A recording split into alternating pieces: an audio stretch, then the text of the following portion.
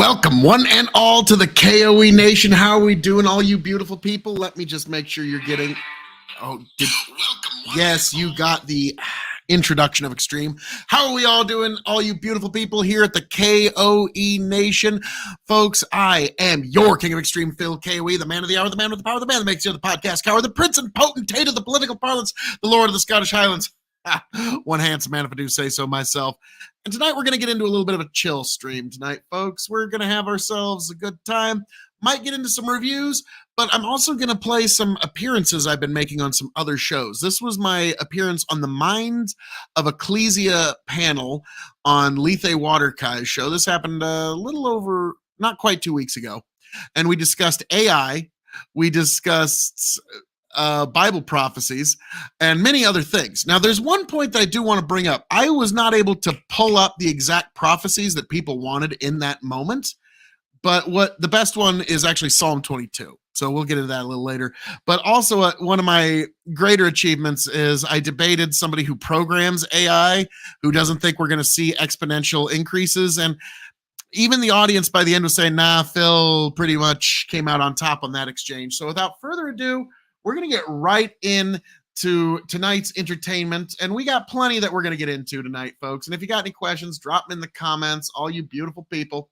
But without further ado, let's get right in to this Mind of Ecclesia presentation, folks. No, but what I'm telling you is that it would be paired with automation that would perform these tasks. Mean?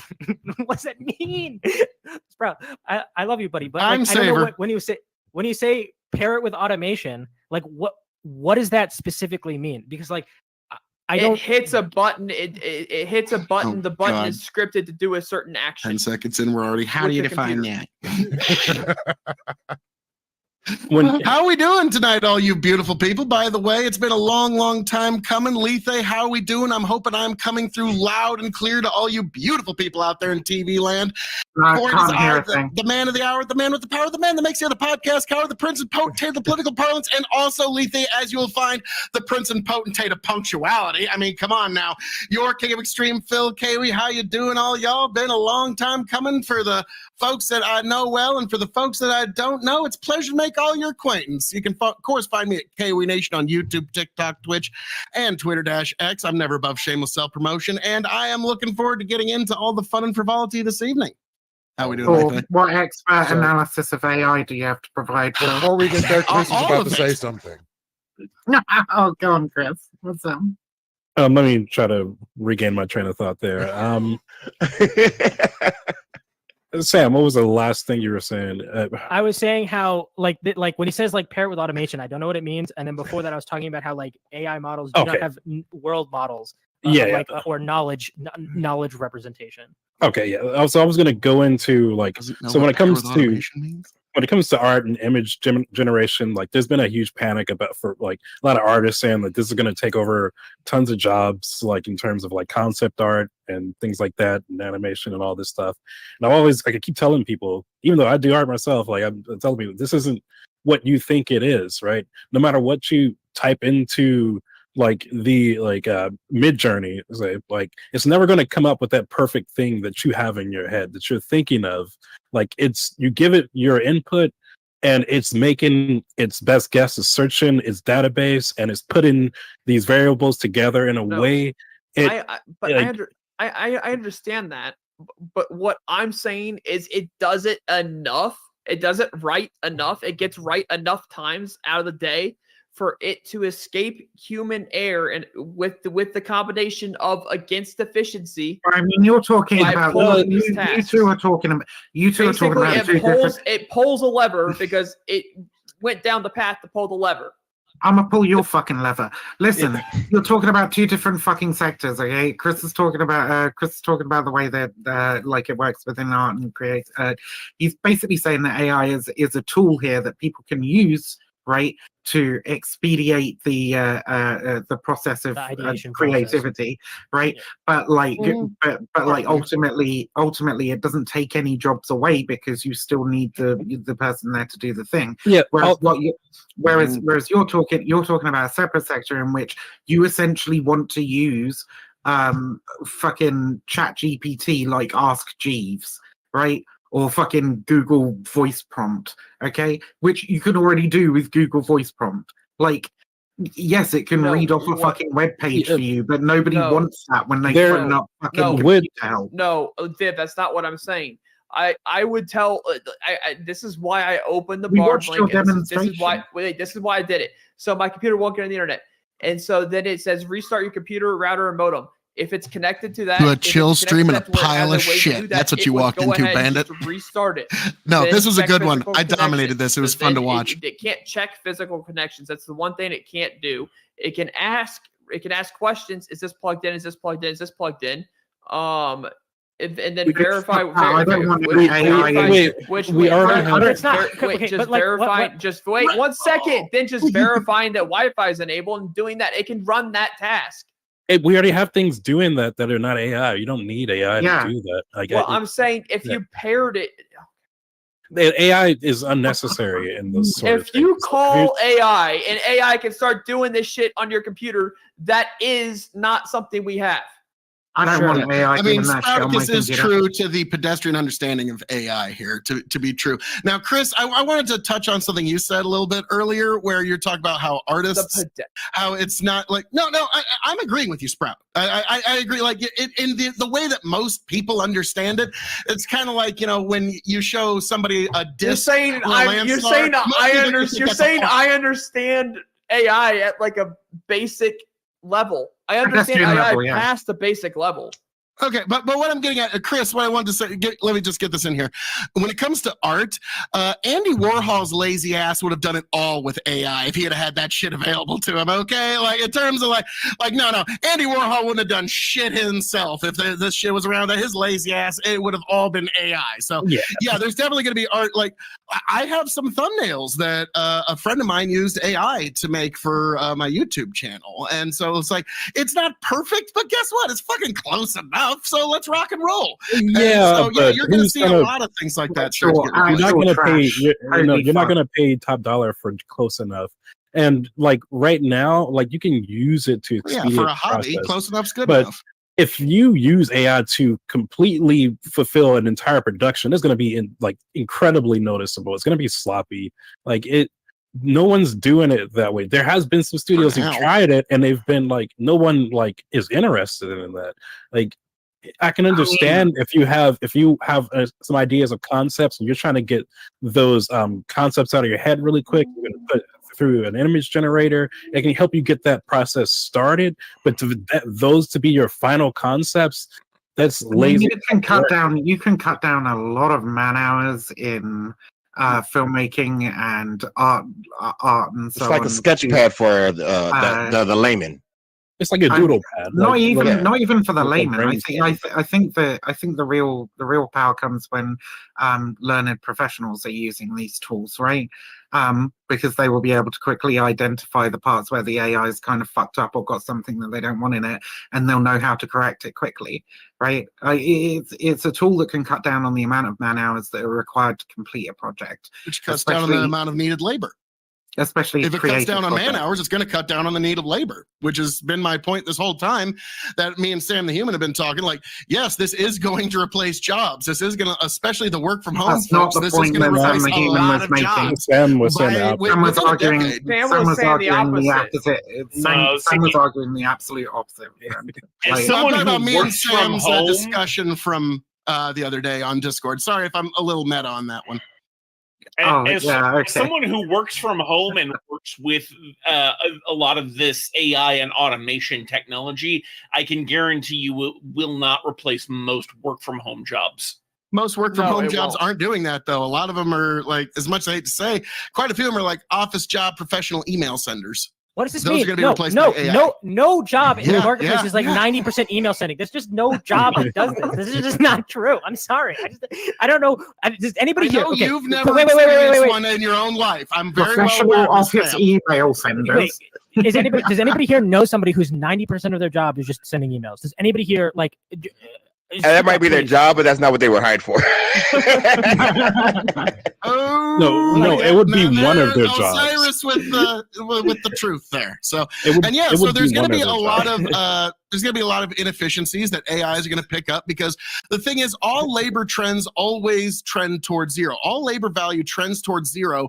The most dangerous thing you can do in this country is hire someone, because it exposes you to so many different levels of liability. So anywhere you can eliminate physical human labor, the money wants it done.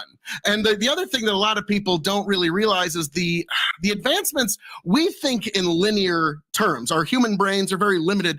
And so even the people that are kind of in it, they can't see the forest for the trees, because they think the innovations are going to be like this, when really it's going to be like this. It's going to be an exponential increase. Like, dude, like 2 years ago, we were all giving shit like, dude, these fucking, you can see the extra fingers now. Nobody in the field was like this. This is tell it from a real fucking image.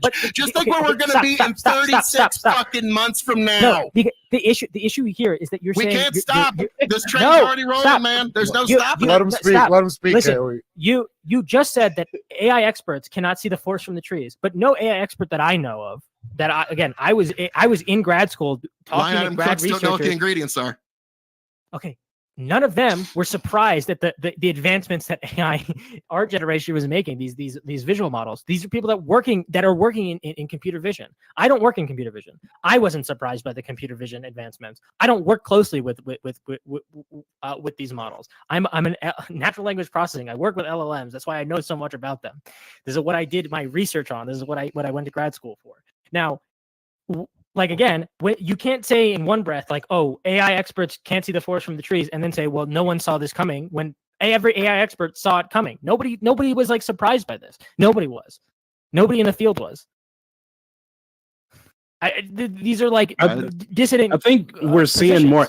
People are seeing more, like the level of accuracy that these models are like pushing out these days, and they're thinking, "Oh, there's something else happening here," to where like these are just getting like in terms of like. That's not what I'm saying though. Is the level? I'm not talking about you.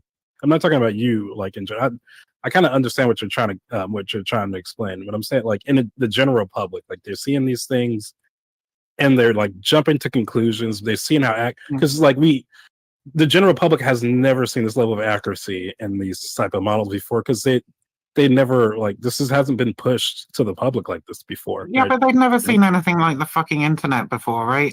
And they've never seen anything like whatever. Yeah, eventually you get used to it. This is fundamentally different, though. A prosecution would actually manufacture evidence against a defendant. We're on a weird. Kyle Rittenhouse better thank his lucky stars this technology wasn't around when he was up on his shit, because otherwise, if anybody uses, do not use an LLM for legal advice. Please do not. Like I have to advise you not to do that.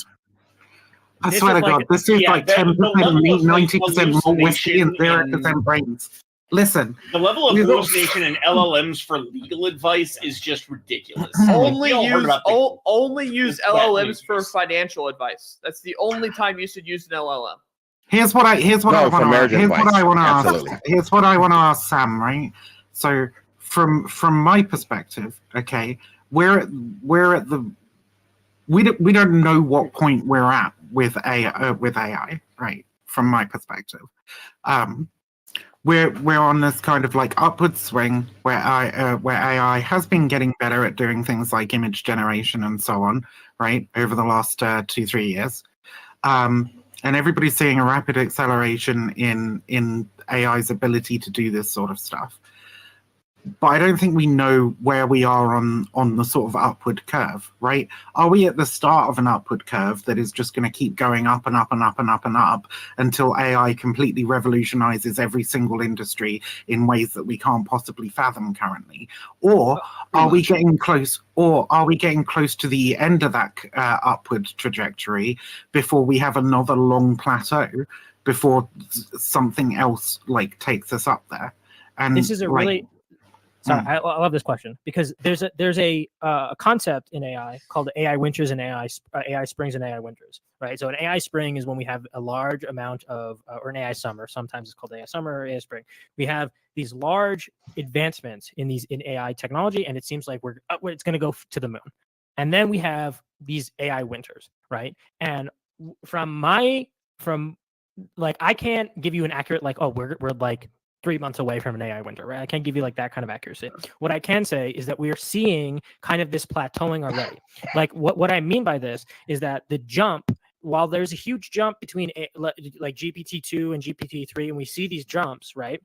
We these machines are like we're reaching the limitation of like just throw more data at it, because like the only difference between GPT-2, GPT-3, GPT-4 is how much data is in the input.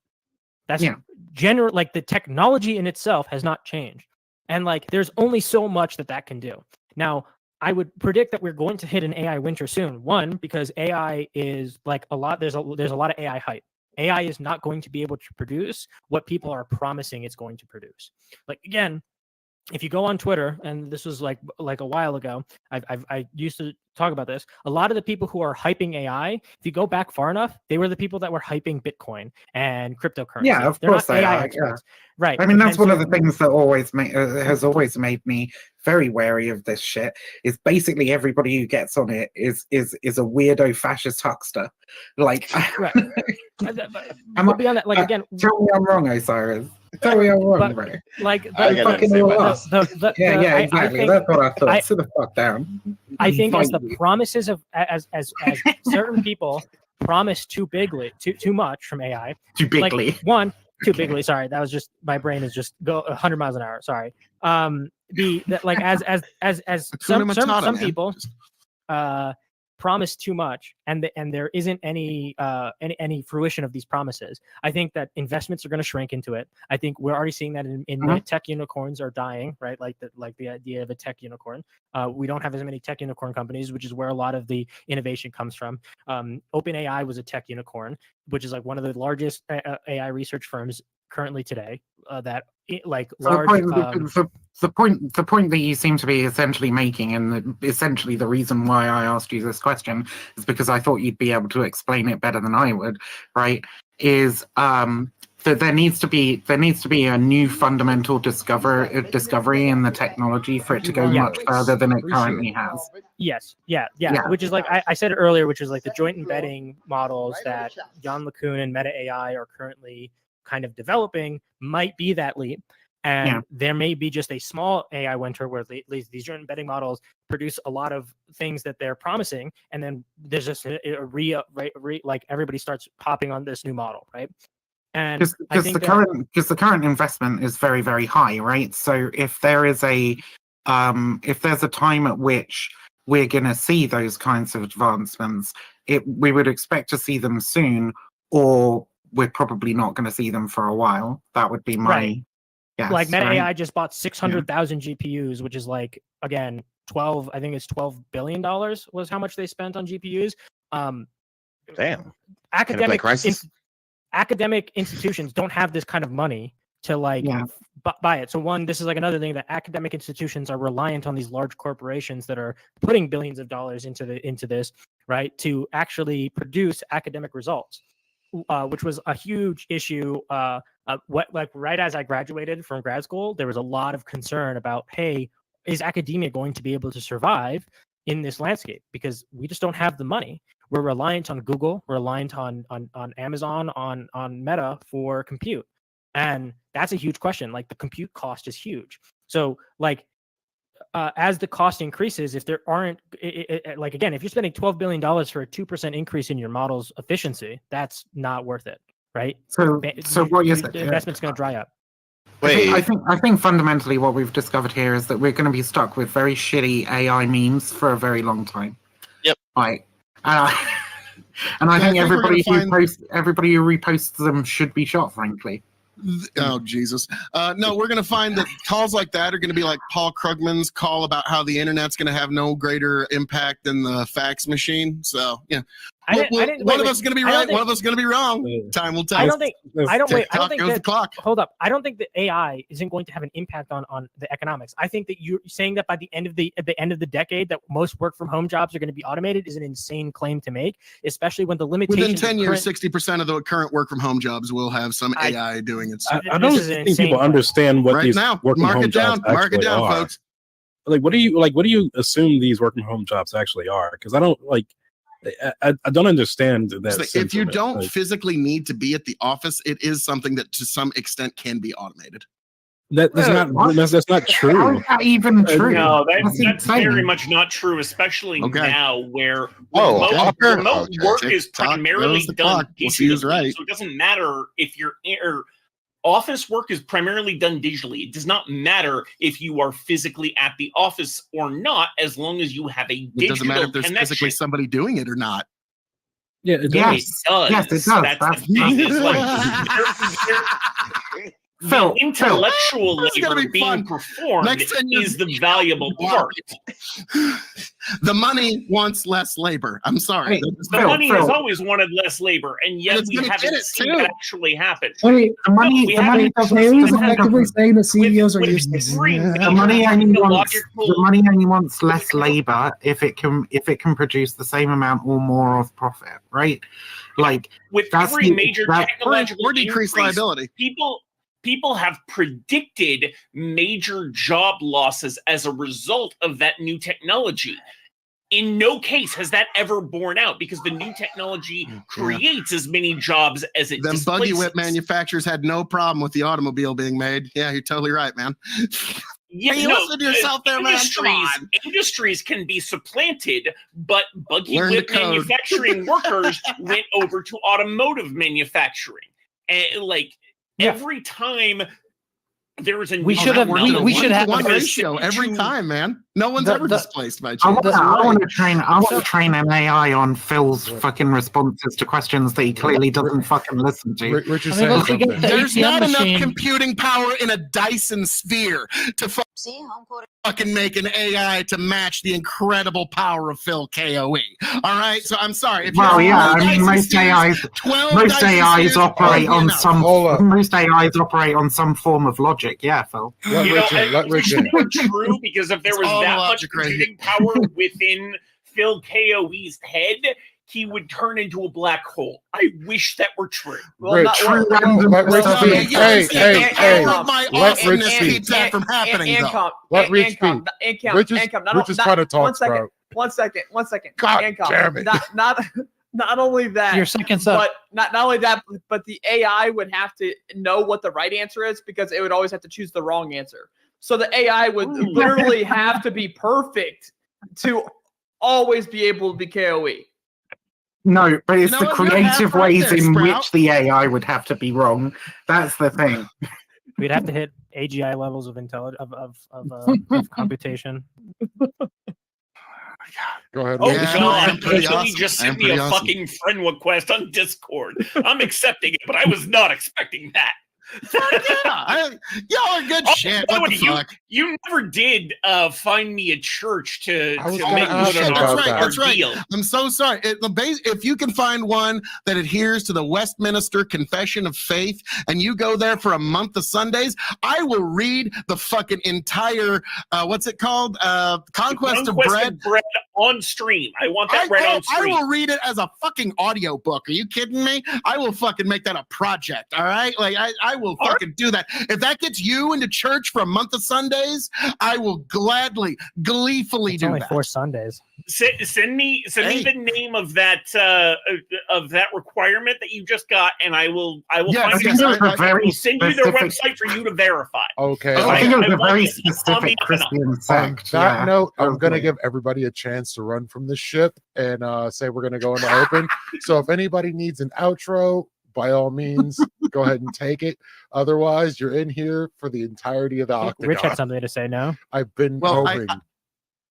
I will say real quick, because I might have to drop out at any point because I got a good buddy that might need to talk to me for a little bit. He's going through some shit. But I will say, definitely find me at K.O.E Nation on YouTube, TikTok, Twitch, and Twitter. Christ. I mean, now, Vivian, I am never above shameless self-promotion, okay? And that is K as in King, O as in, oh my God, you can find K.O.E Nation on YouTube, TikTok, Twitch, and Twitter. E is an extremely happy to know you can find K.O.E Nation on YouTube, TikTok, Twitch, and Twitter, folks. But no, I'm going to stick around with all y'all. I can never pass up a chance for shameless self-promotion. And Rich gets to speak now. Hi, Rich. Well, it's no longer relevant, but it still is. Based on the thing that K.O.E had just said, right? I can assume that there are no more banking jobs because ATMs came out in the 1980s, right? Definitely it only took No, it's more. It's actually more banking jobs today than there were before ATMs came around. Doesn't mean Send me a that. link on that. Yeah, I will.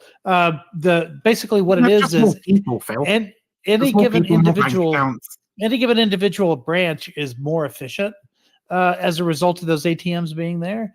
But there's way more branches now than there were before. Yeah. So as a result, there's actually more jobs as tellers than there were before ATMs came around. Can't go into the bank anymore. But I mean, if you had noon at fair to go into the bank now. But if you'd asked Phil 50 years ago, he would have said, just wait 10 years and won't be any more bankers. So I think, and I've heard no, because we didn't have an internet back then. Or not. Yeah, we did. I mean, no, you said 50 years ago. Yeah, 50 years ago. You kidding? ARPANET's like 70 years old. Oh my God. I was on the internet in the 70s. Okay, come on, man. That's not actual internet. Just a little bit. Of course it's actual internet. You can't call that. You can't call that. That is an internet, not the internet. Well, that was internet 1.0 if you want to be fantastic about it. ARPANET. ATMs worked best when they were connected through the internet, through ARPANET, which they did. I think what you're assuming is that the World Wide Web was necessary in order for ATMs to communicate in that way, but the ATMs have never used the World Wide Web. They've always used. I'm saying the internet's necessary to make that kind of call if it's going to be that sweepingly destructive to an industry. I mean, we've had the internet for the last. If you're talking about if the World Wide Web is what you're defining as the internet. I thought you said. Like what we know since the 90s. I thought you said cars were like obviously going to be completely destructive to what was it? Buggies. I don't fucking know, dude. No, buggy whip manufacturers. The guys who made the buggy whip, that come on, get on. Like you'd whip the horse a little bit faster on the back of your buggy whip. When cars were invented, the buggy whip manufacturer was pretty well fucked. I'm pretty sure that shit was not called a buggy whip, but whatever. The point being, that's what it's called around here, anyway. The internet is clearly not required for seeing how a piece of technology can like revolutionize an industry. Also, the manufacturers of the buggies themselves became the new manufacturers of cars, right? So it's like they didn't go away. That was not a one for one. But that's just it. Like all of these replacements, like no, you're right. It's not one for one. It's one for like it's never gonna be like that. It's one for like 1,000, 10,000. I don't fucking know. How many people do you think work in the automotive industry today versus worked making fucking buggies in the United States back in the fucking 1800s, right? It's infinitely fucking more. Yeah. Because these new technologies don't just destroy jobs, they create jobs, and they create them at a much higher rate than the previous technology generally, mostly because of population increases and more people wanting these fucking products. So you're saying there'll be less man hours to the work from home jobs? At its peak, there were 42 whip manufacturers. AI, yeah. And they were replaced by literally thousands of car manufacturers today. So yeah, I don't think it was devastating to the general economy when we started making cars instead of whips.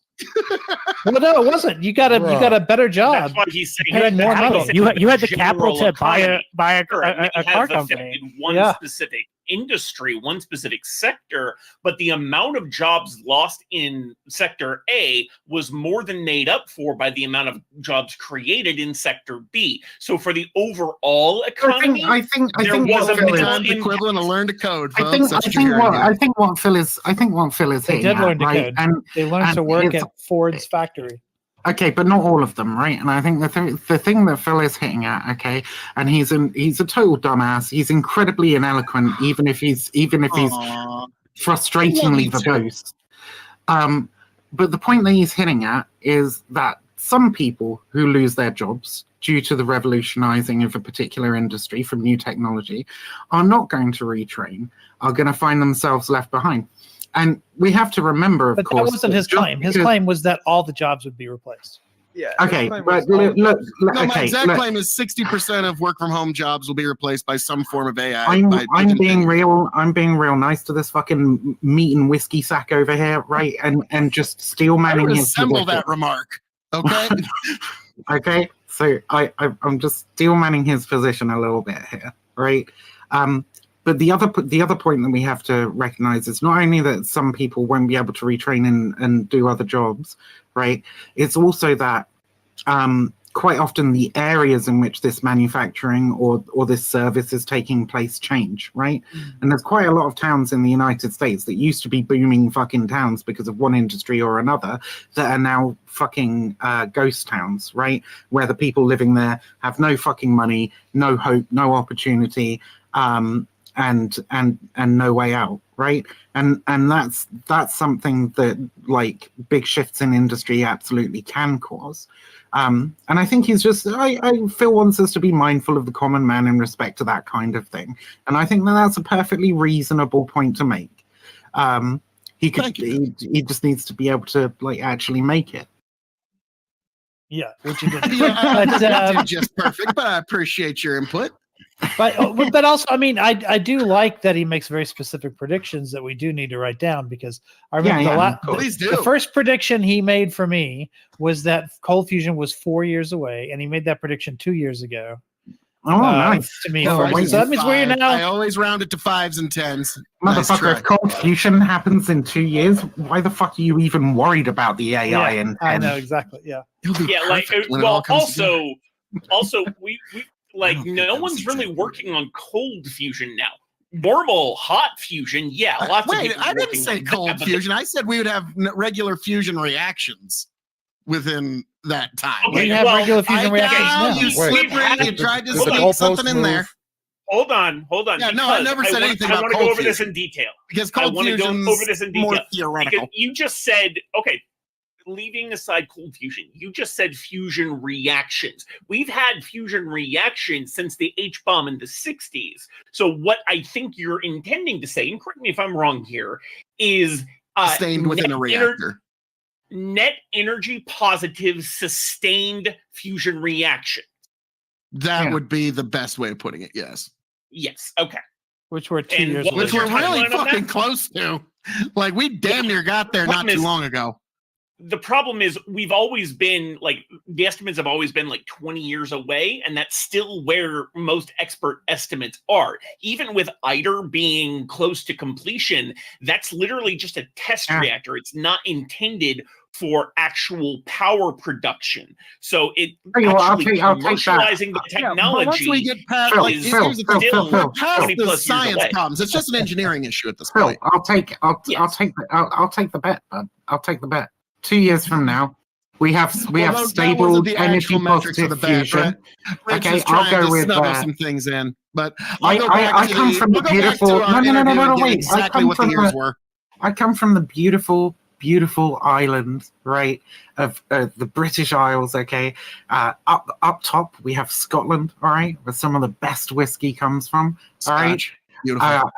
Yeah, it's great, isn't it? Right. I will bet you a fucking barrel of Glenfiddich, okay? A barrel of Glenfiddich and $5,000. 2 years, we will not have stable energy positive output fusion reaction. We won't have it. Well, certainly, it also tempting. The conversation at the time, I remember that day. And you can just give me a barrel of whatever fucking bourbon you get in your fucking shit streak of a state, okay? Oh, well, then if it's a barrel of Nebraska bourbon versus a barrel of Glenfiddich, them's good odds. I'm like, and $5,000. Oh shit. Okay. Son of a bitch. I was about to say like, there's some I did say and $5,000. Okay. I didn't hear that part. I was about to say like, well, shit. The money swing's worth that gamble, but no. All right. Let me get back to you on that one, Viv, because those aren't the exact dates that I gave to Rich. Rich is I'll give you 3 years. Slippery. I'll give you 3 years. We talked to was 10 years, but. Oh, was it? Okay, fair enough. Yeah, right. And that was a year and a half ago. They do keep getting bigger. No. It was before the midterms wild. Because it was. As soon as he has to put his money where his mouth is. So it was like a good 6 months before the midterms. So wait, next week is it going to be like 11 years? No. I always bet in 5s and 10s. Okay, that's either 5 and 10 years. This is how I always bet. So next week you'll be 15. No. So we're about 8 years. So I'll think about that one, Viv. I'll think about that one. I'm gonna send you a friend request. Oh my Oh, goodness. Jesus, We're you don't building think I'm bridges here accepting today. that, do you? Viv, like, fuck no, I'm blocking your app. Fuck you. What the fuck? You don't think I'm actually going to accept that, K.O.E. You got me. You serious, man? Well, now, there you go. There you go. Balls in your court, Viv. Balls in your court. So Sam, did But you get from KOE what you were expecting? We laughed. I mean, we cried. These are the exact arguments he made. I like, again, I have questions for, like, how do you think, like, you talk about how, like, you see advancements as like this exponential curve, right? Like, what do you think of, like, and something you said is that, like, AI researchers are in their ivory towers. Like Jan LeCun, who's the head No, of I didn't Meta, say that. I just said Yes, you did. sometimes you can't see the forest for the trees. No, you said It's kind of like a farmer can't really see the big deal when there's a new advancement coming over the pipe. They didn't even know that there was going to be a big economic boom in 2008. They thought they're all going to be out of a job. They didn't see it coming.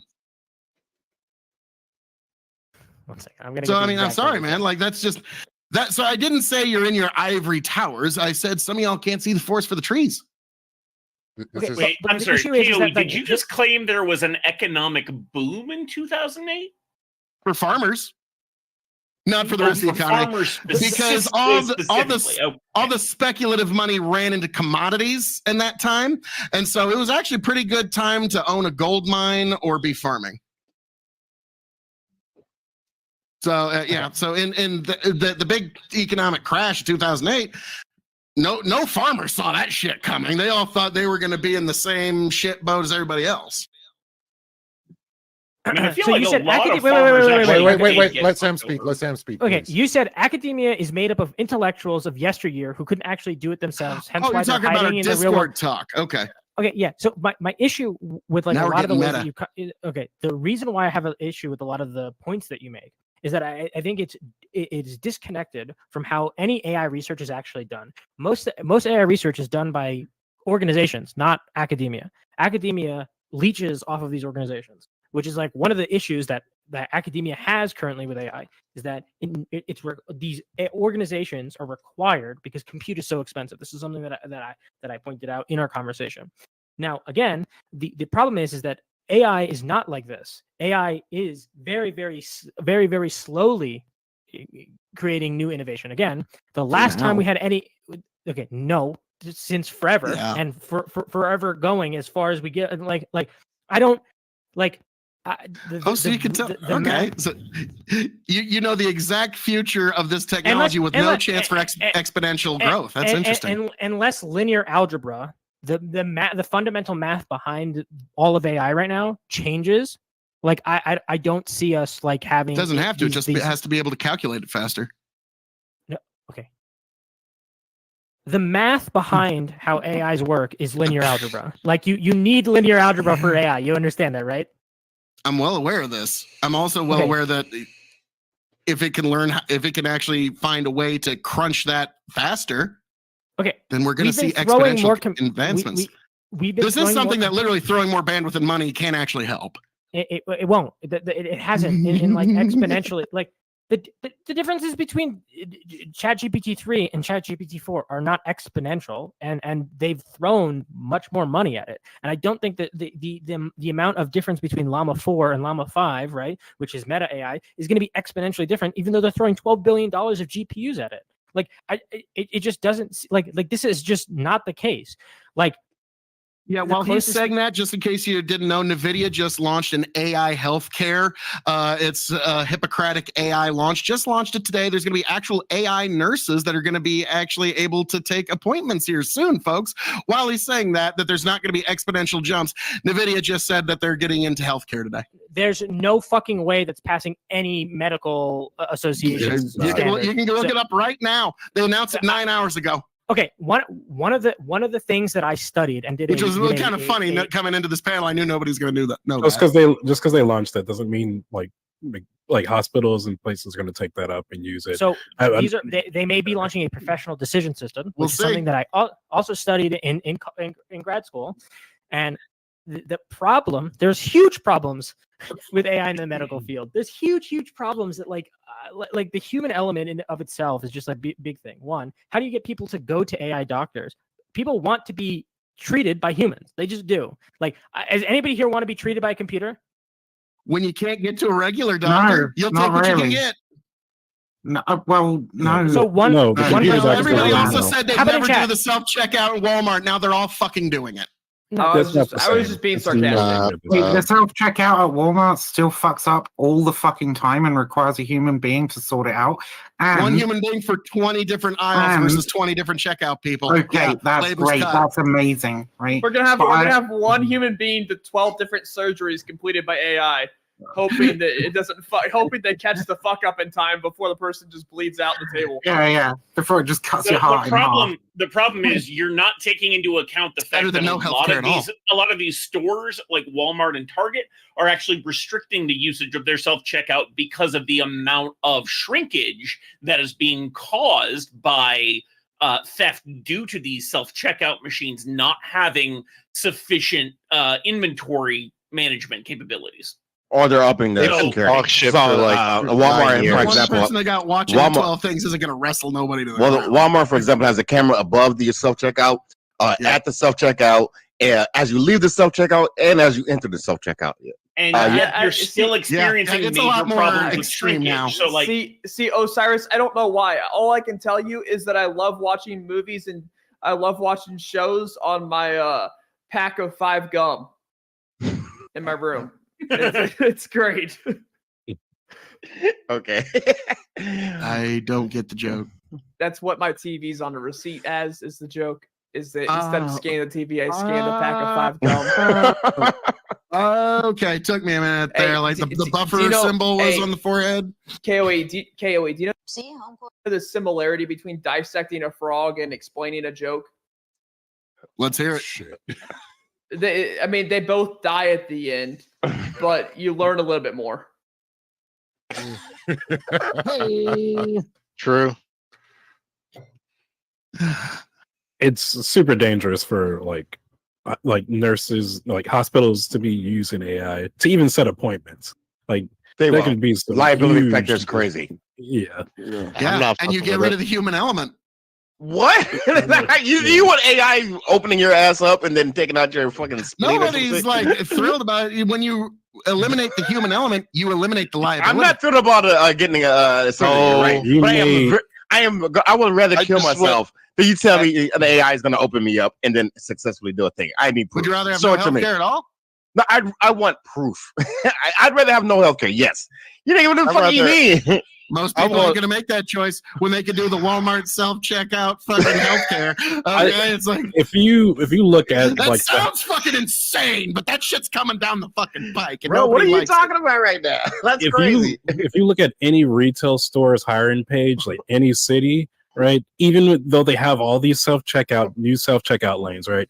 Their list of like new hires that they need is it's still huge. Like they're at a shortage. They need more people. It's not taking these jobs. Like they still need people at checkout. Somebody has to watch the cams. Somebody has to tend to the checkouts. Somebody has to do the security. Like it just moves. It's just a shifting of jobs, really. Yeah, like there aren't less jobs in manpower. Like equals decrease of labor. People are not taking these jobs like at a higher rate than what they usually would. And people assuming that because of these self-checkout lanes there aren't as many jobs. It's not even the case at all, right? If they could, they would have like 2 and 3 people at these self-checkout lanes in order to cover it. Down in Florida, when I was living in Florida, at their Walmarts, like if you go into a super center, right, they'll have 5 people at the self-checkouts, right? And checking out because there's so many customers that are coming through. All their like checkouts are self-checkout now, but like they still have tons of employees that are just like walking around directing customers because of shrinkage, checking everything. A lot of that is because of shrinkage, like somebody said earlier. Versus 20 people. The amount of in-house theft is it's just left. It's just is significantly high, almost as high as it is for people just walking in and stealing things.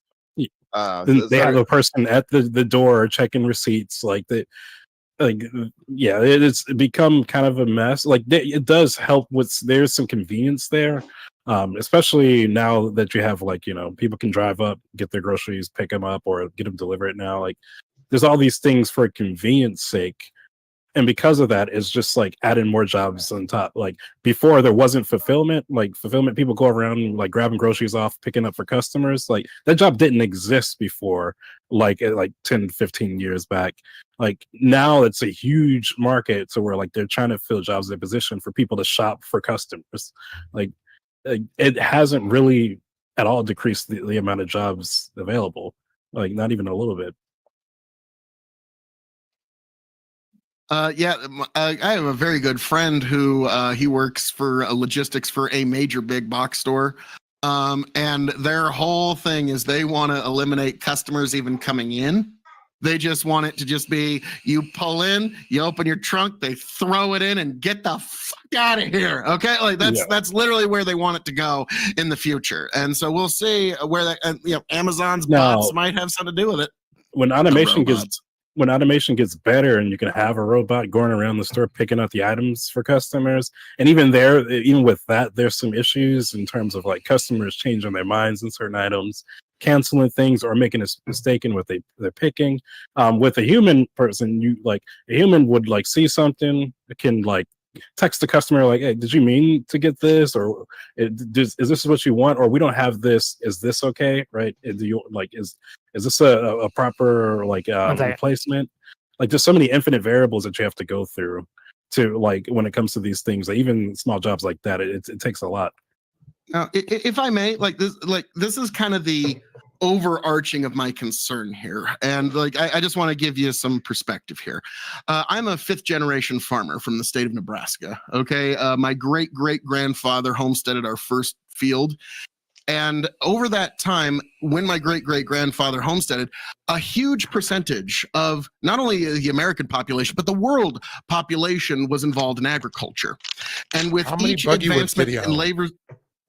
Actually, my great grandfather Albert actually did own a buggy whip. He actually said, no, those tractors, no, your horse, you can rely on that. You feed it good oats, and that horse will treat you good. So that was one of my great grandfathers. The other great grandfather, on the other hand, or great grandfather, who homesteaded at the time when that happened.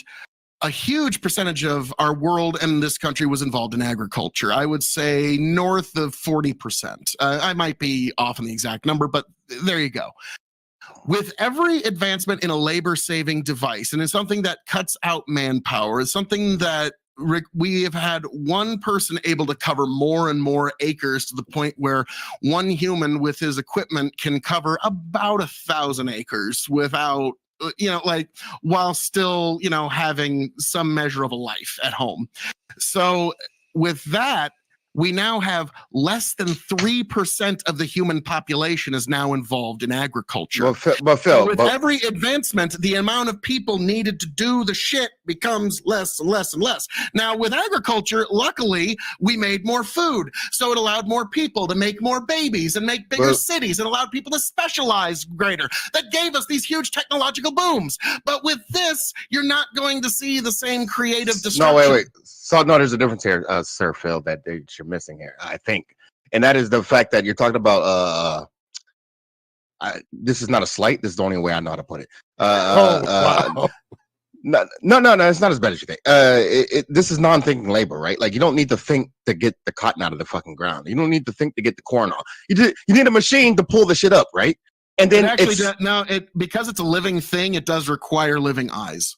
To a degree, like they have machines now. There's a risk ratio process. I utilize lasers to help adjust, but even then, you have to be there to make the physical adjustment. No, you're right. You're right. Individual living. No, you're right. But it takes way less people to have eyes than to do the thing.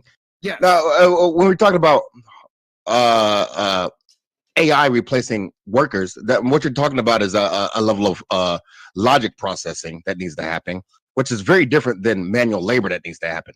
Logic processing or computer processing, it's just process. Like if it can be done on a computer, eventually an AI. Well, no, that's not true, because people able to tell the difference. People are flawed, and the things that we make are flawed. AI is more flawed than humans, and humans still fuck up. Well, okay, so that's the contention. So you're saying 10 years. So No, you're I know saying that's kind of hyperbole, and some humans like, oh my god, but no, like literally every program kind of learns our preferences and our likes with every time we reject. this is why we get a bot every 6 months says racism is retarded. I know Because they're not that good. But I love how Sam almost had a fucking Sam, go ahead. He Sorry, almost no, like I- shit I'm a chicken here on stream. I've been reading the research paper behind the NVIDIA the Polaris thing. So that's what I've been doing for the past like 5 minutes. One, it's ridiculous. Like there's so many things that I could like dissect about this paper that I have issues with. Like the way that the training model does. I don't like they use automated scripts to train this language model, and like humans just don't have conversations. Oh golly, like it might not be scripts. perfect. Don't even try then. No. It's not that it won't. It's not perfect. No, let him finish. Let him finish. Language models have issues when they are given tasks in which they have not seen in their training set. This is something that is just is present as much as OpenAI and Google wants to claim that they have created emergent properties in their AI, which have never been substantiated. And the only organization that has made these claims and has not really no, again, Google made these claims, and then when they released their training data, it was debunked. They claimed that that Bard was able to translate from Hindi to English without being presented that in the training data. When further research has been done on the training data, that stuff was in the training set. So the issue is that when you make these fantastical claims without presenting a way for third parties to corroborate what you're saying, you're presenting an image of something that's not real. It's fanciful.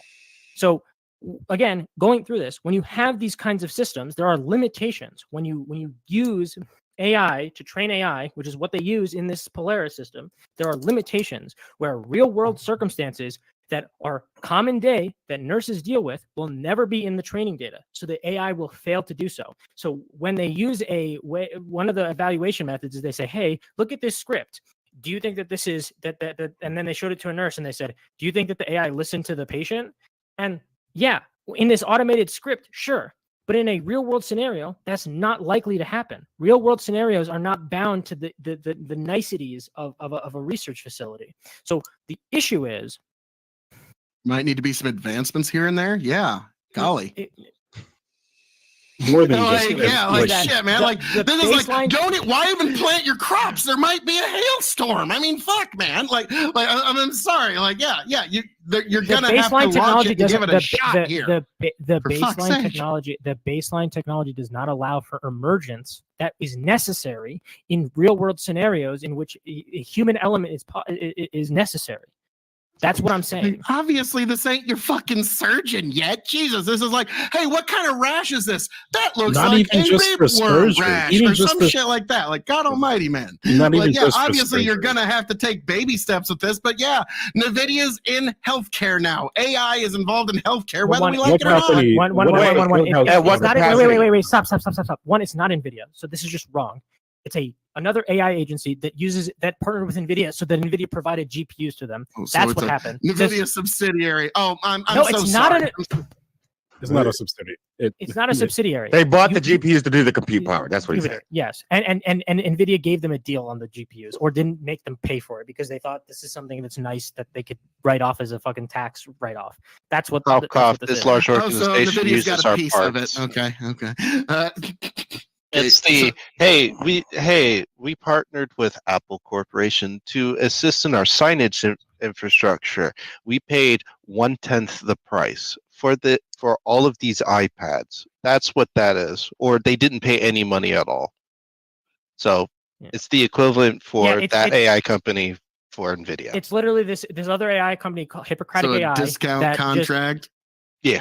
That literally just said, "Hey, NVIDIA, can we use your GPUs?" And then NVIDIa's like, "Sure." That's what happened. It's not like get in return for that.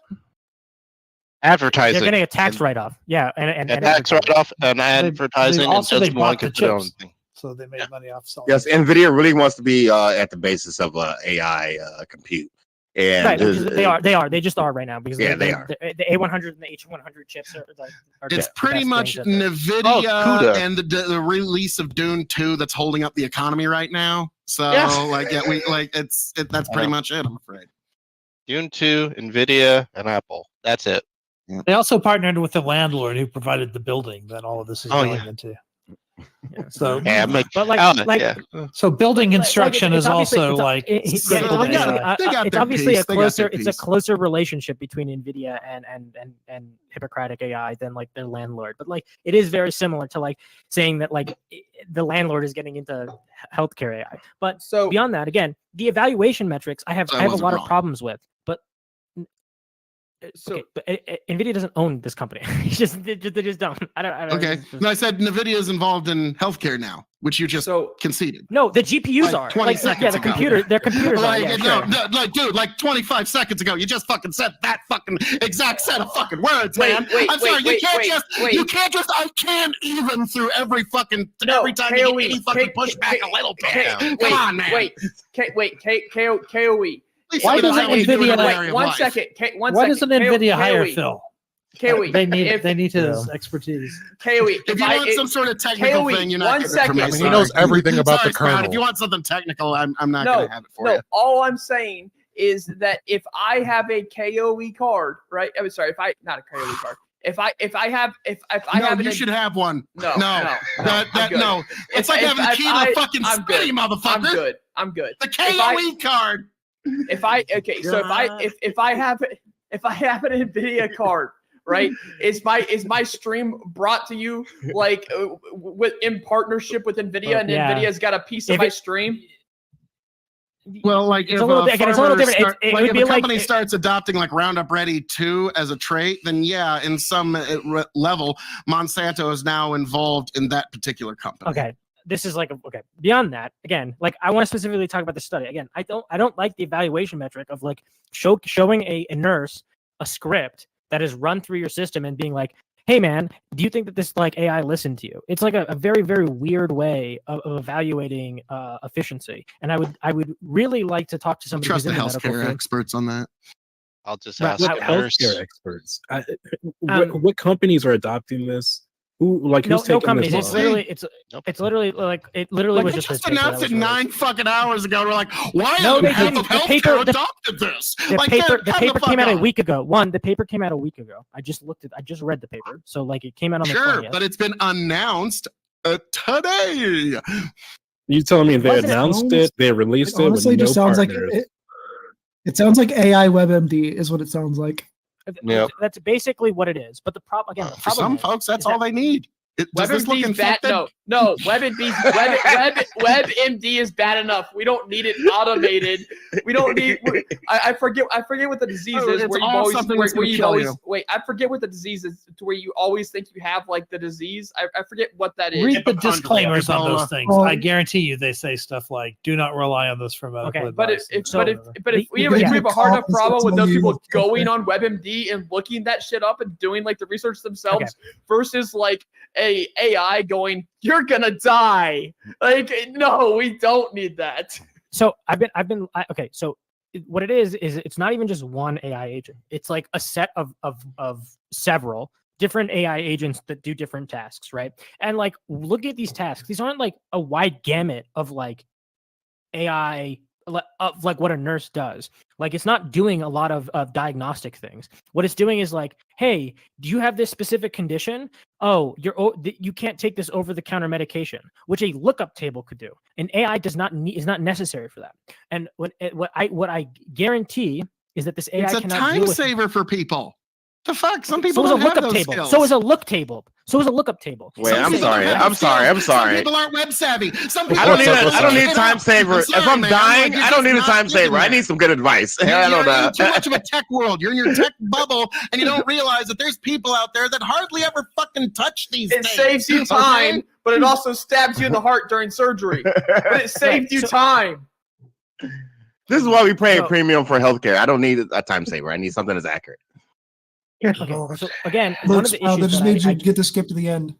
If a novel mixture of medication comes in that the AI hasn't seen, it's going to not know what to do, right? And they point this out in the paper. They say, oh well, you're referring to a person at that point. But like But then there's 6 questions that a person didn't have to answer that they could help with other people. The AI got to answer the first 10 inane fucking questions and get to the fucking point. So the doctor knows what they're fucking getting into. Much like Sam never gets to finish the the whole sentence. fucking point, man. Like, why? Like, I don't know. Why are you saying this is impossible? Like, it's really not all that hard. Okay, it's not that it's impossible. I'm saying that the limitations that are there are no better than any other system. It's not like it's like, again, a lookup table, which a doctor and a nurse can do when the person says, hey, I have this condition, or when, I don't know, a nurse pulls up somebody's medical history and all of that's there and they don't need to ask any questions. They can say, oh, look, I know that you have this. I shouldn't prescribe you these over-the-counter medications. Right? The AI isn't necessarily doing anything that is different than what we currently have in there that's not AI. So I don't think it's going to replace anything. I mean, I already told you how it's gonna work. It's gonna replace a lot of man hours.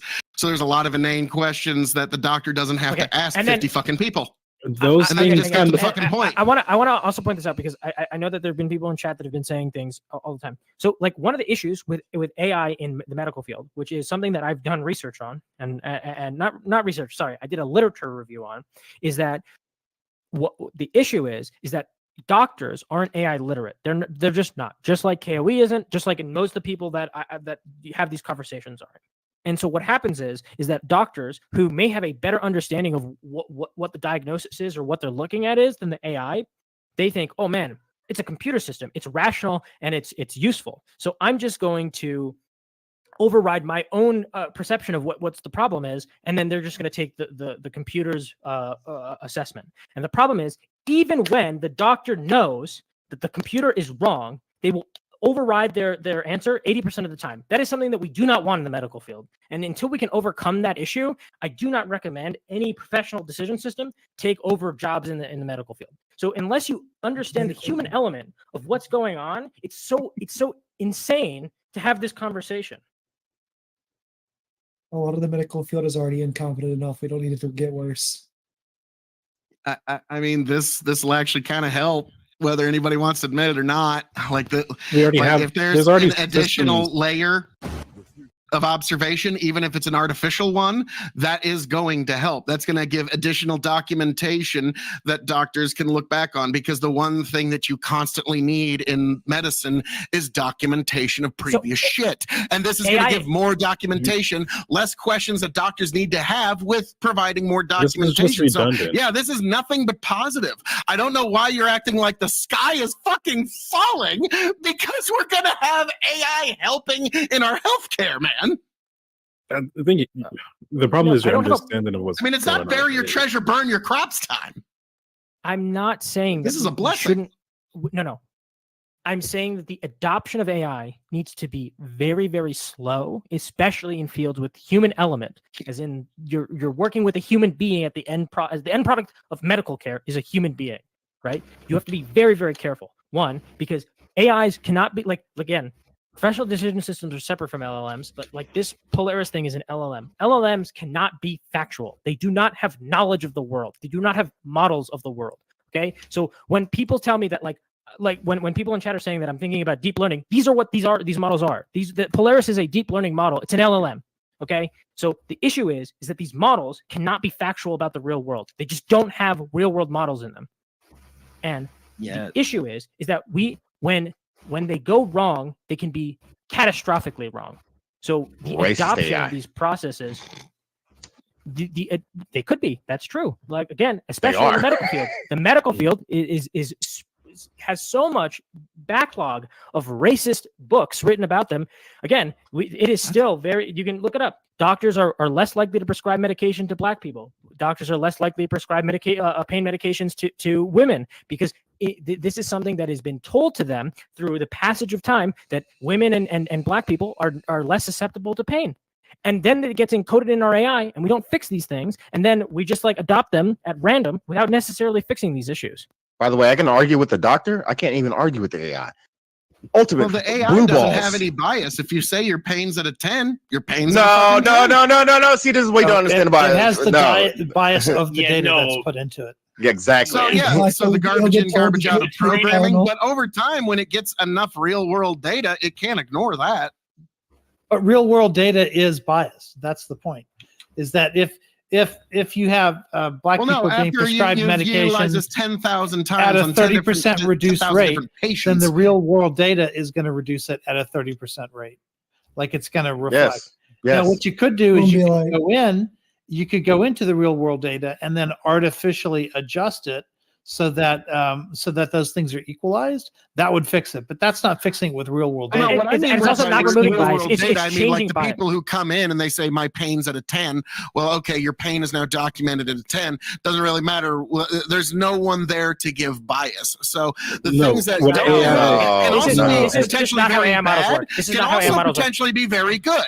It's a double-edged sword. It doesn't Doctors just aren't allowed cut to one way. prescribe You can't just walk into a doctor's office and say my pain level's 10 and automatically get opioids. Well, you Like, can't that's stop.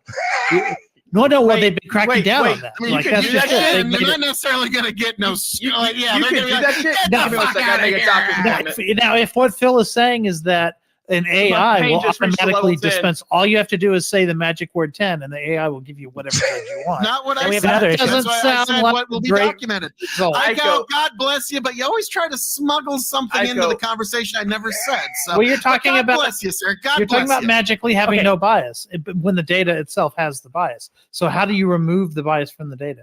I go. It'd be No, kinda I'm like, saying the it would- real it would- world data is it being utilized over enough He's time. also- That data that it actually collects from each patient is the real world data, not just whatever some programmer wants to spit into it. Right, go- but that's the real world data that has the bias. That has to be accounted for in the medical literature. We understand this about The AI is interacting with the about- patient, not the doctor. That's the I thing. go- The But AI AI is using interacting data with that data. comes from That is doctors it. that are themselves. Oh, Cyrus, biased. can you hear me? Like, Yeah, I can hear okay, you. I'm just making sure that I've heard that the mic's actually fucking working. Ico, it would be like the first states that legalized medicinal marijuana, where every person that walked into the doctor's office, the doctors was like handing out marijuana, but it'd be opioids this time if that was the case. Yeah, exactly. Yeah. That's why that won't happen, right? That's why you Yeah. can't just say plug in the Well, it's a data. good thing nobody on this panel was arguing for that. I'm not sure what panel you're listening to, Ical, but nobody was arguing for that. It's a good thing. Good thing nobody's made such an It's a argument wrap. tonight. It's a wrap. Well, Yeah. yes, but the argument you made was just to ignore my question, which was how do you remove the bias from the No, data? the argument I made was to actually address the thing I said. then not answer the fantasy question. you Also, responded to. we So then like, answer the again, question. How do you remove What the is your bias from question? the data? How do you remove the I've bias? said it 3 times. No. that You say remove it, the and bias then from you the say data you didn't say from it. the real world inputs. That becomes the data you run on from the real world. So then you inherit inputs. the data. Then you inherit the bias. The real world inputs have No, bias in no, them. So how do you get the real bias out of world I them? tried Made 3 Sam times walk to away. clarify, and you've refused. Yeah, and every then you time. 3 times said So- that you didn't say it. You keep reversing yourself. I've said the exact same thing all 3 times. I know. You That's we just all don't want to agree accept that you the said fact the That's my same point. thing. You said the Let me- same let thing, me- and then you let me see denied if the I same can- thing after I'm you afraid said it. not. I'm afraid not. I've been Let me like see if I the can audience be has afraid, that I've been Phil. quite That's consistent fine. throughout this entire discussion. KOE. You don't have to be afraid. Do you Yes, sir. believe? Do you or do you not believe that real world data has bias? The current real world data before it would be in I just want to make sure I get very precise here, because the data I'm talking about is the data that you, the patient, would be inputting in real time. The data that you're talking about is previously collected data. How does it make a decision without the? Is the previously collected data have bias? Of course, obviously, because there is the human element in it. But the AI, once it's running on only the data inputs from patients after From tens humans. of thousands of From times. humans. Which is Hold on, biased. hold on. But it's the Let me patient's ask- inputs. It's There is biased. no, That's- because Sam the human's problem Does was someone get to human talk, Phil? doctor biases. This eliminates it. If that is the problem, Yes, if that is your patients. Hold concern, it is You're just completely changing it to the eliminated human with patient what I bias. just said. So thank So you. the human hold on. patient bias replaces the Patients doctor bias. Now, a patient's bias is I say it's a 10, Of so their give me own. the drug I want. That's the human bias, right? And if you're not going to allow the You lost me. doctor's judgment to then become a factor in that, then There are- anyone who The says that they're doctor's at a going 10 to can have get any final drug they say, want. but all the inputs Maybe- are from the patient, so there's no more Okay. bias if that's what you're worried No, about. no. Wait, wait, wait, Sam, wait, are you all right? wait, Okay, wait. stop. Because the- Let because Sam the- I want to do a talk. wellness check on Sam. Everybody He's right chill. after Hello. you. I will That's my mute man. until Sam doesn't talk. Oh my gosh. Sam, I have talk. okay. I have a way of explaining this. Okay, so there is an idea in the field called alignment, right? So one of the issues we're having here is we're talking about there's an alignment of like a drug addict, right? Like a drug addict has this alignment issue that they want drugs from this robot AI. And then there's the alignment of the medical industry. And so when these alignments contradict, we have a huge issue in the system.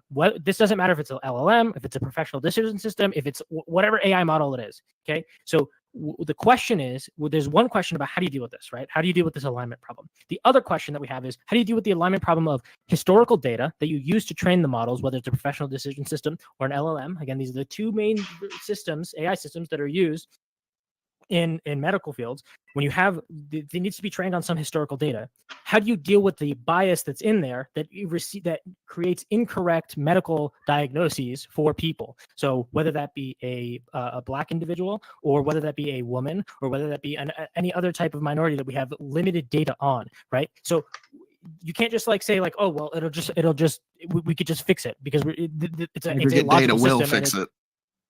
Okay, we don't have greater data. We are at when we have the program set up and people are inputting it and the patients are inputting it, we will. Patient data is so unreliable. You don't understand. By definition, it's biased. Data, it's still real world data. It will tell us quite a bit. By definition, people input is biased. Right. And so, sorry. One of the issues that we have, but the complaint is that the doctors are biased too. So we're all biased. That's the problem. We want it eliminated. I'm telling you, this is how wait. these programs help. There is something to say. Introducing patient bias. Wait. You literally. Which already exists. Okay. That's There's my no point. such thing as. Okay. 1 second. There is no such thing as an unbiased AI system. There just isn't. It's either it's biased in one way or the other. And so the issue is like finding the correct balance of bias that gives the best outcome, right? And so this is a very, very, very, very, very, very, very, very hard problem, and it is not simply solved by just throwing more data at it. That's not how it works. Actually, it kind of is, because that's what your problem is. Like, we don't have enough data. We can't tell what's the right thing to do. Then more aggregate data from the real world is how you actually figure that out. I'm explaining to you that this has been like, there are many people much more intelligent than I am that have tried to just say, oh, we'll just throw more data at it. Okay. There's nobody more intelligent than the people in this room. Okay. I don't believe you. Okay. Okay. Like the people on this panel, there's nobody more intelligent. Just let us make these decisions. I can't, like, no, make us the new Supreme Court. I think that's the easiest answer. Good. We get to remove Clarence. Continue. I don't know. Like, yes, I like this idea. Full term, then we'll step up as the new Supreme Court. I think that's fair. But this has been fun. I will say this has been a very fun chat on this topic. And like Sam, God bless you. You did this a little too much. I'm sorry. I'm like, God bless you. Jesus loves you. But I can't even was a bit much, but I love you nonetheless. You're fucking awesome. So we've wait. Is Jesus biased too? Apparently. Never mind. Let's move on. We already know that. I don't know how Jesus would feel about me being a Jew. So that's a different thing. So that's how you get unbiased data: is get your data from the Bible. Exactly. Just put the Bible into the AI. Make that your data set. Okay, I have a question I thought of earlier. Iko, you had me at hello. I'm gonna do your thing, Ancon. I had a question specifically for K.O.E. that I thought of earlier, and I want to ask you, K.O.E. I don't know if I'll know. Do you think it would be possible? This is an opinion question. To input the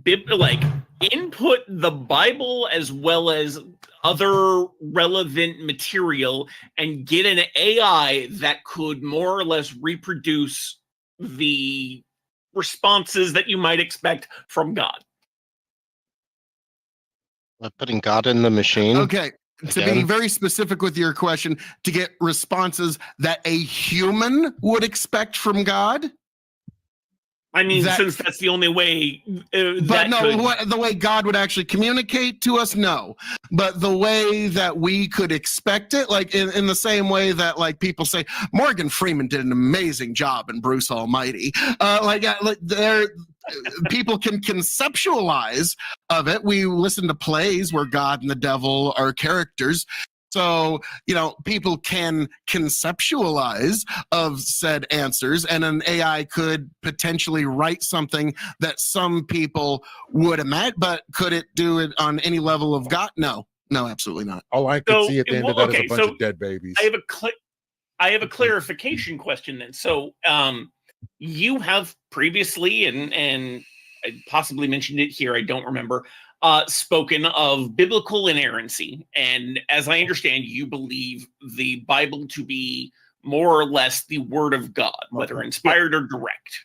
Okay. Yes. So given the Bible is a fairly large text, do you think an AI could be created that took the Bible, the word of God, as its training data to then output the words of God to specific questions?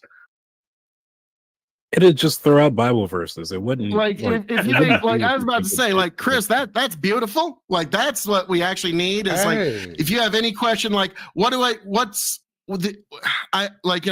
say into the AI, Bible AI, what do I need to think about depression? I might be depressed, or I'm sad, or I went through a breakup, or I've got a really big race coming up at this weekend, and I need some inspiration. And it gives you immediate Bible verses. Those questions, that would be beautiful. That's what I'm gonna ask. What you're talking about is more of I'm gonna ask that question. Something along the lines of could you make a sort of fan fiction? I that's kind of what you're asking. Could you make a fan fiction AI?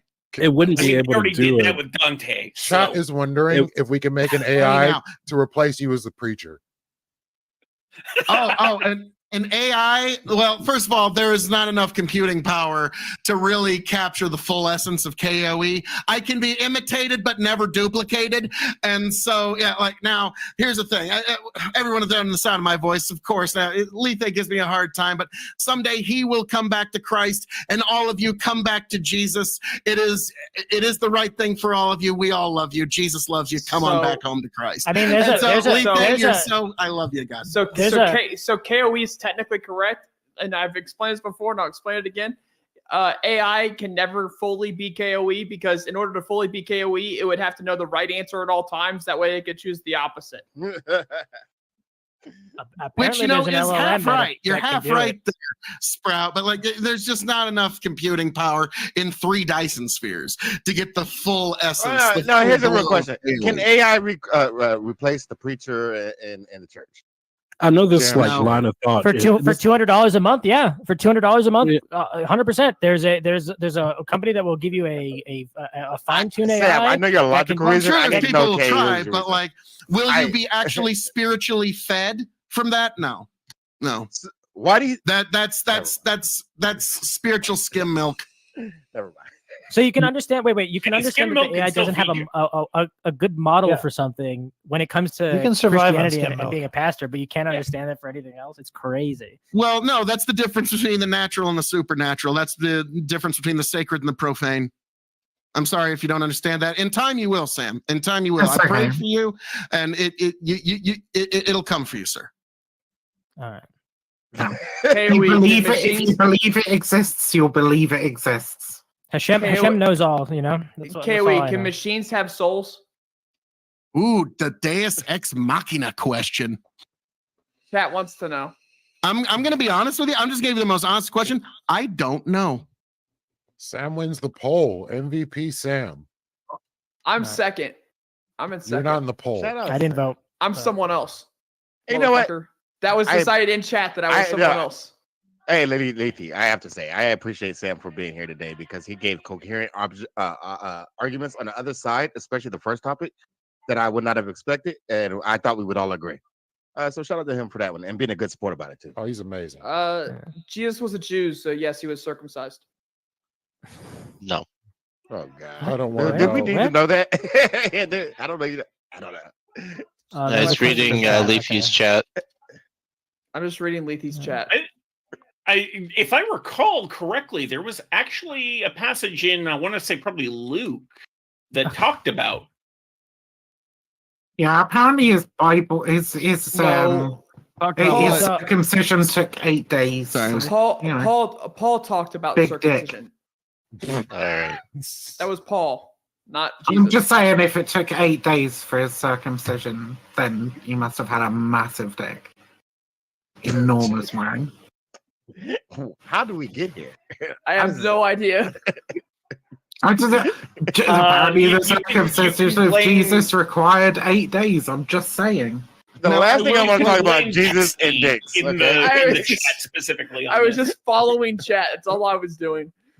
I grew up Catholic, and they always have Jesus on the cross. And when I was a kid, I was like, wow, Jesus had really good abs. People wait, he probably did though. He walked everywhere. Like he probably was very fit. Yeah, walking doesn't give you abs, dude. If you walk everywhere, I'm pretty sure you're gonna have some abs. Especially up and carrying down. the sins of the world, I was carrying the redemption of all of our sins. Okay, Phil, geez, calm down.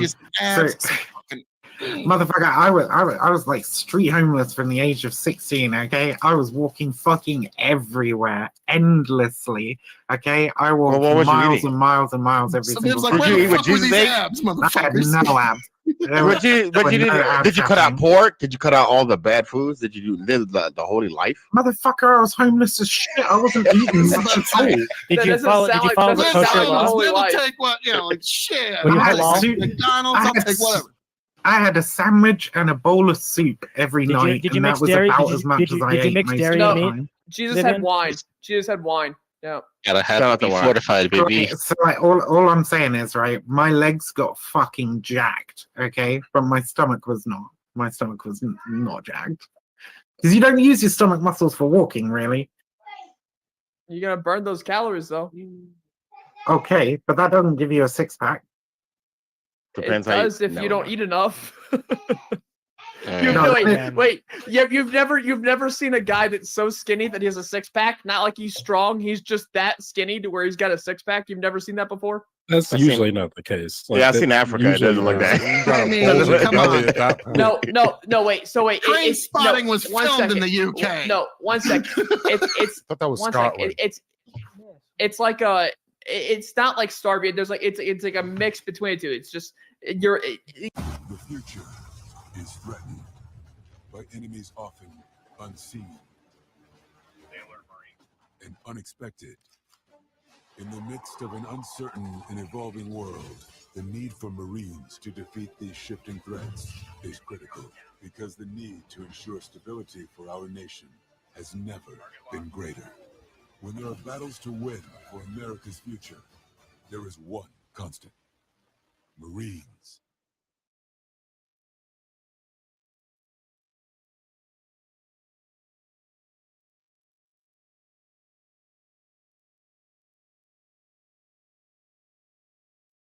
Oh, nice try.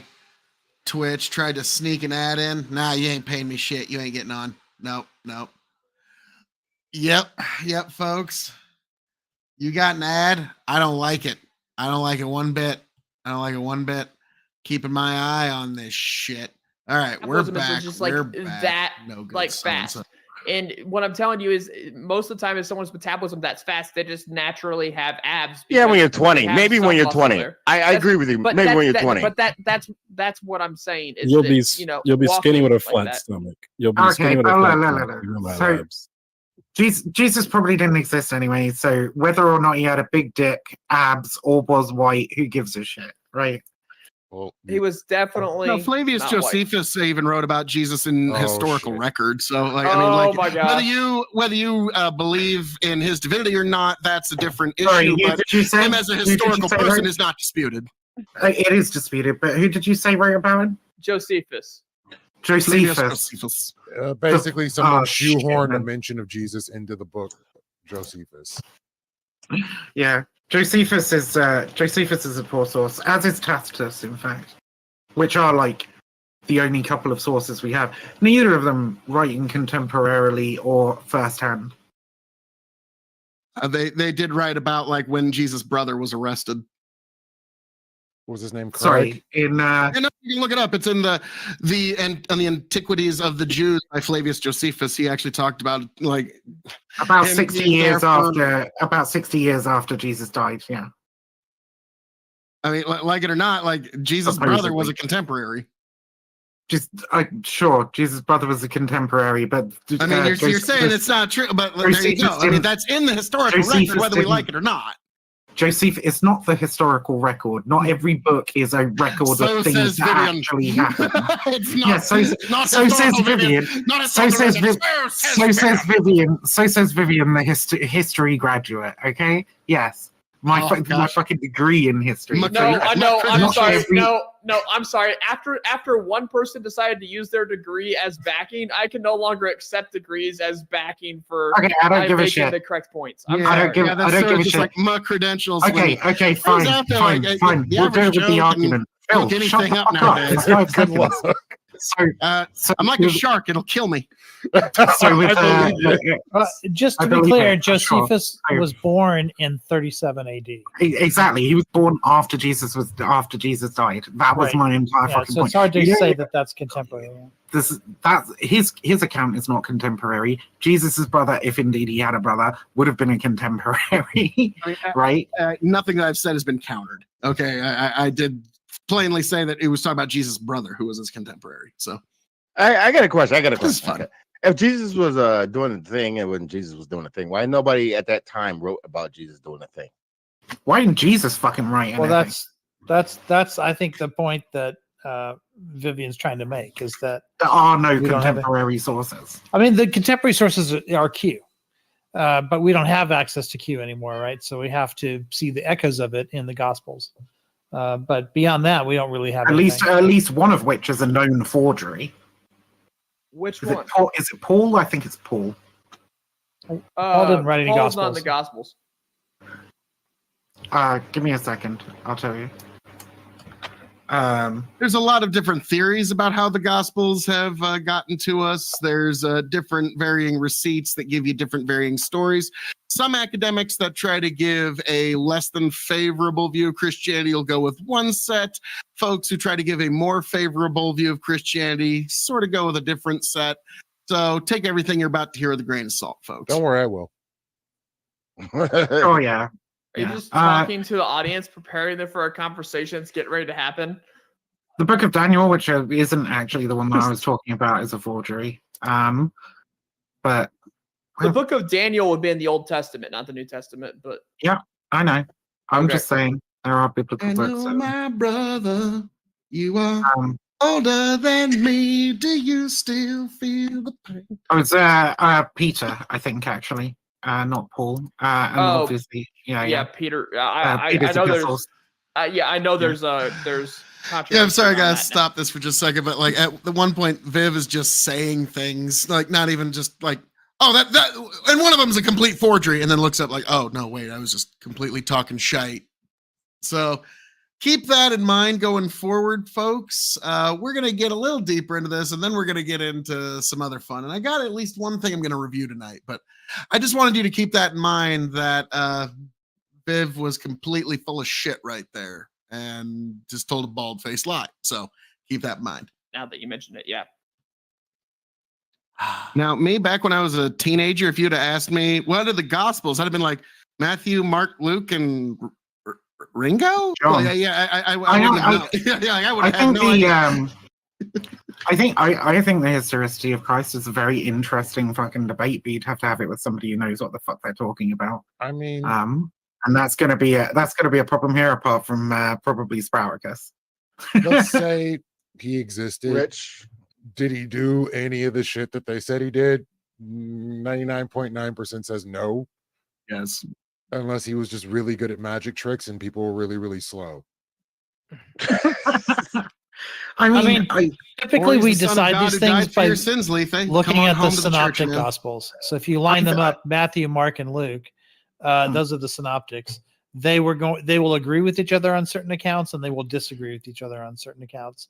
And we determine historicity often by the degree of agreement between those three gospels. However, because that's all we can do because we don't have any other sources to compare. However, the Gospels of Matthew, Mark, and Luke, while not forgeries, were not written by them, right? Right. They're So all depending on drawing how on you cue. depending on how you want to define forgery. They're all drawing what? on cue, and they're all drawing on cue as it's presented by people that they know within living memory of Jesus. So there will be people that they talk to in the streets and that were involved in a lot of these events who will say, yeah, this part was right and this part wasn't, or whatever. Yeah. And as a result, that particular gospel is going to be But you know what perspectives else? in mind. Do you know what else? Probably Like, I look at it as just dictation when their eyes got old. They had to rely on scribes to dictate for them when the apostles got too old. So that's how I look at it anyways. We get the term history, right, from Herodotus, who wrote his book Histories, and he did history in much the same way as you're describing here, Rich, right? He went around and he spoke to people and asked for tales of the happenings in their region, okay? And this is how in the first book of history, right, you get the tale of a man riding across the ocean on the back of a dolphin. Okay, something which clearly didn't fucking happen, all right, but is included in their idea of history at the time. Yeah, to this day, if you read the history of the founding of Rome, the very first thing you're going to read, Romulus and Remus. is Romulus and Remus, like suckling on the teat of a wolf, because we don't have anything like more historical to replace that account with, and so we just use that, right? But it still has historical value. Didn't Gonzalez get to America on a dolphin, or wasn't that his story? This is a way out of my depth, and it's getting pretty late, so I'm gonna head out. Thank you, Sam, for coming through. Great conversation. Appreciate it. And please feel free to yell at KOE in chat anytime you feel like. God bless, sir. See you guys. So here's the theory that I think. Sam, nice guy, but boy, just could not just couldn't take pushback to his ideas, which is an unfortunate thing. But no, you're getting double live. And also, this is going to go away soon on Lethe's Twitch. So I wanted to preserve some of this because I had such a jolly old time. And when we get to prophecy, I want you to remember Psalm 22. But we'll see if we get much deeper into this because there's some other fun we got for tonight. The theory of Jesus, I think. Sam needs to hire Phil on his staff, like help him make AI better. Here's the theory of Jesus that I think makes the most sense, right? In history, we quite often meet characters who are a gestalt, a collection of different characters, right? And there are numerous people in history who were known as Christ, right? Not just the Jesus Christ that you know of, right? There are a bunch of other people for whom different stories are attributed. And composite creatures. This is just a bunch of shit. Viv's making up right now. I think the most attractive theory to me is that the Jesus of the Bible is a combination of a creation myth for the Christian religion, right? A euhemerization, which is a taking of a celestial being or deity and placing them in an earthly, worldly story, right? So euhemerization of the angel Jesus, right? And a gestalt of various different Christs, both mythical and real, for whom various stories were told. And this figure becomes the basis, the creation myth for the Christian religion. That's what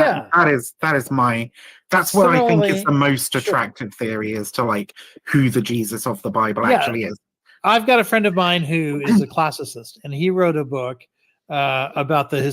Now, I'm a little worried about our brother in Christ, Iko, because here he seems for the rest of this panel, he seems to be more obsessed with making his worldly friends happy than actually speaking the truth of the gospel. And this is where I get a little worried about him. But let's get a little deeper. Historical Socrates. And all we can really base the historical Socrates on are the works of three people. that would play. See, that's Plato's the one that everyone knows about, right? But fewer people know about Xenophon's. Aristophanes is in there too, but also Xenophon.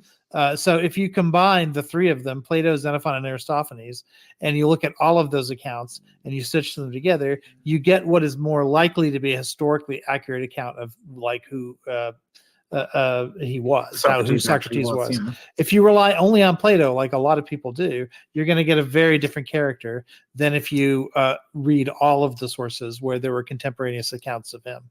Sure. And so it'd be the same way, right? So you're going to have the three gospels, and to some degree the fourth. Like all John does is take the other three gospels and stitch them together in a sort of like Frankenstein Uber gospel. So his is not really an original extraction from Q, but the other three kind of are, and so that's why we tend to look at those Matthew, Mark, and Luke. Yeah. Thank you, Bandit. That's hilarious. I just think it's an interesting topic, and I don't think most people. Phil, I'm not Catholic, but if you convert Vivian, I'll push you for sainthood. My God, that's funny, isn't it? That's funny. That's funny. Like really thought about it. The only way to read the Gospels, in my opinion, is to read them synoptically. But there's two things that go into the classification of Jesus as a real historical figure, right? Affirming his historicity, as we would say. The historicity of Christ is based on a long-standing tradition in which the main people who even study this topic are theologians, right? People who are invested in the Christian religion, who go from a point of him existing and then try and explain things around that. This is not a healthy way to do things. Secondly, he doesn't meet the burden for historicity that we would place on other historical figures, right? Like, obviously, historicity is a sliding scale, right? There are characters which we can say almost definitely beyond some philosophical solipsism existed, right? George W. Bush. He's within fucking living memory. There's numerous documents alluding to him, depicting him. There are records of the things that he's said and done. You can go and speak to him right now if you want to, right? Like, it's pretty likely that George W. Bush existed in the 2000s, right? But the further back you go in history, the less and less of these things that you have for particular people. So what you want to do is you want to say, well, does the evidence bear out the same as it does for other people of the age, right? And we can go back 100, 200, 300, 400, 500 years before Christ and find plenty of people for whom the historical evidence of their existence is much more there's much robust. More historical robust, thank you, that was the word I was looking for. That makes sense for political figures or like great men, of course, right? It does, but like itinerant preachers, like who are just like only hung out like with the commoners on the street, like you're gonna have less documentation for people like that. Itinerant I don't think there's going to be very much evidence for hobos. Sure. Right. But itinerant preachers who had fairly decent followings, right, who were seen as such a threat that there was an entire political plot to like capture them and crucify them, right? You would expect, you would expect the Roman Empire to have like a good a good account of Jesus, a good contemporary account of Jesus, because they were fastidious in the administration of the territories that they ruled over, right? And, well, the Romans were also pretty famous for like damnatio memoriae, right, where they absolutely erase from all historical records people that they think are a threat to their governance. Sure. And one of the reasons Jesus was crucified is because when he called himself the king, or when he was proclaimed the king of the Jews, that also, as far as the Romans were concerned, made him a secular challenger to political power. Yeah. That's the story, for sure. I'm just going to say Nero was still the best Roman emperor. What? Okay. I'm making. I'm sure. making Yeah, a joke Nero, about Caligula, what great people. Caesar. There's one that was like he's go. unambiguously the best emperor. I can't remember his name, but like his rule was peace. There we go. Like his rule was just peace. It was good. Like you just talk Augustus. Augustus has a really good reputation because of the Catholic Church, but like he wasn't that great. Anyway. I mean, a relative peace. I mean, like, obviously, nobody's going to be perfect. You ain't going to find perfection. No. I wouldn't say he was known for Aurelius, peace. like, even if you like his meditations, he was not perfect. Okay, like, there's, No, I wouldn't say he was known for peace. Augustus was known for rapid expansion of the empire. Exactly. Which is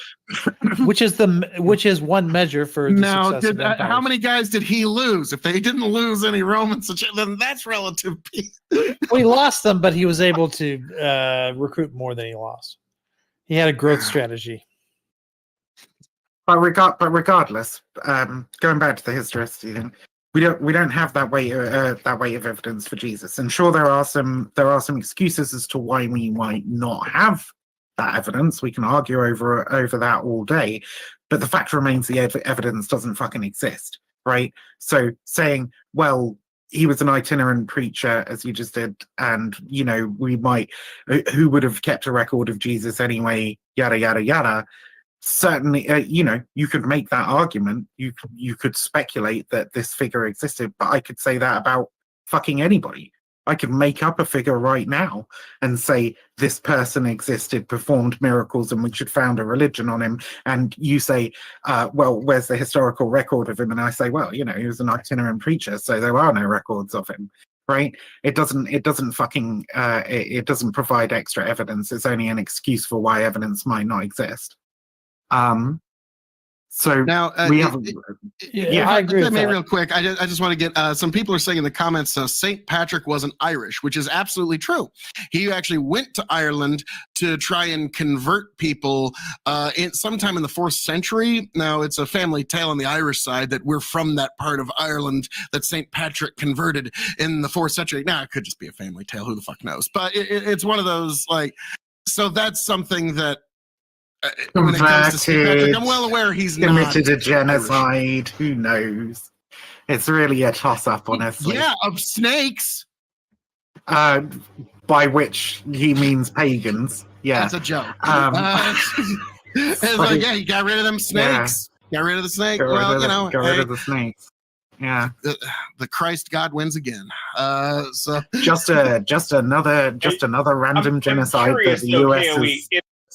If St. Patrick got rid of all the snakes out of Ireland, how are you here? There we go. Well, he's not in Ireland. He's not in Ireland. Yeah. I don't know if you I maybe take a now here. The thing is, sir, I don't know what you mean. Lovable fuzzball that I am. Like who could ever hate on lovable good little old me? Okay, like that's you are an irritating shit who never shuts the fuck up. Well, okay, half of that's right. I'll let you decide which one. But I'll let y'all decide. But no, that's true. Like St. Patrick wasn't Irish. I think he was Italian or Spanish. I can't remember exactly. But yeah, not Irish. He was a fucking Catholic missionary, and they were generally total cunts back in those days. Yeah. Actually, I remember I was reading a thing about the founding of the modern era was when Cortez captured Montezuma on November 8th, 1508.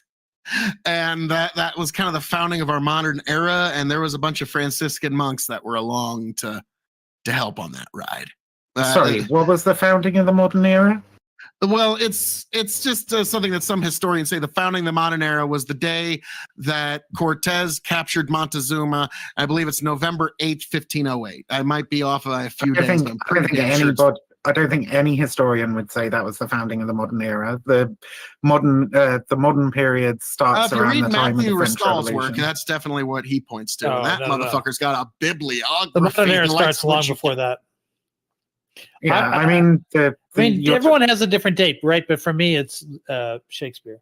When Shakespeare, the early modern period, the early modern period. You might be thinking of the early modern period, Because right. the The modern period includes the early modern, right? No, it doesn't. The modern period is that period from usually around the French Revolution, encompassing the sort of like the, what do they call it? The century of something, where the two world wars are and shit in the 1900s up until now. That's the modern period. The early modern period is, it's privateers, colonialism, and fucking all that sort of shit.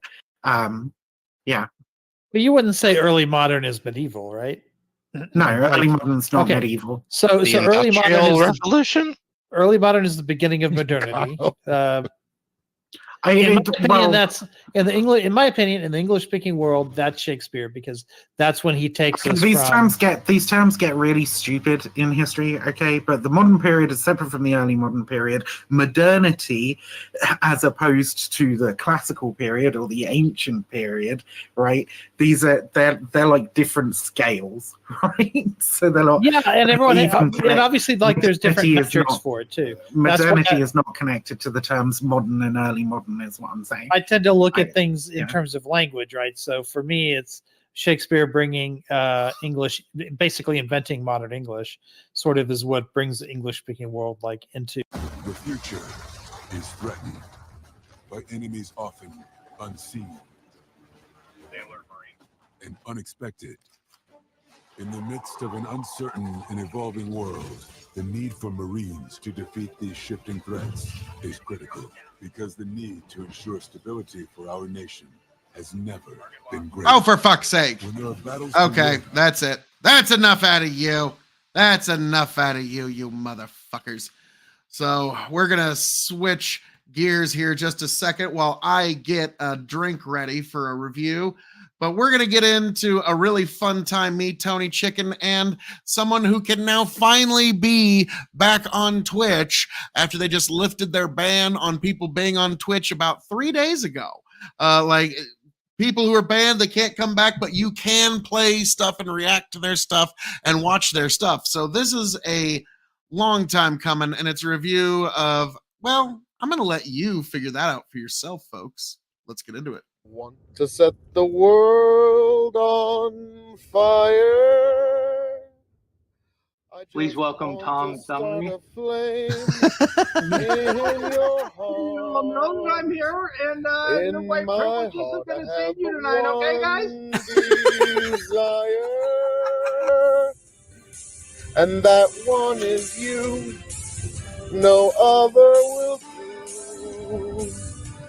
I've lost all ambition for worldly acclaim. Any government is to monopolize as much violence as possible in order for it to inflict it on as many citizens as possible. I've been on this like weird anarchist arc for a few months now. This is playing by their rules, exactly how they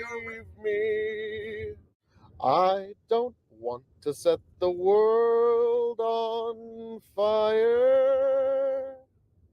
I just want to start a flame. You're watching the Dog and Chicken Show. Like, share, subscribe. That's right. It's time for the Dog and Chicken Show.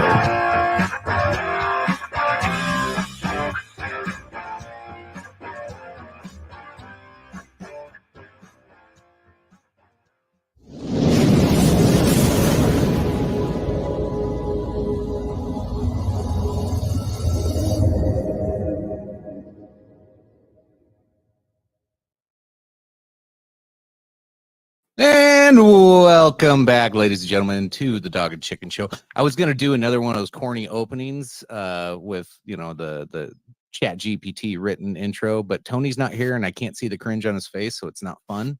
Oh, so, true. Yeah. It was going to be with the letter C and like cornucopia of camaraderie and charming, all kinds of. It was going to be really corny. But now I think what we're having here is a technical difficulty on Tom's side, but worry not, because I am an endless airbag, so I can. That's all right. Anyway, I'll finish. I am Dr. Chicken, of course. Find me at Bark and Cluck on Twitter. Of course, the man, the myth, the legend. Everybody knows the Phil, the king as he is of extremeness. Ah, yes, thank you, Chicken, for it is I, the man of the hour, the man with the power, the man that makes the other podcast cower, the prince and potentate of the political parlance, the lord of the Scottish Highlands, one damn handsome man if I do say so myself, and also this evening, your prince and potentate of punctuality. You can, of course, find me at K.O.E Nation on YouTube, TikTok, Twitch, and Twitter as well, or X, depending on your political bend. Yes, that's K.O.E Nation, and this evening, we are joined not only by Chicken, not only by Phil, not only hopefully a late run-in by one Tony G, but also the triumphant return of the one, the only. The thumb. The thumb himself. Tom's like, who the fuck you talking about? Yeah, that's you.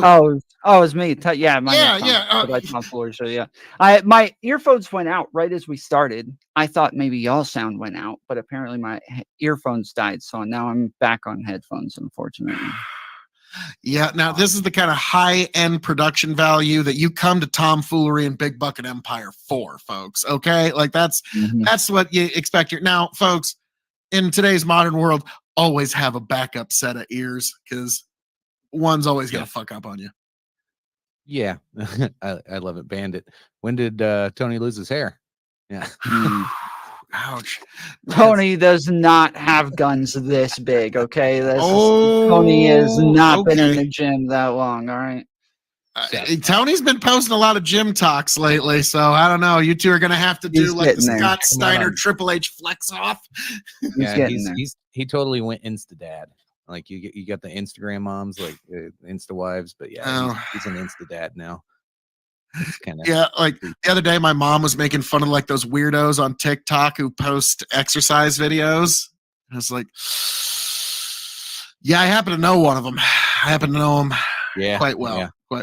But Tom, it's been a while since you've been here to the Big Bucket Empire world. How you been, man?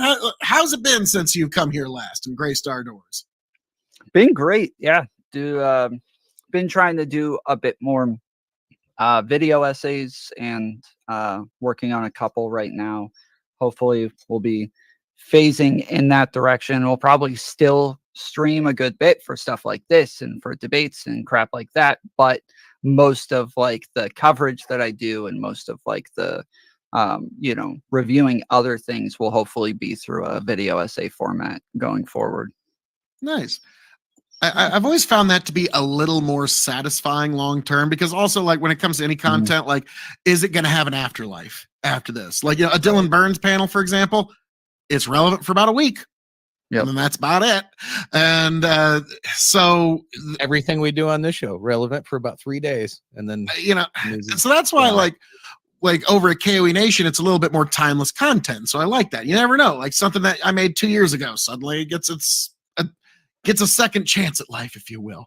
And so, yeah, that I think you're going to find that much more satisfying in the long run, Tom, because you love him, hate him, or disagree with everything he says. Tom will usually bring a receipt or two when he comes to a debate, and that's what we always appreciate. Now, Tom, I've always appreciated Tom's cool-headedness until you and him get into it. I'm not saying I'm looking forward to that tonight, but I have not seen the angry Tom face. I pop in and check his stream out once in a while, and he's always cool, calm, collected, doesn't get excited. I'm like, man, I know a different Tom. There's someone out there that can rile him up a little bit. Yeah, Tom, I remember in the lead up to 2020, them were some pretty awesome. Those are some times when we were all fighting over toilet paper. Those were the days, weren't they, folks? Now, Tom, I'm curious. Have you said anything that's going to get you canceled this week? Not this week, no. But I think, I'm averaging like 60, 70 viewers over the last month instead of like 200 from like the couple months before, because I got canceled for being a big meanie before that. So Oh, okay. Yeah, and then then there was one time you got canceled for commenting that a beautiful woman is beautiful or something like that. I forget, because we're in that kind of world. So I forget what it was all about, but I remember Stetson's like, so okay, yeah, this is where we're at now. Probably because I called her a woman assumed her gender. Is what it was. Yeah. You son of a bitch! Yeah. I mean, like, don't you know? Especially tomorrow, the Biden administration will not tolerate such things. Okay, like, whoa, Hopefully. whoa. Hopefully, we'll get into that. We'll get into that. Yeah. Oh, God Almighty. Since God Tony's not willing. here- yeah, since Tony's not here, I'll move the first story around because this is. I don't know if Tony's even that up to speed with Steven Crowder at all or watches him at all. But so tonight's first story, well, without further ado, is this whole new. Is it just me or is it like every 3 months when Steven Crowder becomes irrelevant again, all of a sudden something crazy pops up in the news and it's like, you know, it's when like, you put what? it like that. I don't know. In a way, I'm kind of sick of it. But anyway, if you don't know, Louder Crowder suing ex-employee, not gay Jared Monroe, founder's ex-wife Hillary, and here's why. If you don't know and you haven't been paying attention, I'm not going to waste a bunch of time. But Not Gay Jared was a staple of the show, like 7 years ago, something like that? Yeah, it was. I think it was about 5 years ago that he left, but it was just Steven and Not Gay Jared for the longest time. He was a co-host. And he was actually pretty funny. I actually did enjoy him when he was there. And then when he left, everybody knew there was some drama in the background. And he just kind of fell off face of the planet. And then, of course, the wife incident and the video on the Nest Cam or whatever the hell that was a few months ago. But now it was really annoying to see. And this is where I get annoyed with the right-leaning podcasters, because everybody on the left just makes fun of it because they should, because honestly, they just watching somebody they don't like go down. On the right, it's like infighting has already started, because like right away Tim Pool comes out with this video like, how dare you inject yourself in another man's like divorce and talk about his kids, which I get that, like, sure, okay, whatever. And then what was it, Lauren Southern come out and was like, hold on, here's the receipts of what Hillary's going through and why Steven might be the asshole here. And again, we don't know hardly anything, because at the end of the day, Not Gay Jared can't talk. He's like, right. I mean, that's what I was about to say. What's really going on? It's hard to know what exactly, like whether or not this is a big deal. A lot of people are upset because Not Gay Jared went to Steven Crowder's wife and is apparently working with her on her lawsuit. And I guess maybe like saying that he's going to testify, but in order for him to testify, he has to get rid of the NDA to be able to. And so maybe there's something legal there that they're going to lift in order for him to do that. But currently, yes, with Tim Pool coming out saying like, how dare you get involved, and people saying shit like that, it's like, we don't know, like, until we actually know what it is that he's not allowed to say, it could totally be justified that he's coming out and saying these things. One of the things that he said was that he wanted to make sure that he kept Steven Crowder away from those kids. And that's a comment that's very worrying. It's like, wait, okay, what is it that he knows about that would need to keep him away from kids? Yeah, you got to have something really bad. You got to have something really bad and something really concrete for you to come between and say, I think I should keep this man away from his children. Like, you better have something fucking like horrifying. Now, here's the thing. I a few months ago came out with a video called "The Truth About Steven Crowder." Now it was about his Daily Wire deal and how, like, if you're in his position, maybe it is a good idea to walk away. But I will say this after seeing the video. First of all, any clip from any couples fight, depending on where you start it, is going to make one of them look like an asshole. Okay, it's just gonna. But I will say this, just from a personal and purely hypothetical. But if any man ever treated my daughter the way that Steven Crowder treated his wife, I would whoop the fuck out of that fucker up and down the block. Okay, like that. Like from what I just saw in that little clip there, like that. Be construed as an actual threat of violence. No, that's purely hypothetical. It's a purely hypothetical. Steven Crowder does his own thing. Like that's. But I'm just letting you know, like what most people like. That wasn't good behavior that day. Now, again, when you take just one clip of a fight and you start at one point, you can make person A look like an asshole, or you start at a different point, you make person B look like an asshole. It just now, guys, every one of us, all three of us, have been in a fight with some significant other where if you start the footage at right here, all three of us are going to look like giant fucking assholes. Like, there's just no I denying usually that. look like an asshole no matter what I do. So it's well, chicken, you're accepted. Okay, you're accepted. You normally look like a giant asshole just in day-to-day. You do have to read into it a lot just from the ring clip. But the problem is that there were claims in the article that the clip came out in that he had threatened to fuck her up. And then that recording actually ended up getting leaked, where it isn't actually the recording of him saying, "I'll fuck you up," but it's him in therapy talking to his therapist, admitting that he yelled at her saying, "I'm going to fuck you up." And so that was the that was the thing that seemed to be the worst of it, and the thing that made her take off out of the house and flee. So ooh, yeah, that's bad. That's bad. Now I just don't see how the nut huggers, and I get like Steven Crowder was super big, and he made some people and helped them along the way. So I get why there's some people that are probably just going to be loyal to him, kind of peripherally as they're doing their own thing. But like everything we know about Steven Crowder, especially over the last 3 years. With the whole the Daily Wire thing and how shady that whole deal was, the wife thing, and now this, it's just everything that he seems to be doing in the last 3 years just feels icky, and not just like in it just makes it go, oh, that guy kind of smells bad. He's the stinky kid in class now, and you're like, oh, he's probably not on the right side of things. And I get somebody else I was watching some video. I can't remember who the hell it was, but they made a really good point of like, hey, if we're going to honestly sit here and try to litigate this thing over the internet and try to get people on your side, there's a couple of things you got to do. You got to admit a little fault on a couple of things. And Steven Crowder's team does not. Now, I get legally, you're never going to do that.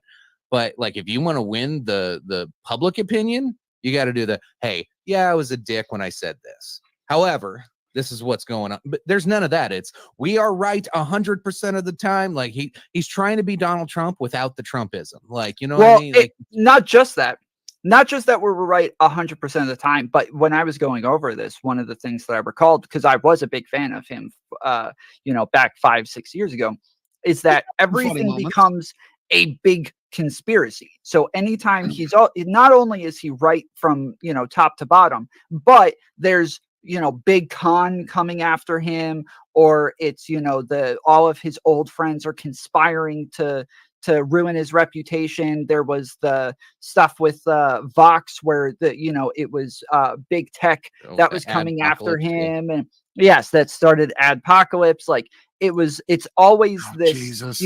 Great grand conspiracy of these massive institutions that are coming after him. It's never just this this quibble or this little problem or, something that maybe I could have done a little better or something like that. It is always, from beginning to end, they are just trying to ruin me. They're just trying to slander me, and it's all bullcrap.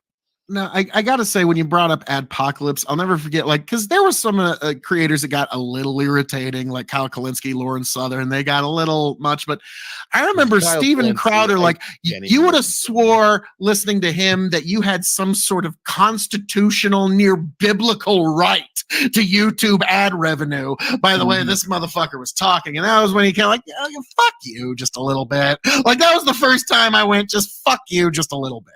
Okay, that was my first moment when you bring that up. No, Bandit wasn't. I haven't even seen their take yet. Quartering or Justice. I don't watch actual Justice Warrior. I can't. No, I can't do that. I saw the Quartering talk about it a little bit. I saw Not Gay Jared. I saw he's trying to bring back Gamergate 2.0. That was the last. Maybe I saw Jared threatened him with legal with a lawsuit because the Quartering kept saying that that Jared was trying to get into what was her name again? Rachel?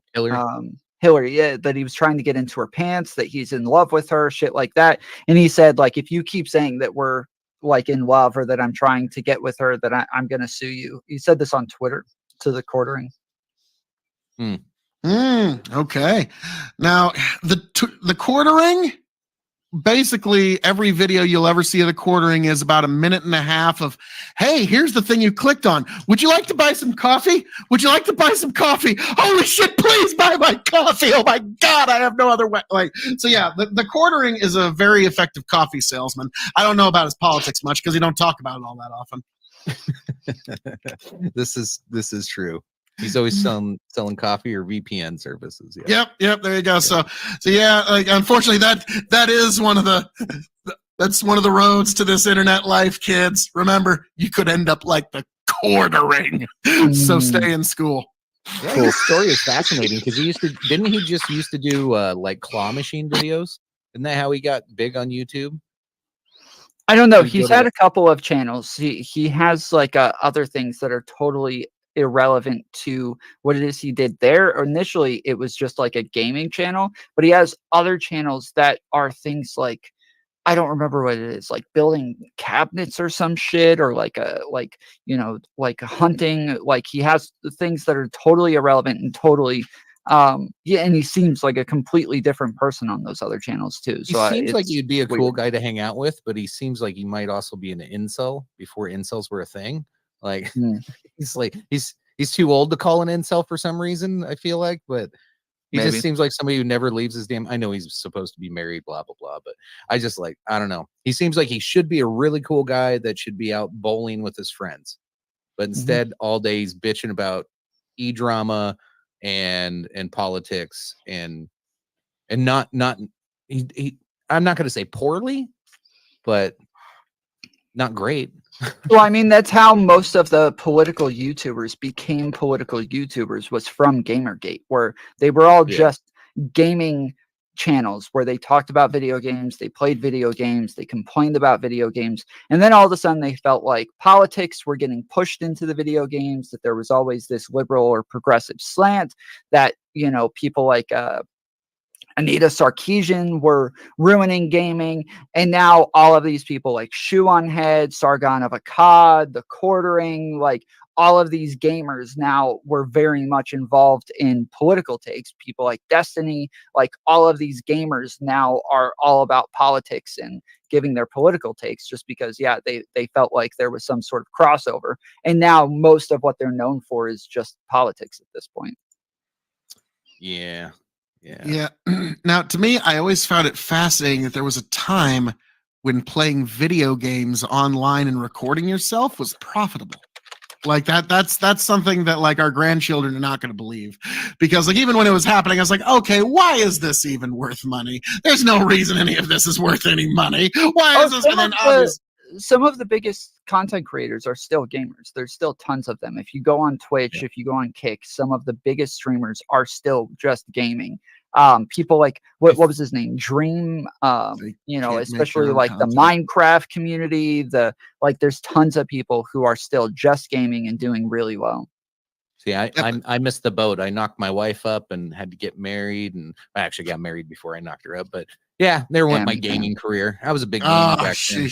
So is that going to be like you ruined my dirt biking career talk you're going to have with the kids someday? Like you get a few too many bourbons in you, like you ruined my gaming career. Like I took him out to test drive a few trucks. He's all into, he can drive now, which scares the hell out of everybody. But like, so I took him to test drive a few trucks today, and on the road, because it was a 40-minute drive to the dealership on the road, I let him know how much he ruined my life on that drive. I'm just it's more like Uncle Rico standing out there throwing the football the whole time. I would have, if coach just would have put me in, you know, he would have just put me in. Yeah, it's why that line from Raging Bull, I could have been a contender, it just resonates with so many people. It's that same uncle from fucking Napoleon Dynamite kind of idea. But where's Tony? What is he doing? Tony! It'll be here in the next hour. Yeah. Tony was saying he's a little bit behind. Now, granted, he does have 4 children. If you get a wig with just a little bit of hair, you could pull it off. He's scared. That's what it is. He heard tomfoolery was coming back on the show. He's like, no, I can't. Tony is hearing this on his phone right now. Tony's like, I can't take it. I can't take it. His forehead out outshines me. Tony's gonna be like, I can't do it now. He might have just shaved his head, so he might might be unmatched. Tom can throw. Tony's gonna come back with something. Quarter mile. Tom, how? Now, that was one of the few things I would have broken my streak of not going out for any high school activities. I never went out for football after high school. I got into MMA, but were you ever into football, Tom? Yeah, I played football in high school. And then when I dropped out, I had a bunch of health issues, and I was going to a community college to get my core credits so that I could go to a university and play football there. And they were just starting up their football program, and that like I messed up my knee. I started training like in MMA and boxing in the off time, and really like that just couldn't even do those. It was, my knee was so messed up that I couldn't do crap. So didn't work out so well. And also didn't get those core credits either. Didn't show up to school, didn't go to class. Ended up going to another institution instead. So yes, that's been well documented, and well, maybe we'll get into those stories because those are always fun stories. I don't know if you realize that, Tom. Those are always fun stories whenever you drop those. Like, oh, sweet. But Tony, he's clapping back here. More like Tony didn't want to get any of that Tom on him. Oh snap! And then he's throwing. That's what I said. We agree. See, that's what I was saying as well. Yeah. And then he's throwing more shade here. Tom was third string place. Oh, Tony's just throwing the shade here. I was a, I think I was all county free safety. At the time, I played some strong safety, mostly free safety. So I played a little bit of wide receiver, but didn't really like offense. I was pretty good at defense though.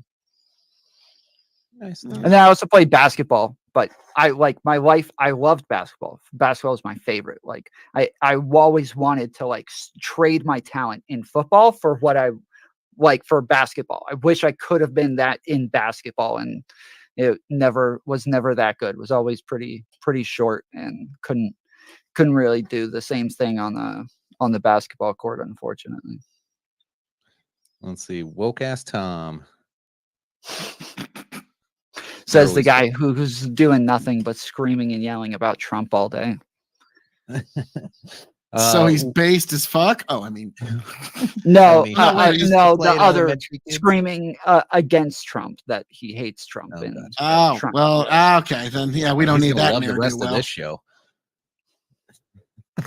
Who needs that kind of ne'er-do-wellery?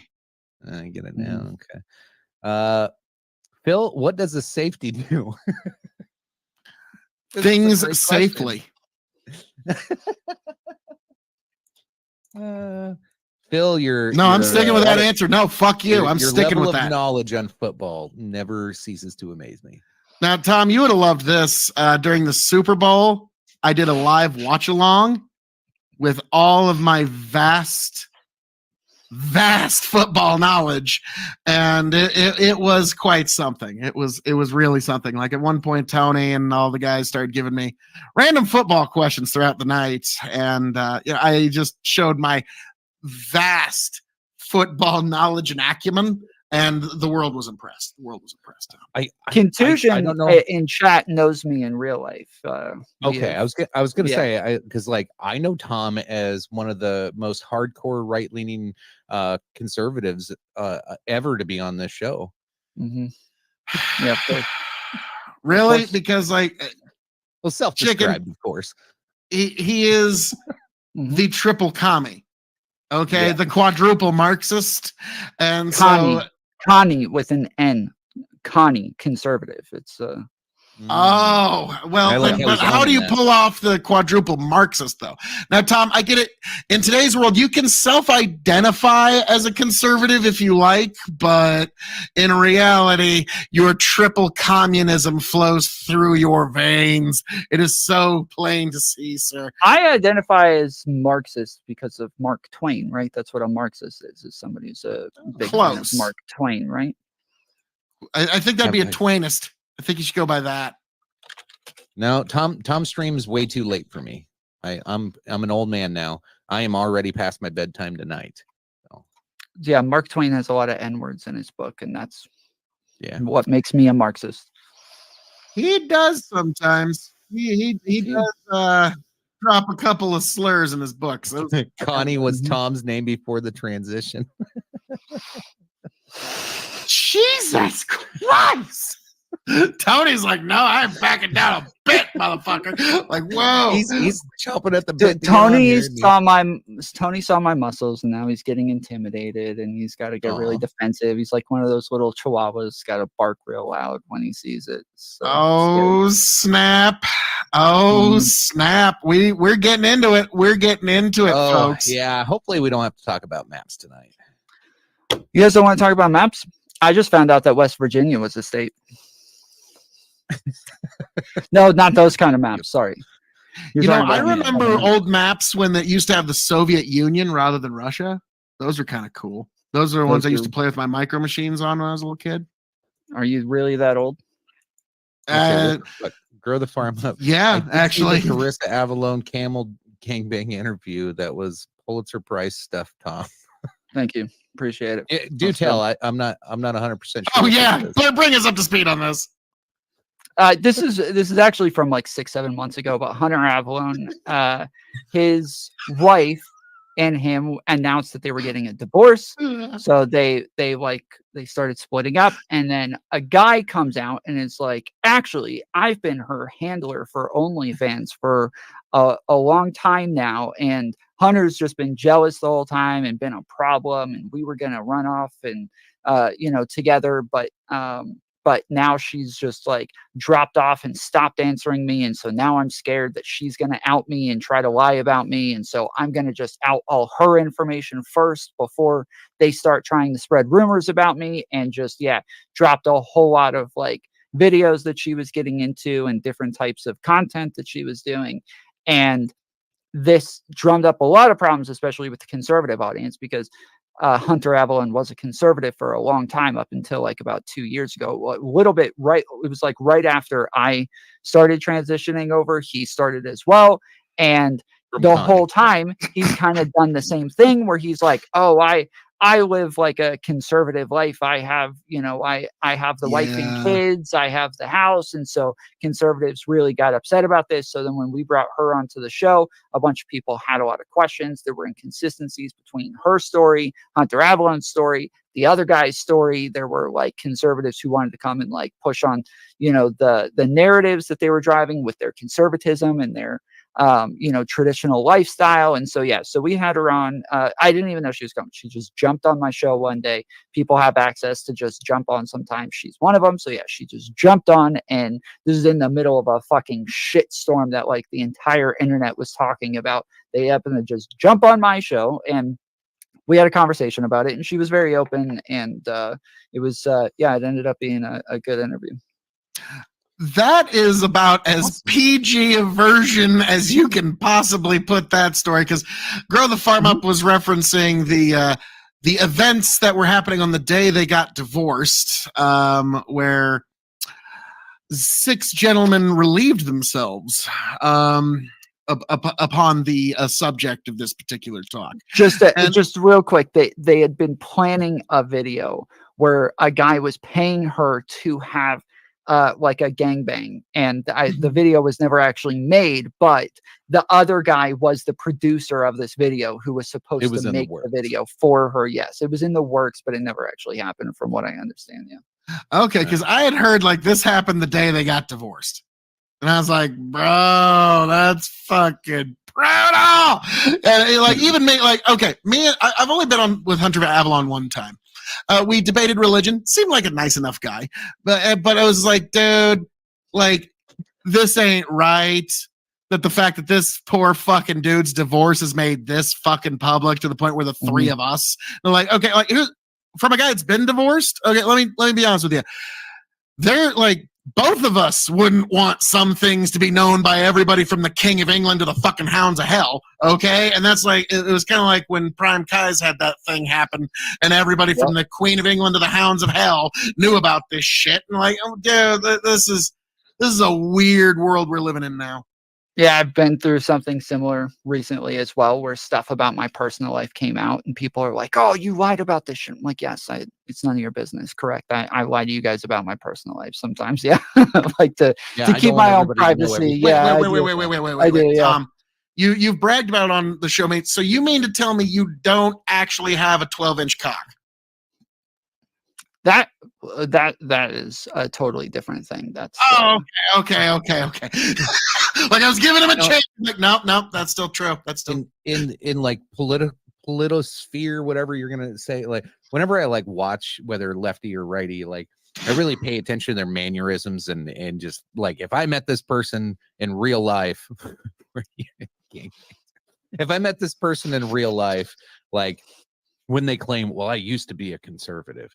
And then I kind of look at him and, people make fun of soy boys and whatever. But like Hunter, there's not a lot of like conservatives tend to have more masculine traits and aggressiveness.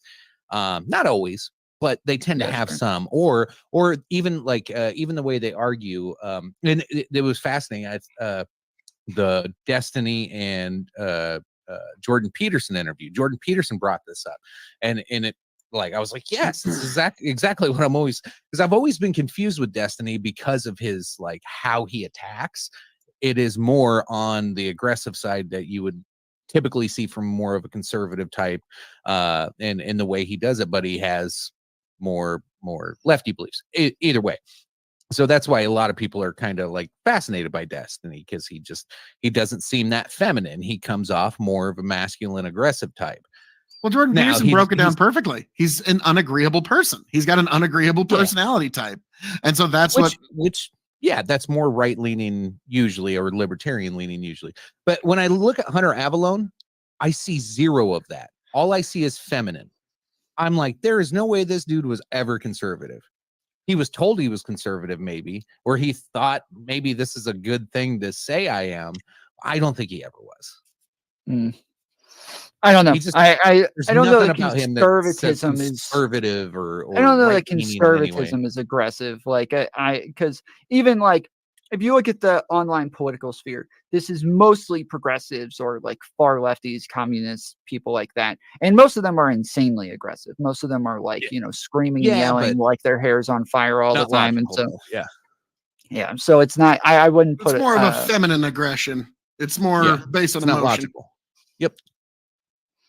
Unhinged. No. Anyway, I just had to throw that in there because there's just something about not necessarily unhinged. It's just like a female aggression, feminine aggression is going to be all women are unhinged. Is what you're saying. I'm with you, Tom.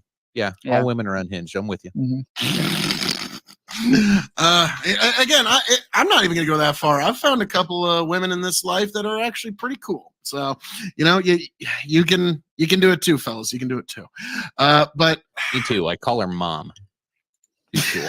Yeah, Hunter had a whole other like drama more recently with his new girlfriend, which was actually really scary, dude. It was like the ex-boyfriend of his new girlfriend hunted them down and literally tried to kill them, and like came up with a shotgun, shot her in the leg.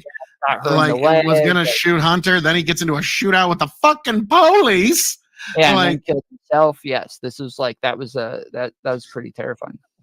And them are dudes, Phil. Them are dudes. So, okay. Well, Ben, we'll keep searching for you. Right. I'm gonna go ahead and start the next story. Otherwise, we're just gonna sit here and make fun hang on, Tom. What this is before you move on. This is something that's kind of a common thing that's said about this incident. Hunter hid behind his girlfriend. Is that something that you've like corroborated, or is that I don't know? It's so what happened was the guy was there to kill Hunter, and he even like said in some of the text messages like I'm coming for him, or I'm gonna find him, or stuff like that.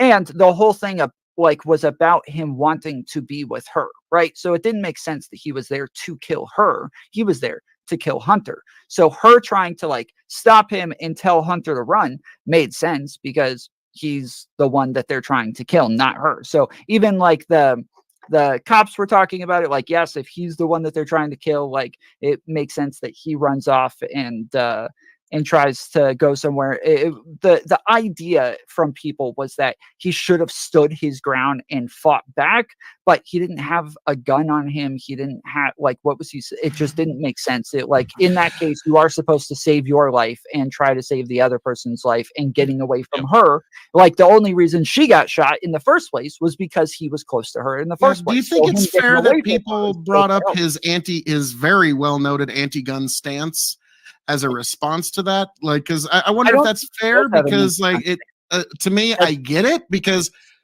yeah, this is one of those reasons you keep a gun on you, folks, because the world's an unsure place. But again, it's who knows how things could have gone that. You know, it's easy to Sunday morning or Monday morning quarterback. Yeah, everything I've seen him say was pretty pro gun. He even like responded to a lot of people saying, "Oh, well now you understand why we're all pro gun," like blah blah blah. And he's like, "Wait, I'm not against guns. I don't know where you guys got this from, but I've never like had any anti-gun stances." So.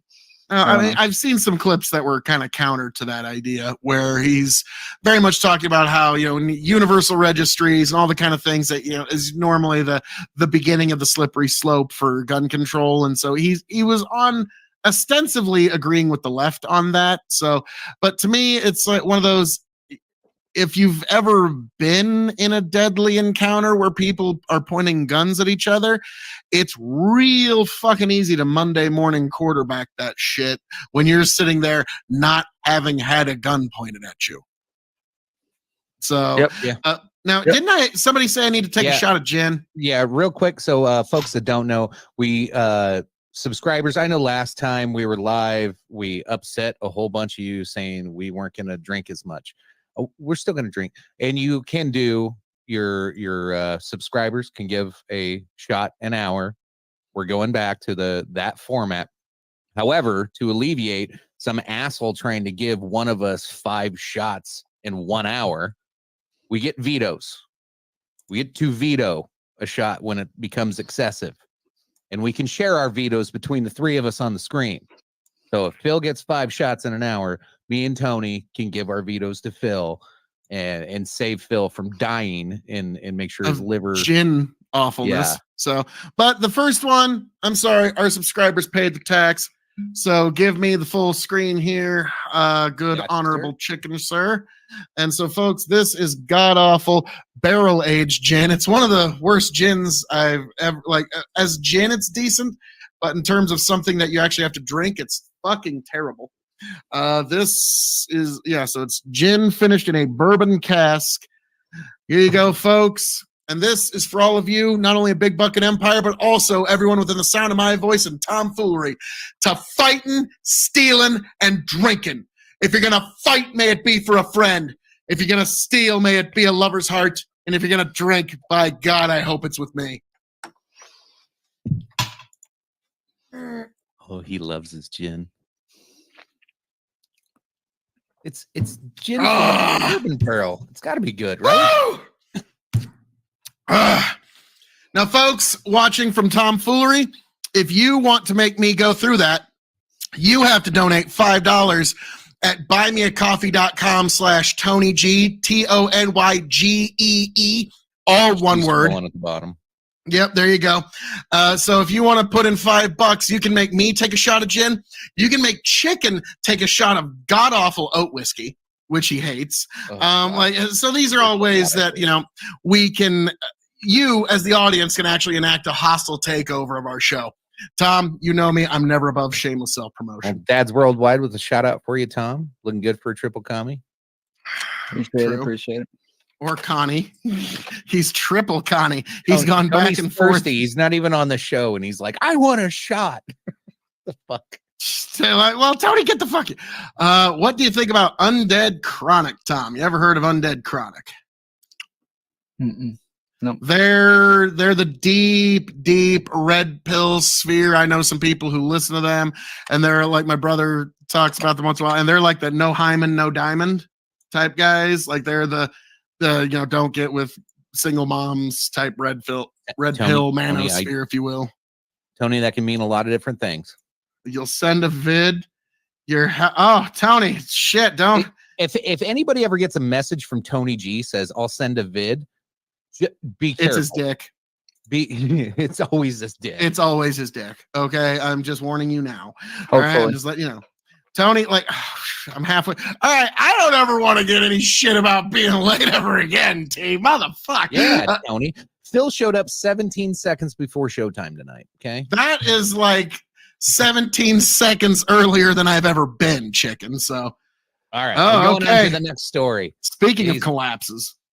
Yeah. All right. So we're not going to read through the story. We all know what happened. Baltimore bridge collapse. The part that I kind of want to jump into is this, like, I know there was like immediate conspiracy theories, and then when all those started getting debunked, then all of a sudden I didn't see it from anybody I follow on the right, if it, as you call it, but everybody was trying to blame it on DEI. Apparently, I didn't see anybody actually blaming it on DEI except for lefties that were saying, "Oh, the right's trying to say this is a DEI thing." I was like, "Who the fuck said that?" No, chicken, you remember the right was all about like conspiracy theories and did China hack our shit? And like, no, trust me, on the right, it was fucking like, it was deep. It was like Alex Jones would have been proud for those like 6-7 hours. Okay. Like every conspiracy theory you've ever heard. What is the DEI thing? What is the, how do they that, from what I understand is they're trying to blame the pilot, or the, what do you call it, the captain of the ship, probably was a diversity hire, and that's why it crashed. He was from India. That's like, well, and I'm like, I had never heard anybody say that. I didn't even know who was, like, I didn't know they released the captain's ethnicity. Like, I didn't like, is this a thing? And yeah, so like I saw that popping up all over the goddamn place. And then like the mayor of Baltimore, I think, was on Joy Reid, which never goes well. And yeah, he made some comments like getting mad that people that think this is a because of DEI, and then he pretty much said that like he's all for DEI and that's his purpose in life, is to make sure people who never suffer, or some weird shit. I was like, I don't think he meant to say what he said. It sounded really crazy and really weird, and I don't think he understood what, like, maybe he was just being emotional when he was saying whatever, but the whole thing was like pretty fucked up. Okay, a couple of things. Is DEI actually what caused this? And if so, where, well, like, who discovered that? Like, is this a thing? Move, bridge, get out the way. That's a great comment. I see fact checks that are coming up saying that this was not a diversity hire and that there's no evidence to back it up. But I think he's Ukrainian. It's just because he's from India. Oh, okay. Well, no, I mean, this is like, it's a different country. I don't see who made the claims. And so that's what I'm looking for now, is who is it that they're debunking here. Did he say which oat whiskey? I guess it doesn't matter. They both suck. Yeah, they're both terrible. But not like, no. What Chicken's saying is that the leftists are saying the rights are saying this, but the right's not really making that's what I'm saying. Is I'm trying to find out who it is that they're debunking. So like right here it says Fox Business anchor Maria Bartiromo falsely suggested wide open border could have something to do with the collision.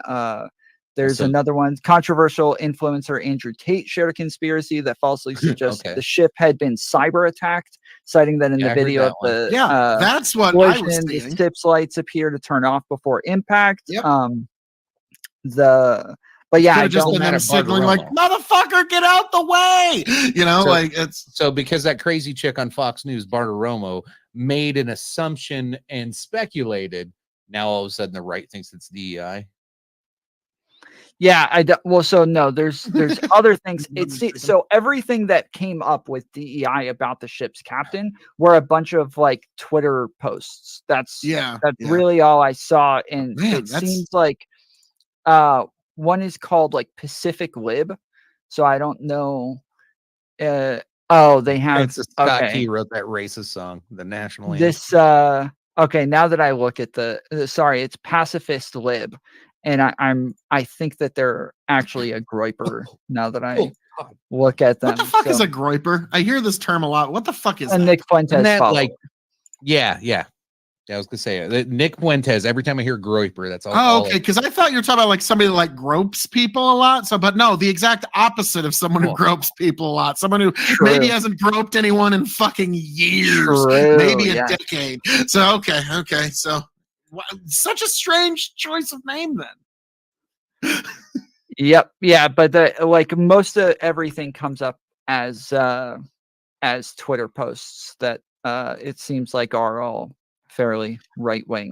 I love it when these things come up though, because like that was fascinating to me. That like I was like I heard 0 people even think about this being a DEI hire.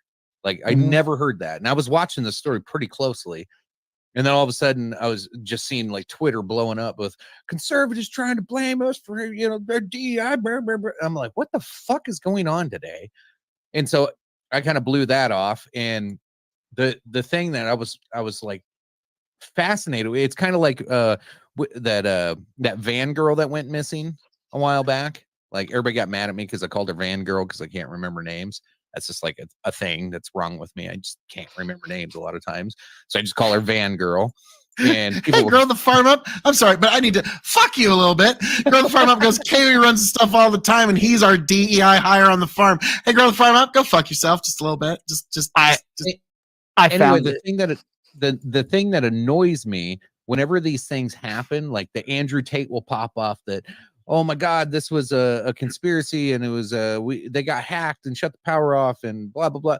Like everybody becomes it's not even a sleuth anymore. People do 0. Like I'll give sleuths credit because they will actually dig through shit and find some stuff and have some things to back up what they're thinking. You just have like, they're not even trolls. They're just people that really think they're making a difference in the world going, you know what I did? I took this video, I slowed it down, and I changed the angle a little bit, and I did this and this and this. And then look at that. It was fucking Bigfoot.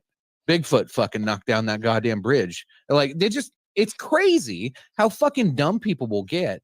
And then one person latches onto it.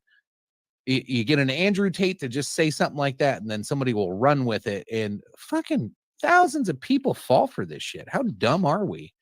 So I actually found it. There's a Young Conservative Federation who tweeted out, the lady's name is Corinthia A. Barber, and she is the commissioner for the Port of Baltimore. And they said that she was a diversity, equity, and inclusion auditor and consultant. And Phil Lyman is somebody who's, I think, either a governor or running for governor somewhere. He quote tweeted that and said, "This is what happens when you have governors who prioritize diversity over well-being and security of citizens." So yeah, they seem to be blaming her for the problem with the bridge. Was she even on the boat? No, yeah, they seem to be saying that like I guess they would have to say that it's the bridge's fault that the boat ran into it, or the bridge ran into I guess as bad as Pete Buttigieg calling a bridge racist for being too short. Like it's just as ridiculous. God, yeah, Pete. I'm shocked he didn't take a couple weeks off since there's another big disaster happening. I just learned this last week that's not his real name. He chose that name. Like it's Paul Montgomery something, and I think Buttigieg is part of it, but it's not like, yeah, like nobody said, hey, Peter Butt might be a bad idea there, man. Yeah. And nobody I'm sorry, President Peter Butt is never going to happen. Guaranteed. It doesn't matter how he could spend $1 gajillion. He could spend all the world's money, and he's not going to become president. I don't know where we left off here. I'm just going to make grilling great again. MGGA. Love it. Never heard of either of them. System wants everyone to be stupid. Well, it's already there. System wins. People talking about seeing explosions on the other trusses of the bridge. I looked at it. It's the electrical line breaking, arcing on the steel, not yeah. It was like everybody's trying to like be. All of a sudden, everybody's a fucking bridge expert. I guess that's my problem. Like every time this shit happens, they're like, "Oh yeah, I seen a bridge totally Well, collapse." chicken, last week, don't you bro." remember when Russia invaded Ukraine? Suddenly, everyone became foreign policy experts, and then when COVID came out, everyone became an infectious disease expert. That's the way of the internet, chicken. But yeah, People that Grow the oppose Farm Up. CBDC were on the bridge. Yeah. Grow the Farm Up brings up an excellent thing here that I need to say here. People talk about seeing explosions on the other trusses of the bridge. I looked at it. It was the electrical line breaking and arcing on the steel, not explosions, which, yeah, that's, if you've ever seen an electrical line break on a large steel structure as it collapses, it's a sight to behold. Okay, like you're going to see some incredible things. Make sure you're several hundred feet back, but it is a sight to behold. Peter Budd is, oh God, Paul Montgomery Buttigieg. So is it confirmed? Because from what I understood, I thought that they did say that it ran into the bridge because the power went out twice. Yeah, it went out twice. And what they were doing is they dropped anchor and tried to spin, which was what they should have done in that scenario. Like everything I seen, they called Mayday, which saved several, God knows, countless lives of people not like driving across. They did everything right. Sadly, some people still died. Like from everything I read, like it sounds like they did everything they were supposed to do, and it still fucking hit. I mean, only three. What it was 3 people. I think it was died, 6, right? 6. Okay, maybe it's 6. Six. But the bridge is. I was surprised to find out it was 1.5 miles long, because I kept wondering, why is this that big of a deal? Like, okay, like this rarely happens, but like whatever, a bridge hit port that it goes right over. It's going to be a mile and a half. Man. It's going to be a huge problem until they get it cleaned up for logistics purposes of moving goods in and out of the city. That's going to be a problem. Yeah. Well, I actually just became a bridge expert, so if you guys have any questions, I can. Oh, thank God. Yeah. Now, Tom, luckily, call me. wait. I got Luckily, so much I stuff for found you have no idea. www.imright.com says that no, it's totally a conspiracy. It's totally a conspiracy. So thank God. Have you noticed that in any debate, everybody seems to find that website? It's everyone's favorite. Here at www.imright.com, it says the thing that I just said 30 seconds ago. Quite convenient, don't you think? Let's see. Tony G goes, it's a miracle. It was an unpopulated during the collapse. It was a thing. It's almost always packed. Yeah, that is in and of itself. Like we're lucky it's not hundreds of people that are dead from this. Well, like when from what I read, that it was like when the power went out the first time, they had went nuts on the Mayday of like, hey, like this, like we might hit this fucking thing. They like well ahead of time, so they were able to close that bridge down for the most part. So that's good. If it was a DEI hire, fucking A, it was a good DEI hire. Saved a lot of people's lives. I just went to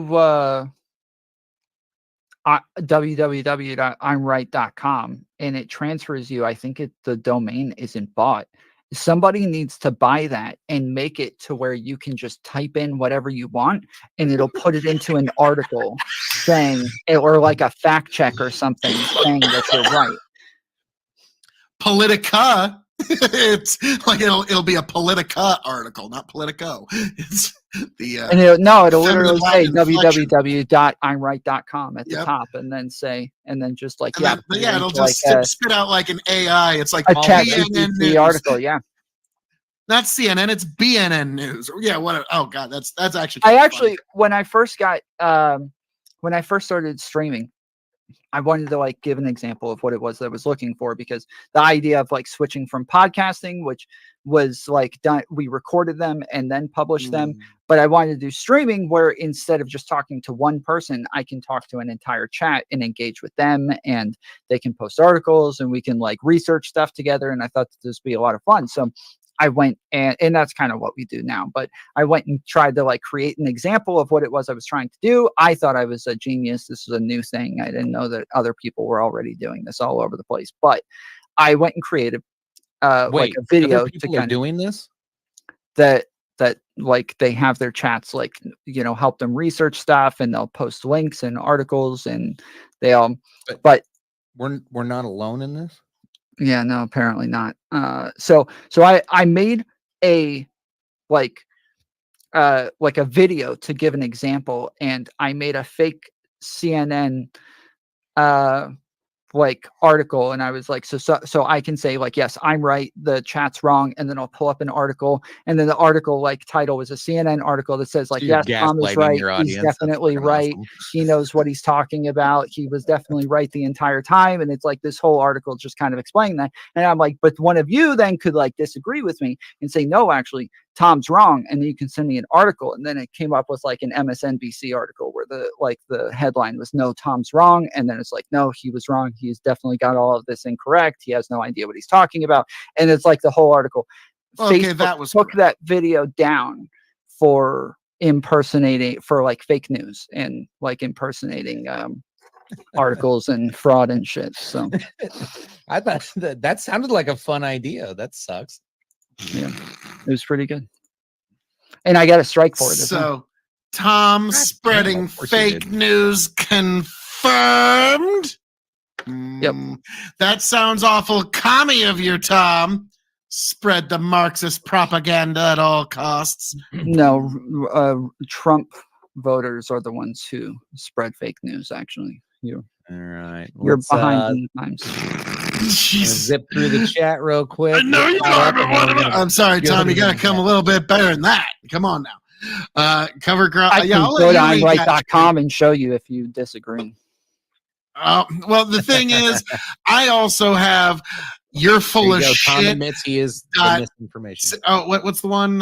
What's the commerce one? Not. Well, yeah, it's you're full of shit.com. Like, or no, yeah, you're full of shit.gov would be nice. That would be. Ooh. You're full of shit.gov. Nice. It's been an hour. Where is Tony? I know. And Tony Bandit misses you. If we don't get Tony here, we better get some Biden. I sent him a shot already. But I mean, like, Joe Biden believes in the fake news. Still to this day, still believes in the fake news, the Fine People hoax, and all kinds of different hoaxes. Now, there was an interesting question asked earlier. Cage fight. Hunter Biden, Hunter Avalon. Who walks away with the W?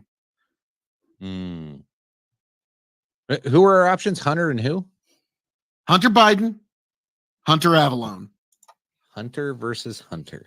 Hunter Biden all day. Oh, he's going to come out twacked out of his gourd. He's going to be on him like a fucking spider monkey. Are you kidding me? Hunter ain't going to fucking make it out of the first round alive. Yep, all day. Yeah, sorry. I mean, that guy, like, he's not going to pass the post-fight piss test, but guess what? Hunters might not survive the post-fight hospital trip. Okay? Like, it's John, you're not the only one that has people calling you short. Tony gets all the short jokes, too. Bandit, he can't reach the gas pedal down. He can't reach. Oh, it's fucking brutal.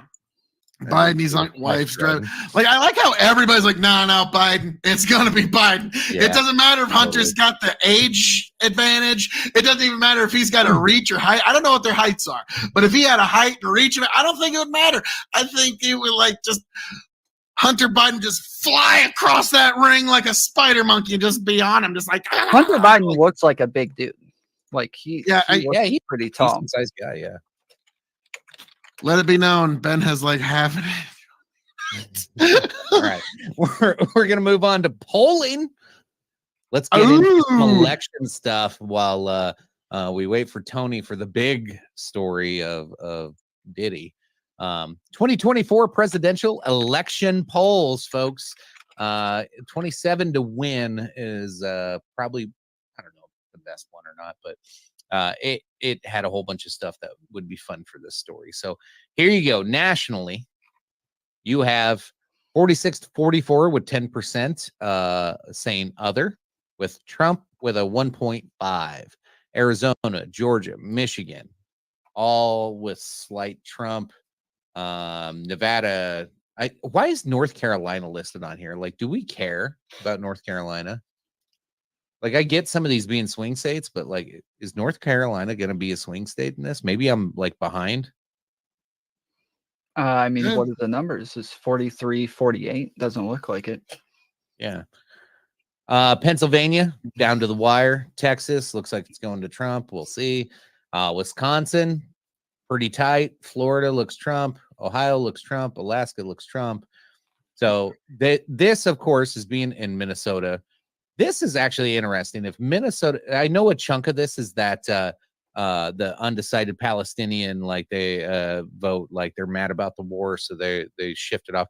I don't see Trump winning Minnesota. They will cave. Trump will not win Minnesota. Minnesota is a stronghold. Like he really just needs Wisconsin, Arizona, and Georgia. That's really all he needs, and he's the president again.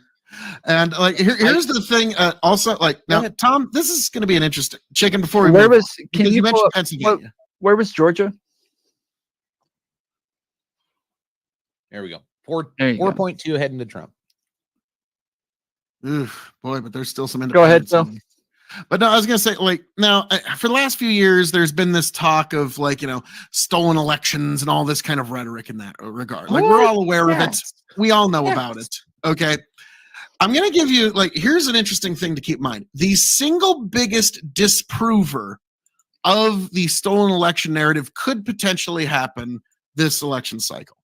And that is if Trump somehow pulls off a way to win Pennsylvania, that would be the single biggest disproval of the stolen election narrative, because Pennsylvania's made no reforms at all since 2020. It's still a fully fortified state. So if you believe in the stolen election narrative, you just write off Pennsylvania. It doesn't matter how well Trump's going to do in that state. He's not going to win it. Doesn't matter. He could win it by 10 points and still probably not going to pull it out if you believe that narrative. Now, if Trump wins Pennsylvania, if he somehow manages a way to win it, that would be the single biggest disproval of that general narrative. So we're going to have the chance to see what to make of that actually very soon. Yeah, I'm mostly when I look at these things, I'm mostly surprised that all of the others. I don't know if that's normal. I thought they were normally about like less than 5%, but from what I listened to earlier, the third party candidate, what's his name? Is it RDF or RFK Jr.? RFK, yeah, he's actually polling around. Are like you 10%. intentionally doing that? Of course you are. What? Yeah. What? Rhetorical. Are you intentionally misspelling his name there? Yeah. No. I couldn't remember it. No, you didn't know RFK Jr.? Well, I literally didn't even know who this fucking guy was. Was your history teacher in high school not a Democrat? I'm literally telling you, I literally don't even think I've heard of the guy until. Okay. You've heard of RFK though, right? RFK, is he a Kennedy? Yeah.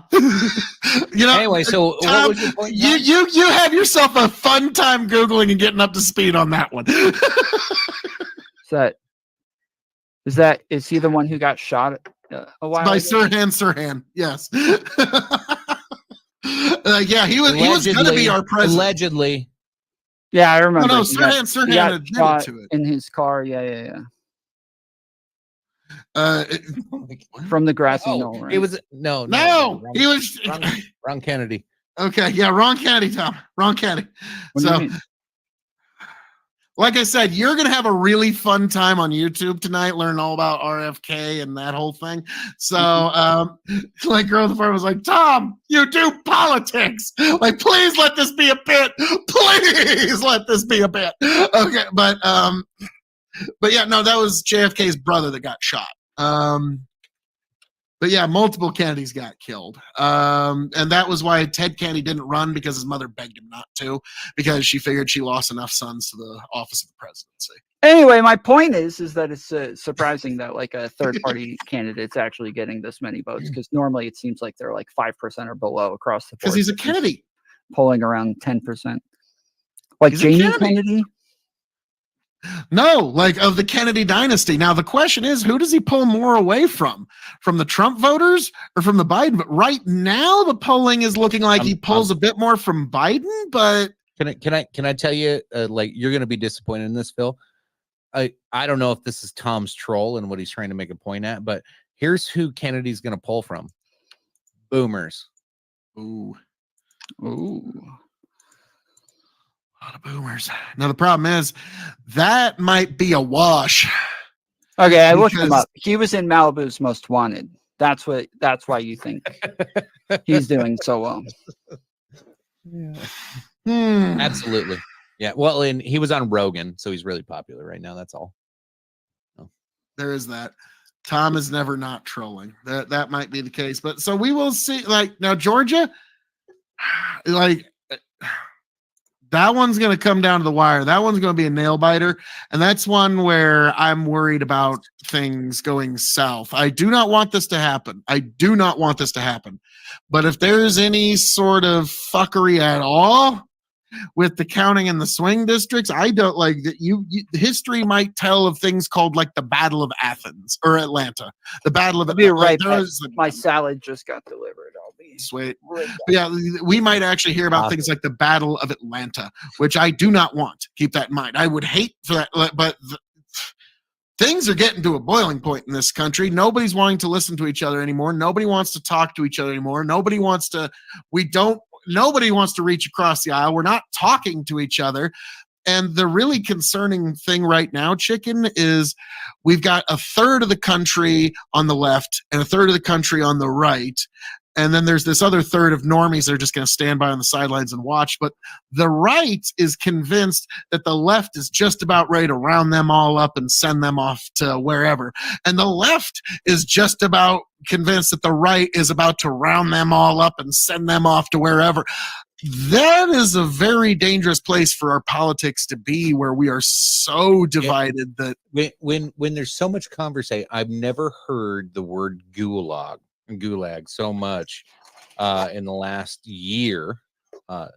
This last year, it's come up so many goddamn times. So gulags, and then like Nazi's been thrown around so much since 2016, but like it's like the right is finally like trying to push back on like the Nazi rhetoric. And they're like, well, you're communists and you're gonna throw us into gulags and take our guns and then I like kind of look back and be like, no, they were saying that shit back in like 2012 too. Like just not as loud. It just seems louder today, maybe because I'm more in it than I was. Well, now like when people talk about the lack of gun I've control just never heard that Obama got gulag done, being it's like said so much in my life. Like everybody thinks everything's a gulag right now. I'm like, Jesus fucking Christ. I am super offended by my chat right now. They are all saying that I didn't get a salad, that I got a Baconator or pizza or something like that. I told them you tossed salad. That's where the confusion came. I haven't been in prison for a while, so that's old. Well, you don't have to be in prison to toss salad, bro. Ask Tony. Jesus Christ. Oh, Lord Almighty God. Well, he's still not here. Oh. Yeah, he is fair game. He's still not here, so we do get to give him some shit. So now, my salad. Thank you very much for all of you from? That looks good. Doubting me. This is a salad, very green. So you're all nice. It's got Texas toast in it, so trying to guess who gives you Texas toast in their salads when you order DoorDash. Zaxby's. I'm gonna go ahead and make a couple of predictions here, and I'm curious. Like, there's a couple of different possibilities, but to me, as it is right now, as it stands in this day, 3/30/2024, this year of our Lord 2024, the most likely outcomes. Now, again, this is, if you're looking back on this, keep in mind, we didn't know the thing happened. Okay. You know, the thing. Which thing? The thing that'll happen in the future that'll change everything, as it always does. But if all trajectories were to stay pretty much on track between now and election day, I'm going to say the most likely outcome is, by the hair of his chinny chin chin, Donald Trump ekes out a win in those 3 essential states. The Senate barely ekes Republican, and the House is going to be such a close margin as to not matter, but it might actually swing Democrat. And so that's how I view the coming election, is that there's a pretty good chance that swings Democrat, but it's going to be a slim margin. Even if Republicans hang on to it, it's going to be by like 2 fucking seats. And so that's going to be how I see this current election going, because Biden, if he can't if he can't top 80 million votes again, he really doesn't have a chance. It doesn't matter whether he's running against Trump, DeSantis, Marjorie Taylor fucking Greene. It doesn't really fucking matter who he's running against. If he can't, she'll probably run. I'm curious to see how she does in the primaries. But it wouldn't matter. Biden is going to lose if he can't crack 80 million because he's not going to be able to get the critical mass in the states that he needs. So that's the way I look at it. Tom, where do you see flaw in my analysis, sir? Or chicken? I just want to know what you guys think about the polls. Do we trust this? I love polls. I know you love polls, Tom. Really. That's why I pulled this article specifically up because I remember 2020 poll conversation. Polling, not polls. Got yeah. Oh yeah, he loves a big old poll. He can't I'm sorry. He can't get enough of them big old polls. If you don't know, I've been trying to bring gay back on this show for the last 6 months. I'm fucking wildly successful right now. Everything's pretty gay. You invite me on, you are getting a whole lot of game. Yeah, it's awesome. Anyway, what are your thoughts? Just looking at those polls where Trump's across the board up 4%, I see a whole bunch of right-leaning folks on every platform going, "Look at this, we're gonna win." Mm-hmm. Meanwhile, 4 years ago, we were screaming, "Don't trust the polls, don't trust the polls." And now they're all like, "Look at the fucking polls." So, thoughts? So one, I think Biden is seems like a little inconsistent in polling. You think? Well, so I guess it's probably because he smoked crack before he took those pictures of his poll that it's sometimes one size, sometimes another. Okay. No, wait. Okay, sorry. No. We're talking about the big guy, Pedo Pete. Okay, that's big guy's on it too. How else did he do the State of the Union? True. But so I did see MSNBC. I watched the show last week with 3 of them where they were talking about the polling and they were talking about the fact that it's not always accurate. If polling doesn't really mean much, Biden's way down, but it's polling. So he could actually be way ahead. We just will never know. We'll have no idea. And then this week, now there's new polling out from Bloomberg that says that Biden is much or back way up, and he's not actually winning, but he's making a comeback. That he's heading in the other direction. I think he's only down 3 points, which is within the margin of error at this point. And so they're all like, "Oh man, the polling, yes, the polling is so good. It's finally Biden's really making a big difference this week." And it's wait, you guys just were saying that polling doesn't matter. It's not that big of a deal. We don't need to count on polling all that much. But then when there's something good to say about Biden, now you don't even mention that part. You don't have any problems with polling. Now it's very good. Everything's going in the right direction. He's making a big comeback. It was just kind of annoying. I definitely trust in polling. I think that now here's what's going to happen with polling. Pretty accurate with the outcome. The sheriff's back in town. Let's see them guns, Tony. Shit! That's right. Tom ran away. Tom's no, I can't take it. Oh shit! Tom and Tony are gonna have a fucking Scott Steiner Triple H style pose off. Tom just couldn't take it. He had to run. Right. But okay, he's back. Get in the gym. Got to get in the gym, homie. In shame, he had to come back. How much can you bench? How much? Whatever you bench plus you on top of that bar. Yeah, that's what I thought. You don't even know. I'm gonna go take a piss break while you guys have your pissing match. Yeah, have your pissing match while I go piss. Oh lordy! So Tony, how are we doing tonight? I don't know.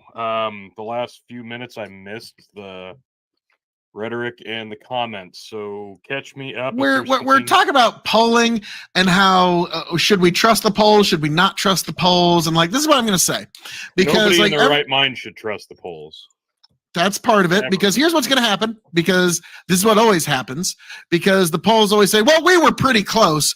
The weeks before the election, they're wildly in one direction or another, based mostly on their biases. And then in the last week or so, just about every poll, just like it did in 2020, just like it did in 2022, just like it did in 2018, just like it did in 2016, just like it did in 2014, just like it did in 2012, they all shrink to about the margin of error. So every single pollster has that level of plausible deniability. Well, you know, our polls were within the margin of error towards the last. And so that's how they always get out of it. And Tom, you and I got into one really big dispute over national polling versus statewide polling, but the polls even had in just Wisconsin, Hillary ahead by 11 points in Wisconsin in late October of 2016. So it's like, okay, at that point, the polls are just a politicized weapon to try to... They're just a politicized weapon to try to boost up your guys and try and demoralize their guys. And that's, you have to realize, to a large extent, that's what polls are. And it's now become a politicized political weapon in our modern era. And so that's kind of where the arguments always go, is like, well, this one state and that one state, blah, blah, blah. Normally, you're looking at the polling from states and then trying to look at how many electorates you're able to project from that. Yes, they're not all like, so they're not accurate. Nobody thinks that they're like dead on, but they give you a general idea of what it is that you're looking for. And so these are like as close as we can get to have some sort of projection and some sort of general idea. And I do think that, yes, after the elections, we look back at them and they are by far the majority very accurate. And they do normally give us a pretty good idea of where Americans are at the time. Grow the farm up. Putin doesn't trust the polls. Polish.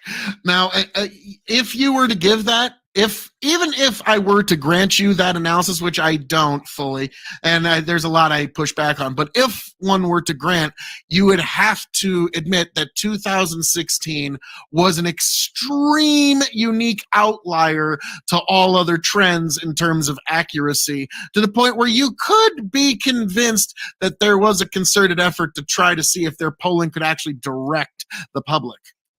I don't think so. I think 2016 state polling was pretty accurate. That was the national. No, it wasn't. I just told you in Wisconsin it was off by 11 points 2 weeks before the election. You're doing what I just said you were going to do. Is you're going to go look at one. No, look at the very polls that you're referencing. I'm sorry, dude. Like, no, that's not what I referenced. That's not. I literally just went over what it is that we're supposed to use polls for, and then you go and talk about one fucking state. That's not helpful at all. You're not saying. Well, you were talking about, like, well, it doesn't matter about the individual. The individual state polling was right on. It was the national average that had problems. That was your exact point a couple of years ago. And then it was like, well, no, in Wisconsin, they were off by 11 points, dude. That's not, you can't do that accidentally. You can't be off by 11 points 2 weeks before election day accidentally. That is my we're going to look at each state and look at their polling, and then what it is that we can get, how many electorates we can get from each state. That's like the point in the state polling. To looking at an overall average within the nation doesn't matter all that much. Well, the polling is to tell us who's and then each time you look at one fucking state and we're like, well, this one was way off. It's like, okay, we still had the right general idea for the country at the time based on each state. And like I always say, we always remember the reign of President Hillary Clinton. You're right, Tom. You're right. Phil, here's what I learned. Explaining is what polls were intended to do. That's what the tool of polling was supposed to do. To give the public a general idea of what it is. What it actually does is what you're describing, and they release only the fabricated.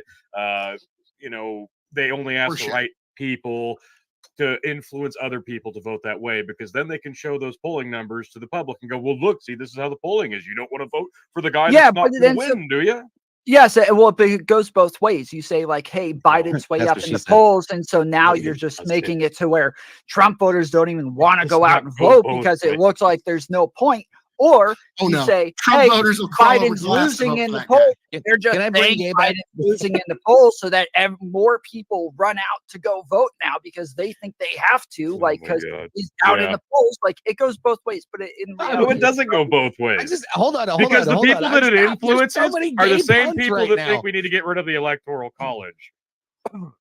Hold on. I got to bring Gay back. What I've learned so far from this, Phil only takes one poll and Tom takes all polls.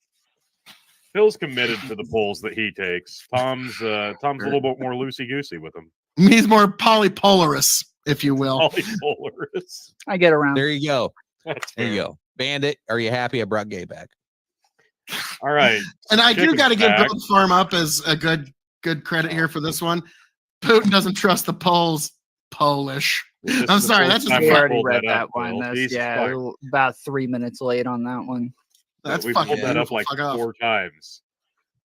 No, I'm just giving him 5 credit. That's minutes one of the ago. comments of the night. Fuck off. Well, while we're on election talk, I got one slamming Trump and one slamming Biden. So we're gonna have a little fun with this, so everybody gets their fair share, and we're not Before we move we're not going to be forward. biased at all, ever at all, never. Before we move, do I have anything I need to catch up on? Because I tried asking that when you left, and then I was lucky enough to get on right when the fucking chicken started squabbling. The one thing we need to catch up on is why did Tom put on a cowboy hat? To emulate me, his hero. He didn't get the joke. Tom, No, my I heroes got the get joke. jokes. I'm ignoring the joke. My I'm heroes stupid. get jokes. Thank you very Oh much. my god. I'm literally And they Captain understand America Poland. tonight. You don't know. No, Tony, oh my God. you You missed out. understood dry humor. I'm a bridge expert now. Like you were a COVID expert. Tom likes polls. I knew Tom is the poll expert. Trying to think what else you missed. And also the bridge expert. No, I've been watching. What I meant was, do I need to take a shot? Oh, I gave you a shot. That's like, what, yeah. right before the hour ended. So yeah. Yep, you got a shot. There you go. What would you like? What would you like? Millet, 'Cause I've obviously. got some millet and I've got some gin. Millet. Okay. So, for those of you who are unfamiliar and you're just now joining, what we do here is if you're a paid Facebook subscriber, $5 a month, you get to give us a drink on the hour every hour. If you don't want to be a paid Facebook subscriber, that's fine. It's going to be coming down here on the ticker, buymeacoffee.com/TonyG. And for $5, and then increasing every time somebody gives us specifically Tony, Phil, or Chicken a drink, it'll go up by 5, 10, 15, 20, and so forth. So, that being said, this is for the paid Facebook subscriber of Chickens. And This is in no way to like we like to drink. Okay. No. What? And this is what I've got left. If anybody wants to get like crazy with the buy me a coffee, we could just get rid of this fucking millet whiskey tonight, and I probably wouldn't cry about it. But here's one for you. God, it's like the wet cardboard that a dead cat fell in. Oh. And Tony, I don't know if you were listening. I announced that like we're back on the hour, but I also mentioned the veto rule, where when it gets excessive, Danny we have the DeVito veto. comes in. Yes. Yeah. I prefer that. That's a lot better. That would be so much fun. If we can get Danny DeVito, that'd be great. I bet we could get a little graphic to run across the screen, like Danny DeVito. We can get graphic. I've said for a couple of years, I bet, like, considering how little the guy's got going on these days, we could probably get Roger Stone on. You know what? I mean, he's got not like he's got a lot going on these days. What's the worst he could do? Say no. I bet if I like reached out to him, like, fuck it, whatever. Hold on. Anybody want to place bets? Could I get Roger Stone to jump on the show? Ooh, I'll take the yes action. Anybody got the no action? I'll send the invite. Tom, you're in. You're in. If I get Roger Stone, you can have some fun. So yeah, we're just some, fun-loving guys that like to just talk politics a little bit. And you've been around the block, so we got some questions. But yeah, that guy is fascinating. Oh yeah, like let's not pretend like we wouldn't have a couple of questions. Like that motherfucker's been around since Nixon. Okay, Yeah. like all right, here we go. Since we're in the Easter weekend and trying to keep things for fuck's sake. Trying to keep things on topic here. Trump slams Biden's blasphemous move to declare Easter Sunday Transgender Day of Visibility as outrage grows after White House also banned kids from submitting religious-themed designs for egg art event. This is from Daily Mail. This is not a liberal source. A conservative source. This is a Daily Mail's pretty Yeah. I'll say that the Easter colors with the light blue and light pink are pretty close to the trans flag, actually. So it's fitting. I'm sure eventually someone's going to come forward and pretend like this was done accidentally. Like, oh, it was just a little oversight, or, just something that just kind of happened because, the days line up and such. So- and like, they're going to pretend like this wasn't entirely intentional. That's But no, exactly hang on, what's going chicken. on. Hang on. Anyone within the sound of my voice that knows what this was intended to demean, defile, and humiliate you. I'll be right back. I want to be clear. It's Easter Sunday. he Easter declared was the literally 31st. the only day that hadn't been taken by the LGBTQ yet. So it wasn't. It makes sense. There was literally the only day left. Yeah, the gays are conquering. Mhm. Yeah. No, he declared the 31st, which happens to be Easter this year. So next year it won't be. However, this is pretty tone deaf. Now I don't know how long this has been planned. I can't imagine like all of a sudden the day before Easter they go, "Hey, we're gonna do this thing." Like I imagine this was probably planned and probably been documented for weeks. And I just don't. Yeah, we're gonna get to the Bibles next. It's like a fucking Bible thing, Jesus Christ. Yeah, I shouldn't be saying Jesus Christ so much on Easter weekend. I mean, I was about to say, it is so close to the resurrection of our Savior here, but this I'm sorry, Phil just pulled out a Bible. God I'm getting there. I'm still looking for verses, but this, I'm sorry if this doesn't offend you a little bit. That's sort of the measure as to how Christian you are, actually. Like, I don't know how else to put this. Like, if this does not offend you to some extent, then like that actually is the measuring bar. Because yes, if you are somebody that does in any way claim to be Christian, this should offend you deeply, because this is the day of our risen Lord. And you say, well, what's the big deal? Like, this is not a day to be shared with anything. This is a day for only one event. What if it's your birthday, Phil? Yeah, no shit. Have at it, but it's not the day of Jesus. What if it's the day somebody you love died? Yeah, that's not a holiday. Well, no, it's not something nationally recognized. You can it's try a day and you deconstruct it and push back on it all you want, but like, I'm sorry, to the extent that this doesn't offend you, is did Jesus observe the current daylight savings time calendar? Can I just say this? Here's my problem with Easter. I love Easter. I think it's a great holiday. I think it means well. I think there's so much important to talk about on Easter, especially if you're a religious person. This is a great day. However, why does it have to fucking move? Stop moving it. Pick a fucking day so we can fucking Final celebrate Sunday of the the month. fucking day. I'm we tired. can move Easter of around fucking- all willy-nilly. Yeah. Oh Jesus! Do you have any idea what it does to the goddamn? And they can move this day around all willy-nilly too, but they didn't, and that's intentional. Obviously, there's no specific day on the calendar. I can't move my birthday around, motherfucker. Is just concrete. Has to be Easter. So which Sunday did fucking Christ arise? Was it the 31st? Was it the 7th? Was it the fucking 28th of fucking April? Like, wasn't it in like October? Yeah, it's not. Yeah, it's like in October, something like that. Yeah. Anyway, this is when Christians and pagans started negotiating holidays. They had all of them for each season. So Easter is just like the what is it? The fall or it's the like fall the normie seasonal holiday. Or it's like the moderate holiday they came to agree on. I get the importance of Easter, and I'm not. Well, even according to secular sources like the University of Chicago, Jesus died April 3rd, AD 33 at around 3 p.m. And so like, the idea that in October is just, even secular scholars agree that it was that day then. I'm sorry.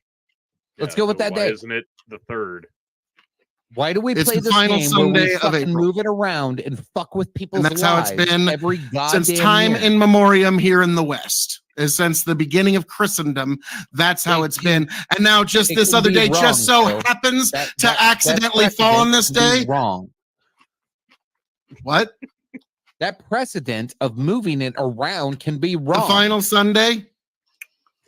It doesn't matter whether you think it's right or wrong. It's something we've been doing for thousands of years, and now just suddenly this new thing is now being superimposed on it, and we know the reason why.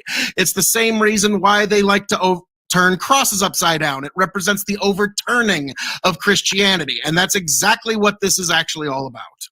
I'm I hate to say it, I hate to do it, but I agree with Matt Walsh on this. Joe Biden for doing this may be an actual fucking demon. All right, let's hear your side of it, Phil. I'll stop interrupting. No, you just heard it. You just heard it. There it is. Like how are you afraid I'm not? I'm holding back a little bit too much. I'm not wearing it on my sleeve enough. Well, I thought you were gonna have a whole bunch more. You got scripture open. I thought we were gonna go on a whole thing here. Well, no, I'm just waiting to hear some of the counter arguments first.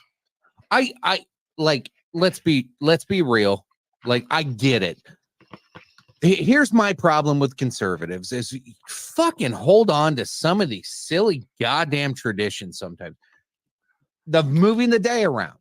It's a fucking day. Like, I get the sentiment of the day. I agree with I love the sentiment of the day. I love the idea of Easter. I'm not even that religious, but I'm like hardcore, like, you don't fuck with Christmas, you don't fuck with Easter. Those are days we need to have. But like, why are we moving it?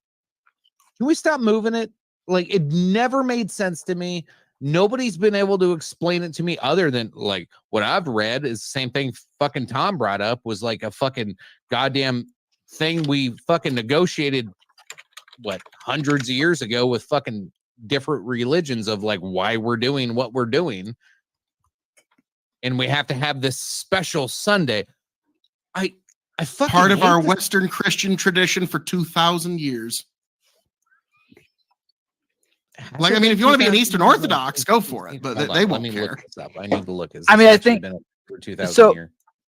Yeah, I think that the it's supposed to just be on March 31st is the Transgender Day of Visibility, and that Easter just happens to fall on the same day. But every year from here on out, it's not going to be the last Sunday of every March. It's just going to be on the 31st, and Easter will be on different days every year. So, yeah. Maybe that's why I hate this so much, because it's a Catholic thing. Well, okay, to Phil's point, like, why did they pick this specific window? That's what Phil's getting at. He feels like it was intentional, and yeah, it's probably true because it seems intentional. Let's gay up. It's like even the secular sources put it within a week of the day we're doing it. So, like, yeah, clearly this is a holy time and something worth remembering. I agree, it's suspect. However, yeah, Chicken's right. We're talking about a calendar that. Are we really the calendar's kind of gay? Can we just agree? Oh my god! Yeah, the calendar. Also, a lot of people don't know the calendar. The Gregorian calendar we use was invented by Jesuit priests. Okay, and it's a perfect calendar that we don't have to change for 56,000 more years. So it's their fault. No, we have a working calendar. Like, are you out of your like? No, I sound like the world is actually better off because of this calendar. Jesuits. It's their fault. And so, like, but no, like, this being a celebration of Christians is a part of our Western tradition. If you are a Protestant or a Catholic, this is part of your tradition. They are all part of the Western Christian tradition.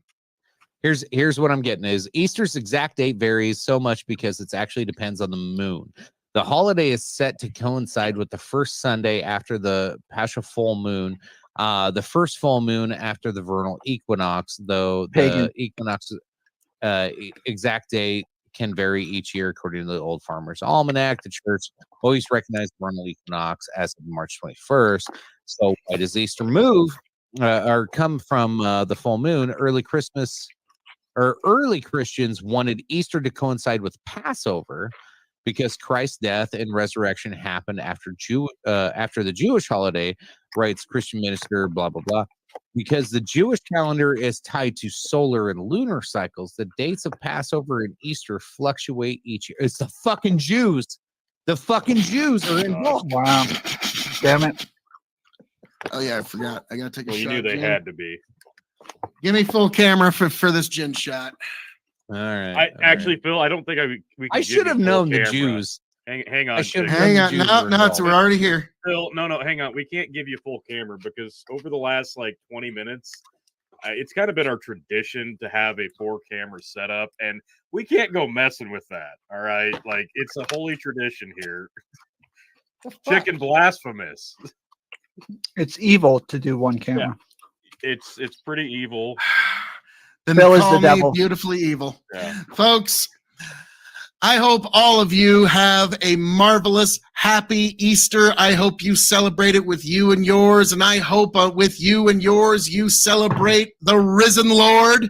God bless every last one of you, and I hope, of course, you all make it back here to Big Bucket Empire and Tomfoolery Show next Easter weekend. Happy, healthy, much the wiser. God bless every last one of you, and travel well, my friends. Later, Phil. Have a good night. Yeah. See you guys.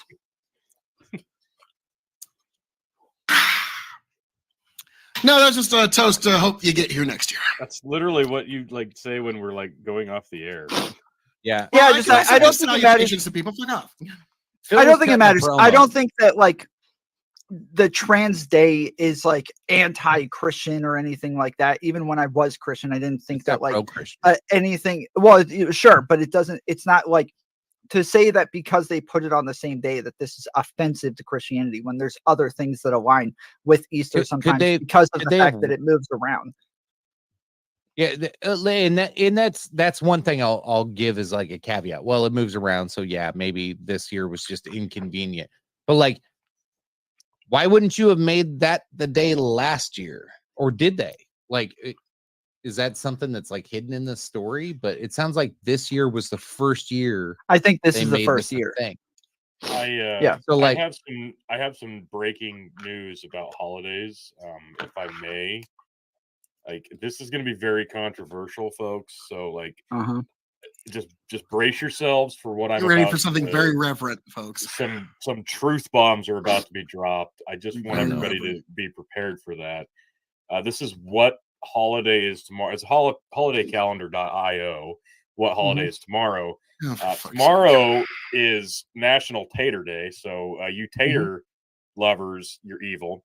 National Crayon Day. Sorry, kiddies. You color tomorrow. You are a Satan worshiper. Also, Eiffel Tower Day. I assume that's the structure and not the lovemaking act. I could be wrong. Also, obviously, International Trans Visibility Day, because of course it is. Easter, turns out, who knew? National Prom Day. On Easter Sunday. Phil, evil. National Farm Workers Day tomorrow. Disgusting. How do you sleep at night? Okay, hold on, stop. I'm fucking offended. Fucking farmers. I am fucking offended now. How dare they take away from National Farmer Workers Day? Because technically now I'm a farmer. Fuck you. That's my day. Get rid of. Yeah, you can't have Easter on National. Yeah, Farm Tony, Workers you're Day. totally right. The fact that all these other things that shouldn't be there totally makes this other thing right. Because Tony, you're absolutely right. 2 wrongs totally make a right. You're correct, T. I'm so glad you pulled this up. Makes a rainbow. Yes, keep bringing this list of blasphemies and nonsense and unnecessariness. Please do. Please do, Tony. No. But yes, 2 wrongs totally make a right. You're totally right, T. You're completely correct. I'm glad you did that. Phil, all of these things always land on the 31st. It's Easter that moved to their days. That's the point, is that Easter happened on the 31st this year, but it's not on the 31st every year. So and don't celebrate any of them. 31st. And all this thing, don't celebrate any of it, but Easter. Nobody asked either. So so nobody asked. So the thing is whether or not this is wrong. Well, it doesn't matter. That's what the church. That's what the church says. So their poll means a lot more to me. Yeah, the point is that all like it or not, but you know it's true. How are you guys celebrating? It's like on the Genesis 1:27. The reason why, like, this is something that is unbiblical. God created man in His own image, and in the image God He created him, male and female. He created them, and so that's why, like this. What? It's a separation of church and state. They're not going to protect. Not the religion and holidays. state, though. You realize that, right? Right, but you don't We celebrate. have a those separation other of church and holidays. state, not You're- religion and state. That's something that you're- everybody gets wrong. Your you're not religion can still celebrating very those much inform your political decisions. Yes, you are going to blaspheme the farmers, and that's fine. You hate farmers. You're not celebrating Farmer Day, but that's Right. like Christ for always us goes above who even are not farmers. religious, I'm a farmer. Christ they comes are first. You know that, Tom, or at least you did at one point in your life. I'm saying yes, you can choose not to celebrate those days, but the fact that Easter is coinciding with Are you those going to days celebrate any of those days other than Easter, Tom? No. Are you celebrating Easter? Yes. Okay. Well, hey, hang on, Tom, guys. I have a question. Tom, do you accept Jesus Christ, your Lord and Savior? No. Okay. Anyways, what were you gonna say, Chicken? Go ahead. I was just gonna say, Tom, because like Easter is tomorrow, in just hours away. I know he is now a religious scholar and expert, so I'm super curious to hear his opinions on all of this. Yeah. Jesus Chavez died for your sins. God damn it. I always like it when Caesar Steve Chavez comes Day by. tomorrow. It is. Did I don't give believe a? you have You have yet, not banned it, and I think Not banned you it, definitely no. need to give it to Yes, you Tony have. for all that Crayola that Day. blasphemous nonsense. Tom not even celebrating Crayola Day. I am a little offended that Easter would take away from Crayola Day. Yeah. I feel like it's you can rainbows. celebrate Crayola Day while celebrating Easter, and I don't think anybody has to think lesser of it. You have to use Easter colored crayons. Right, and that's fine. I can do that. No, not even using Crayola anymore on Easter. Fuck that. I was gonna say, honestly, boycott reading of Crayola now. Reading that other article of why Easter follows full moons makes me like that. Like, Phil, if you would have gave me that explanation, I might have like been able to follow it a little bit more. Other than how dare you? It's fucking the resurrection. Like, if you would have been like, oh no, That's the this Phil is argument. how they. Well, it's like, oh, they followed it this way because this is like the full moon, and they always did it on the Sunday after the full moon, and that's just how the tradition's always been. I'm like, that makes way more sense to me than, well, because Hey, Chicken, you know what the flaw in your thinking is, though? You're expecting, you're wanting, That's your flaw. well, no, you're wanting a Expecting what? naturalistic explanation for a supernatural event. That's the flaw. Wait, hold on. No. Holidays are not. explanation. No, that's exactly what he's looking for. Holidays. No. The days that we choose to put holidays on are not supernatural events. We don't Those know are the like- exact date. We have secular sources that put it within the week that the church has said for 2,000 years. Wait, so no, it's just an explanation. It's not supernatural or natural. It's an fucking. And so what you're trying to do is like, well, look at how the moon went through in the Hebrew calendar. It's like you're trying to find a naturalistic explanation for a supernatural event. Just an explanation. You gave me none. All you said was that's because that's what we've done for 2,000 years. That's well, not no, an I even gave you even secular sources put it within a week.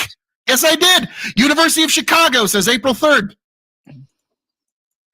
I said then If let's have it anybody on April 3rd. Make this a double or a triple. You just go on over to right there. It is buymeacoffee.com/Tony G. And for right now, the price is only $5. I will have to take another shot of this disgusting millet whiskey. Cheers.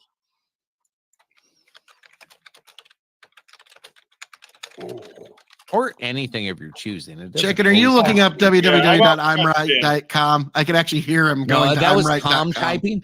So Tom's keyboard is Tony. a loud clicker keyboard. I don't have one of those. That was Tony. Clearly not me with my hand. I caught you, you motherfucker. Looking up I got a question. imright.com. After I heard all that typing, I got a question for Tom. Like, is this a thing when you get so many subs that you have to have a keyboard that makes so many clicking sounds on a show? Because I noticed only people that have like 1,000 subscribers have a keyboard that's really fucking loud when you type to make sure people know you type really fast. So my chat cannot hear my keyboard whatsoever. You guys can because of StreamYard. And so bullshit, dude. I've jumped on your live stream. I've heard your keyboard. No, you can hear it through my Discord and you can hear it through StreamYard. You cannot hear it on my stream. Like I've heard it on your YouTube channel before. I don't think so. I've never, even like right now. Jesus. Okay, that's a little, that's a bit much. But wow, now Chicken, I do gotta say, you getting into fucking keyboard gate here is a little like there's a fucking conspiracy. It's always been one of those things, but like I've always loved a keyboard that works really well, but I don't like the loud clackiness of it. Like I'm one of those people. I like a quiet keyboard. I like to just it's like to me it's like jazz. It should be smooth and it should be like gentle and sensual and sexy. Like I love electronics and I love my all right, what about computers now? and Edition says your keyboard has to be loud. Now I can hear I hear a little, but that's why I don't use my Apple, because it has a loud keyboard. I don't like it. I fucking hate the Apple keyboard because it's like clack, clack, clack, clack, clack, clack, clack. I'm like, I turned on noise reduction. You just listed another one. Ninja keyboards. Jesus. Now, Chicken, somewhat on the subject that we're on, wasn't there another story that I'm dying to get into? Phil's gonna love this, and I think the rest of us are gonna rip on it a little bit. P. Diddy, this is gonna be great. Not yet. I got a video for you. Let's see, which tab is that? It's Bird. Are we catching up with the doggy style girl? Nope. No, that's the post show. Tony, I don't have that link. Okay. If only I did. All right, in case y'all missed it. Wait, I thought you said we weren't looking at the dog very spot. friendly Greenwood. Can you guys hear it? Not while Tony's talking. No. I was making a pun. Because I love his song, God Bless the USA, in connection with promoting the God Bless the USA Bible. This Bible is the King James Version and also includes our founding father documents. Yes, the Constitution, which I'm fighting for every single day, very hard to keep Americans protected. Also, the Bill of Rights, the Declaration of Independence, and the Pledge of Allegiance are all part of this God Bless the USA Bible, and it's very important to me. I want to have a lot of people have it. You have to have it for your heart, for your soul. Many of you have never read them and don't know the liberties and rights you have as Americans and how you are being threatened to lose those rights. It's happening all the time. It's a very sad thing that's going on in our country, but we're going to get it turned around. Religion and Christianity are the biggest things missing from this country. And I truly believe that we need to bring them back, and we have to bring them back fast. I think it's one of the biggest problems we have. That's why our country is going haywire. We've lost religion in our country. All Americans need a Bible in their home, and I have many. It's my favorite book. It's a lot of people's favorite book.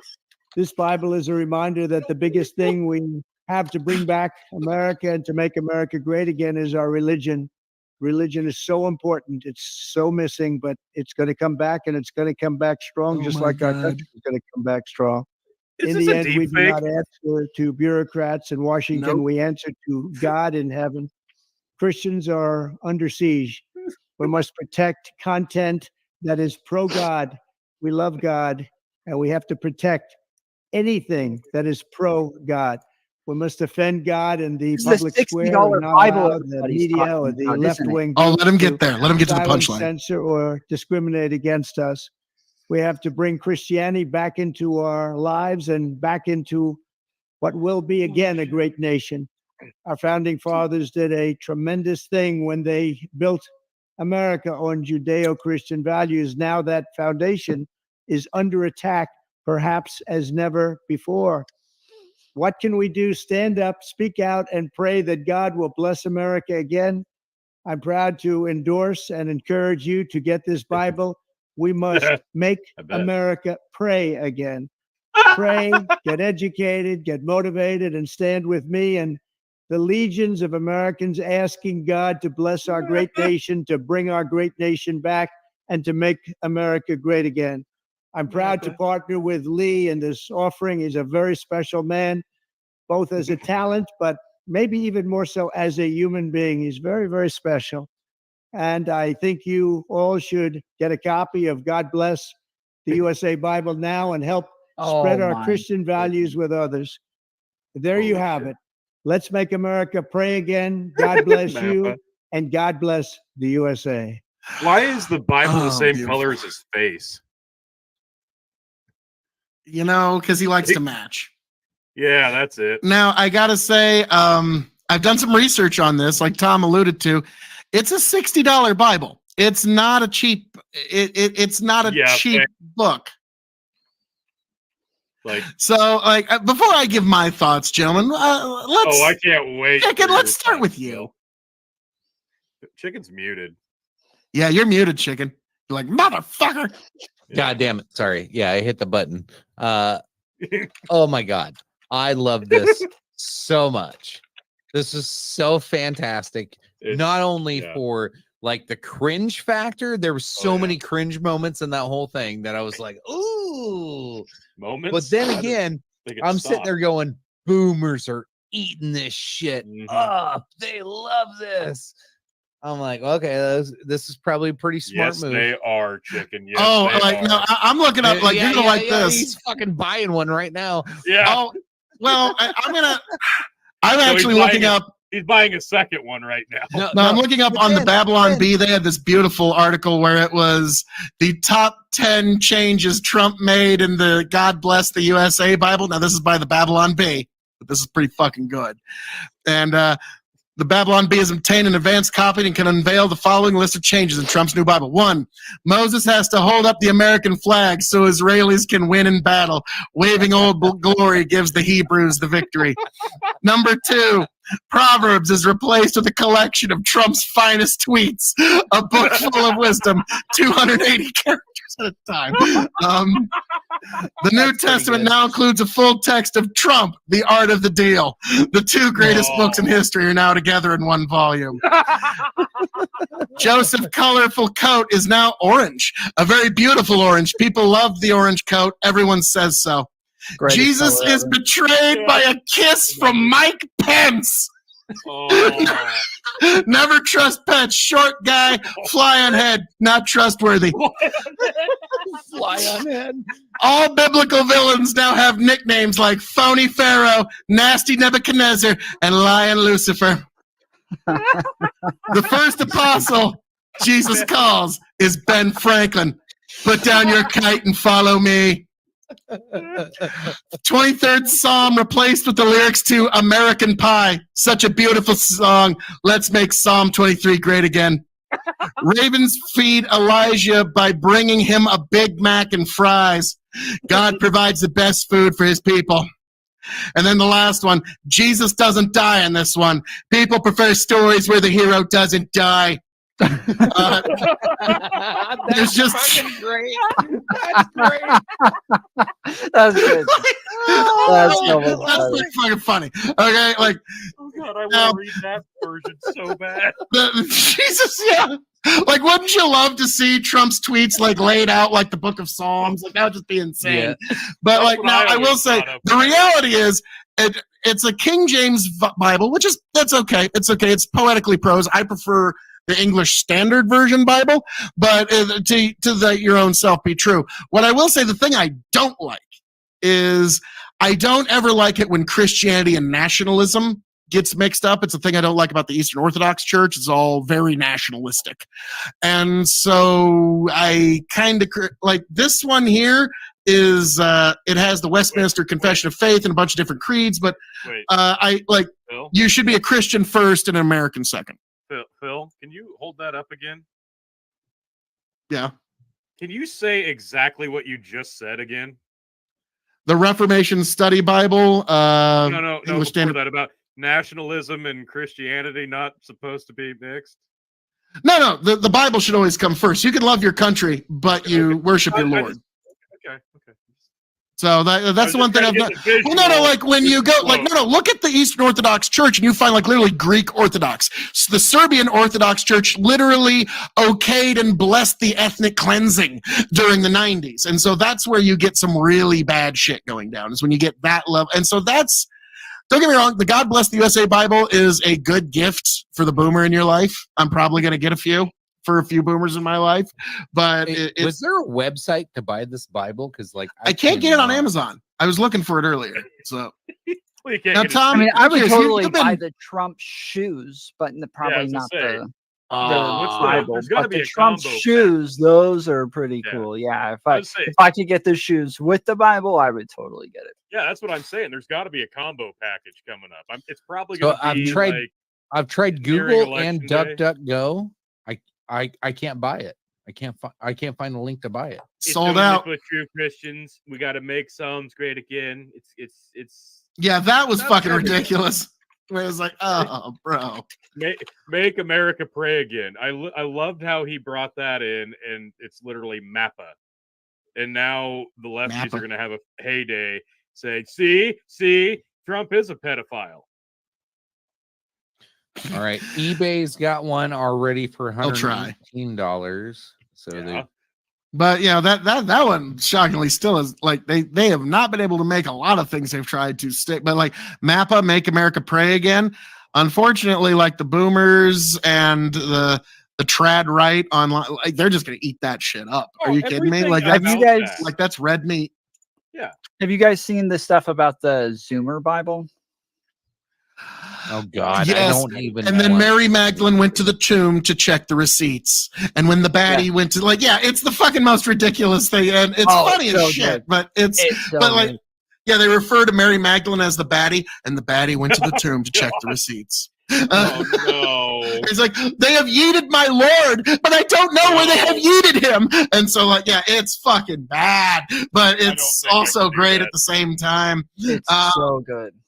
I don't think I could handle Not that. you getting crucified, Christ. Like, yeah, Man. it's over the top. But yeah, I've heard a little bit of it, and it's our good friend Ike Rich. I asked him what he would call that. He would call it the New Contemporary Translation. Nice. Oh my God! All right, we Let's ready to get get to into the meat and potatoes of the night. I don't know how long this will go. P. Diddy. He is the 2024's Black Epstein, I guess. He hasn't killed himself yet, but give it time. That's what they're comparing him to. So again, if you lived under a rock, vote or die, motherfucker. Yeah. Yeah, this motherfucker's on the run. Apparently he was in Miami today. I saw like Twitter blowing up. Oh, he's fine. He's in Miami. Everything's cool. He's hanging out. I'm in Miami, bitch. If he's back in the States, and that means the feds were cleaning out evidence from his house on other people, not gathering it against him. So again, if you've lived under a rock, this dude, obviously there's been controversy with Puff Daddy since day one. Whether you're looking at East Coast versus West Coast old school rap fucking like issues that we all heard about as kids. Like I remember being a kid being like, oh my God, I heard like Tupac and Biggie got problems. Like, but Puff Daddy was always squarely in the middle of it. It brings up people such as Jennifer Lopez and so many other like major names over the years that have been involved in dealings with Puff Daddy. There's people that have gone to jail for 10 or more years because of interactions with Puff Daddy, whether that was, covering for him and taking the fall for him or just people not being supported by him. There's so many allegations against this guy. Now, there's some weird shit.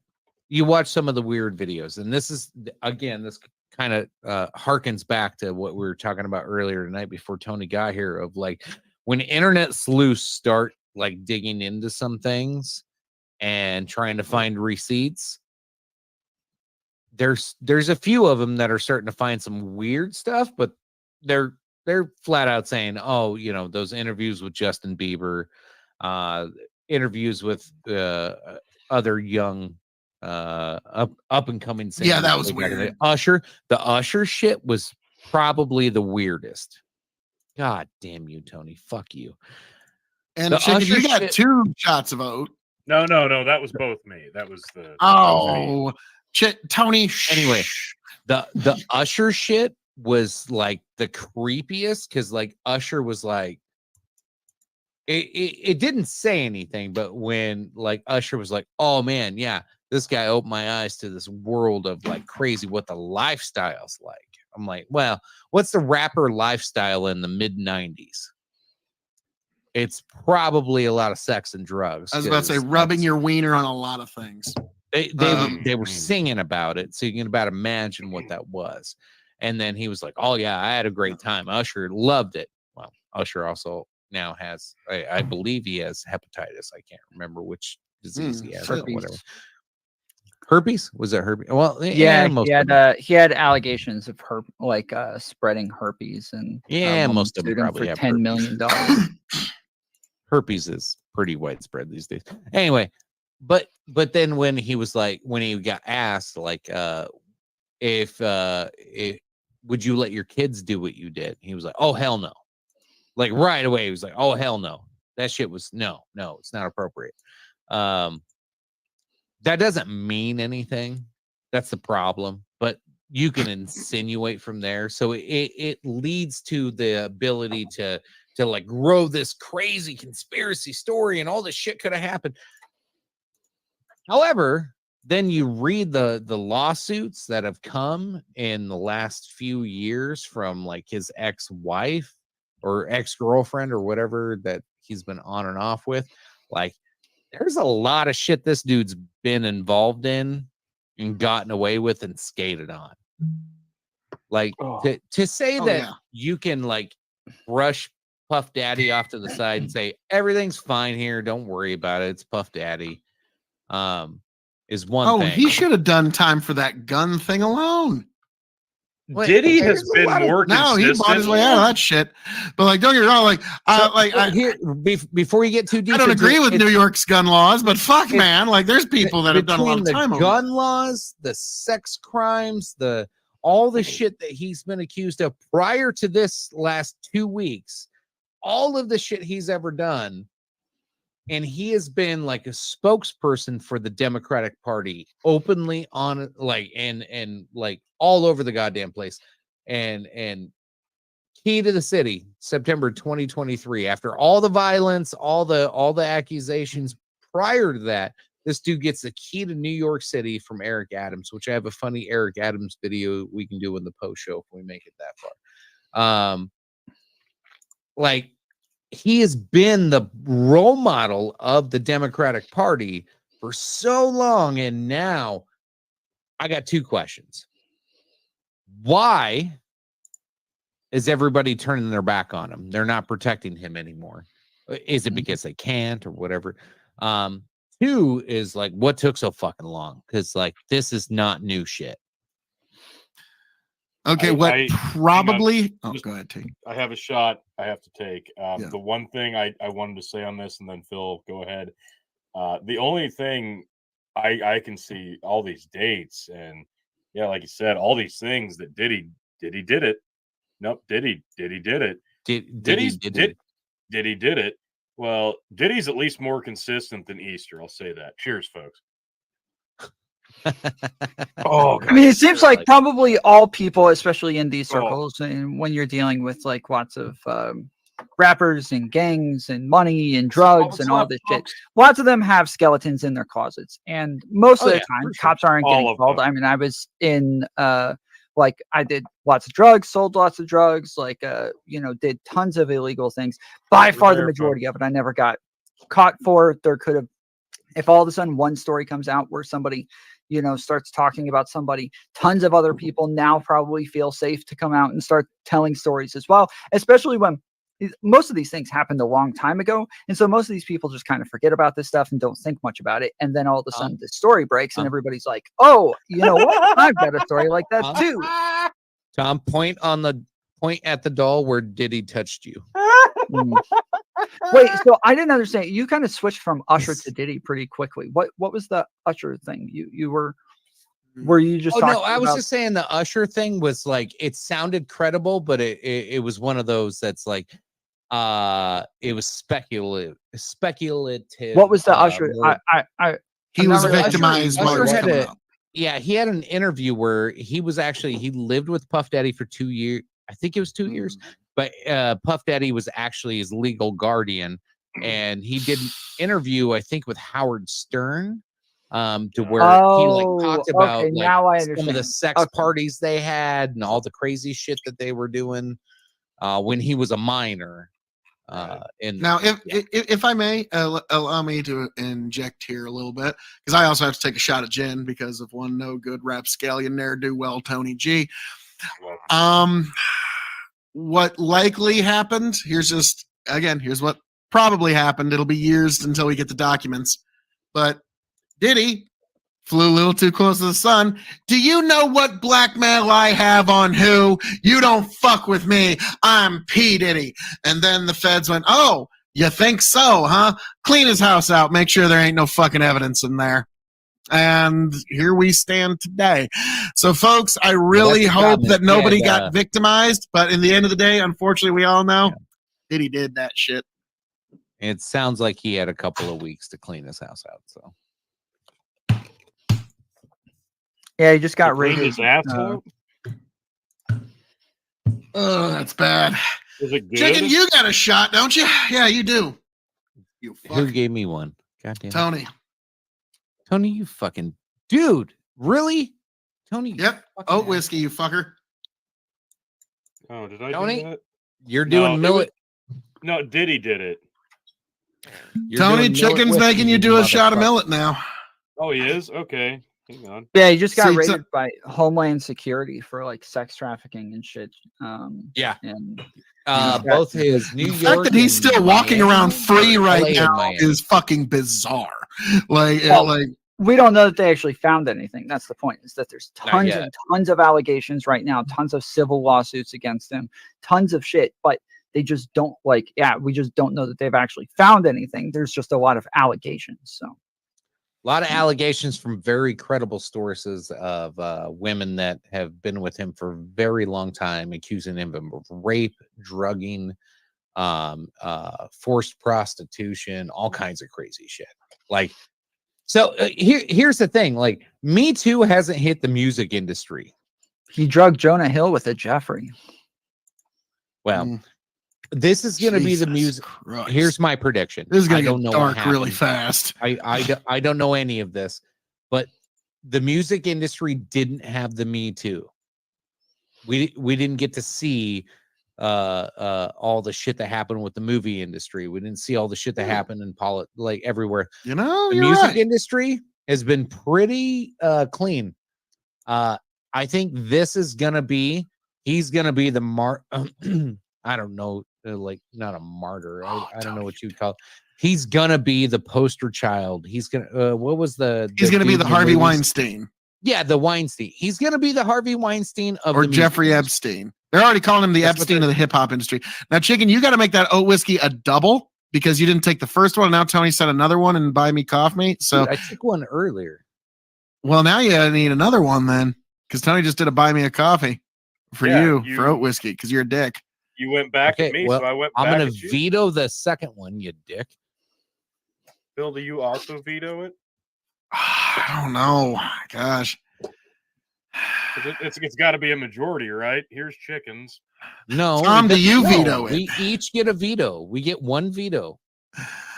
I don't know, So Tony. So I guess we're hammering out the logistics here. Hang on. We can give our vetoes away to other people. It doesn't have to be a majority. Like if I feel bad for Phil, I can give Phil my veto. But if I feel bad for myself, I'll veto myself. Okay, you I make fucker. these We'll let you rules go up for as one. we go, Tony. You don't take know? that shot of that awful whiskey right now, Chicken. This Do it. stuff sucks so goddamn bad. Like, what's funny, Tom, is we have like really good whiskey. Cool. We like Yeah, the audience cool. enjoys us drinking the bad shit more than drinking the good shit. Because like I've got a bottle of George T. Stagg right here. I've got a punishment bottle of William LaRue Weller right here. But yeah, the audience would much rather me drink the audience, swill. if you're still listening. So I love how paid for Tony a still shot. has posted up chicken oat butt me coffee. I was typing quick. Shut up. So I've paid for the $5 shot for chicken. I've paid for the $5 shot for Phil. So to make either of them drink up, buy me a coffee, it would be $10. I still have yet to break the seal on the buy me a coffee, I think. So if anybody wants to get in on that, there's not a lot left. We need a Lesto. I want to kill this fucking bottle of millet. No, Never you see need it to again. take another shot next week because you love We are it in so. the third or third hour. Oh my god! Now, Tom, Anyway, you've been awful quiet here. I'm curious. Now that we're back to the story, what do you think Diddy did it? What's your general instinct on this?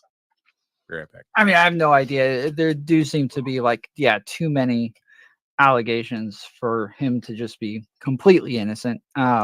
So it's likely something happened, unless there's a real conspiracy going on to take him down. Where so a lot of coordination going on, but I have no idea, and I'm more interested to see. Well, what happens. I think that guy is flying so close to the sun. His lifestyle is so wild. It literally would just be the matter of one bureaucrat calling a judge to get a warrant, and it's not going to take a lot. Again, his house just got searched, so. And if even 10% of the shit that we're talking about is true, mother of God. Okay, so we'll see if even 10.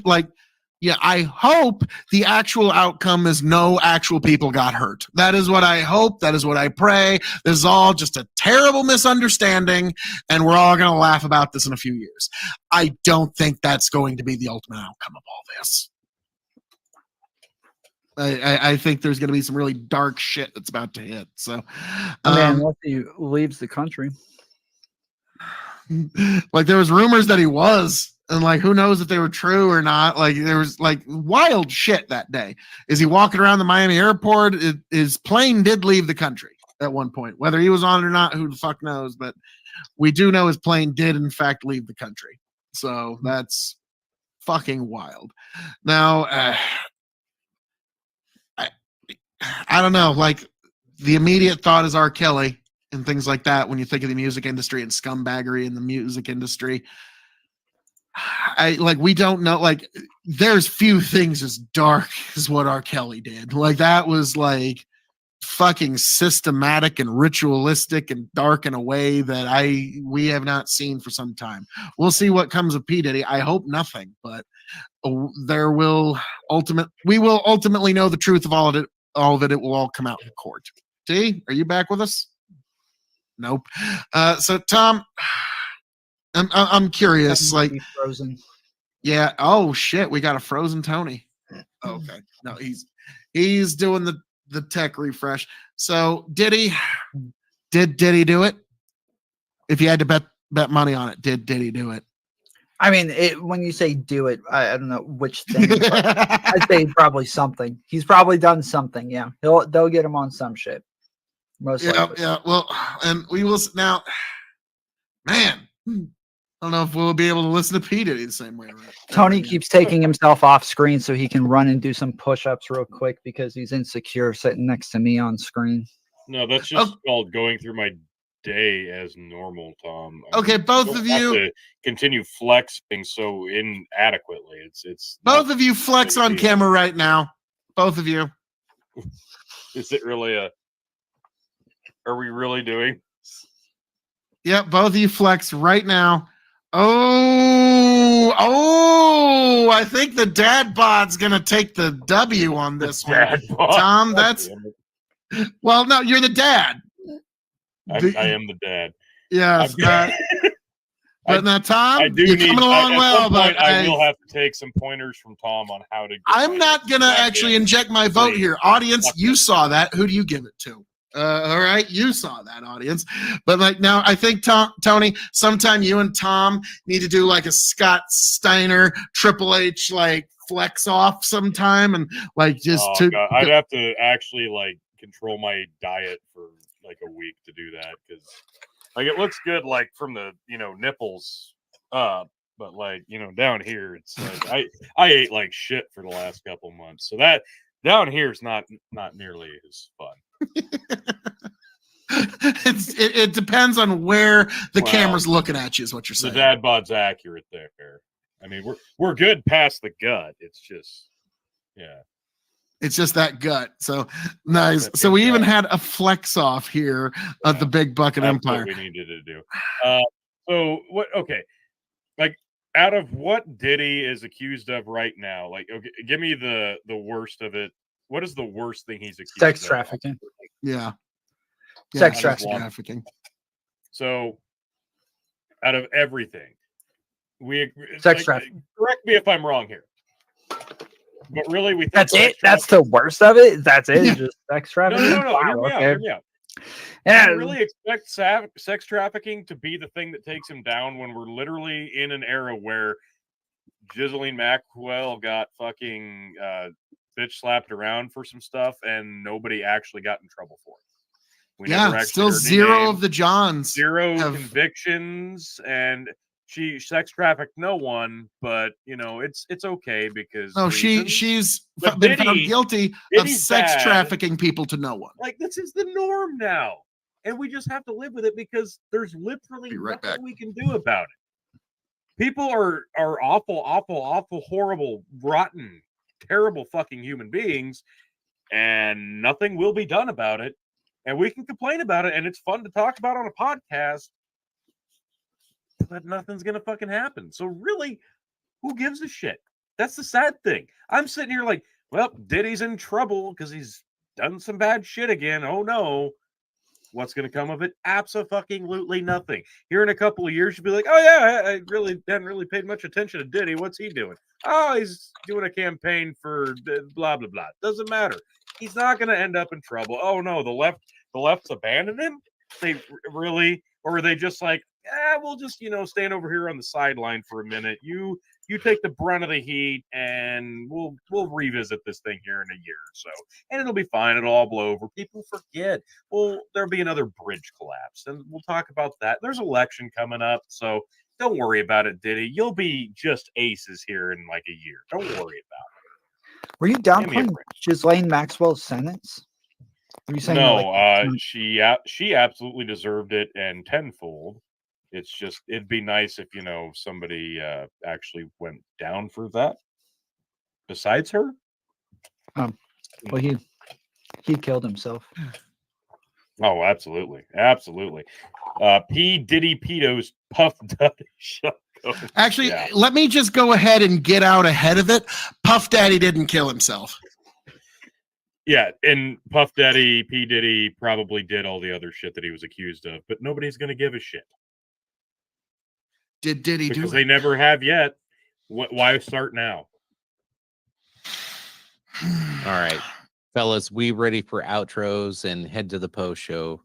I've got a link. Let me get it in the comments. Just hang on. Well, folks, as I'm known to say around here, all that being said, thank you for joining us here, Big Buckin' episode 205, and it was live. A little ditty, folks. I thank all of you for being here. God bless every last one of you. I hope all of you make it back here happy, healthy, much the wiser, and please come check me out at K.O.E Nation on YouTube, TikTok, Twitch, Twitter. Also, be right back here, Big Buckin' Empire on YouTube and Facebook, and all of the Big Buckin' Empire platforms for tomorrow night's Easter Sunday stream. God bless every last one of you. I hope you join me here, 8:30 Central, Easter Sunday. Folks, I am so glad to be here. Tom, thank you for gracing us with your presence this evening. It was a wonderful time. Tony, Chicken, Tom, take it away. Tom, let the few people still watching, let them know where they'll find you. Indeed. And he's muted. Yeah, Brilliant. we can't hear you. He's muted. Oh man, that's Tom, you're muted, but it's brilliant. It was brilliant, man. Oh, I didn't mute myself. I don't know why that happened. Oops, it basically. But yeah, Tom Foolery Show on YouTube, youtube.com/Tom Foolery Show. I'm got to get off here in a minute. Got some other stuff that I got to cover, but I appreciate you guys having me on. This is always fun. Always. Anytime, sir. Had a good time. Good seeing you. Peace. Yeah. So sorry I was so fucking late tonight. Yeah, had Easter obligations, and as per usual, they ran late. But so folks, that's why he's so pissed off about Easter. Yeah, that's it. So some added incentive to join the post show. The link's right there at the bottom, folks. Seriously, I've got like nothing left of this Millet whiskey. It needs to go away. You jump on the post show, you pay $5. I won't even increase the amounts. I'll finish this fucking bottle in shot form. So, join the post show. We'll talk prices and haggle. But of course, just right here, the Dog and Chicken Show, episode 205, Facebook, YouTube specifically, Twitch. Somehow still we're just barely hanging on by a thread, I guess. Hazard analysis, fucking K.O.E. Nation, Dads Worldwide specifically just did an episode the other night, and of course the Revolutionary Wrestling Podcast next weekend. Coverage of WrestleMania 40. So much to be seen. Linktree/Big Buck, and so much there. If you want more Tony fucking G, Linktree/Tony the Rod. There's plenty there where you can see me, the 16-time Revolutionary Wrestling Podcast champion, once again reclaim my title. And with that, Chicken, I yield to you. Take us home. Yeah, folks, I didn't get to do my cringe opening, but I'm going to do a cringe closer. I want to see the look on Tony's face when I get through this bad boy. Today's letter is C. Can't tell by my mug. Closing this episode of the Dog and Chicken Show, we extend our heartfelt gratitude to Bill K.O.E., Tony G, Tom Foolery, and our countless cherished listeners constituting a colossal community of camaraderie and connection. We commend you for continued commitment, contributions, and contagious enthusiasm. We constantly support your cultivations of creativity, fostering more camaraderie, and fuels your collective curiosity. We cherish each comment, critique, and compliment as they continually catalyze our content's evolution. With countless cheers, claps, and commendations, this is so bad.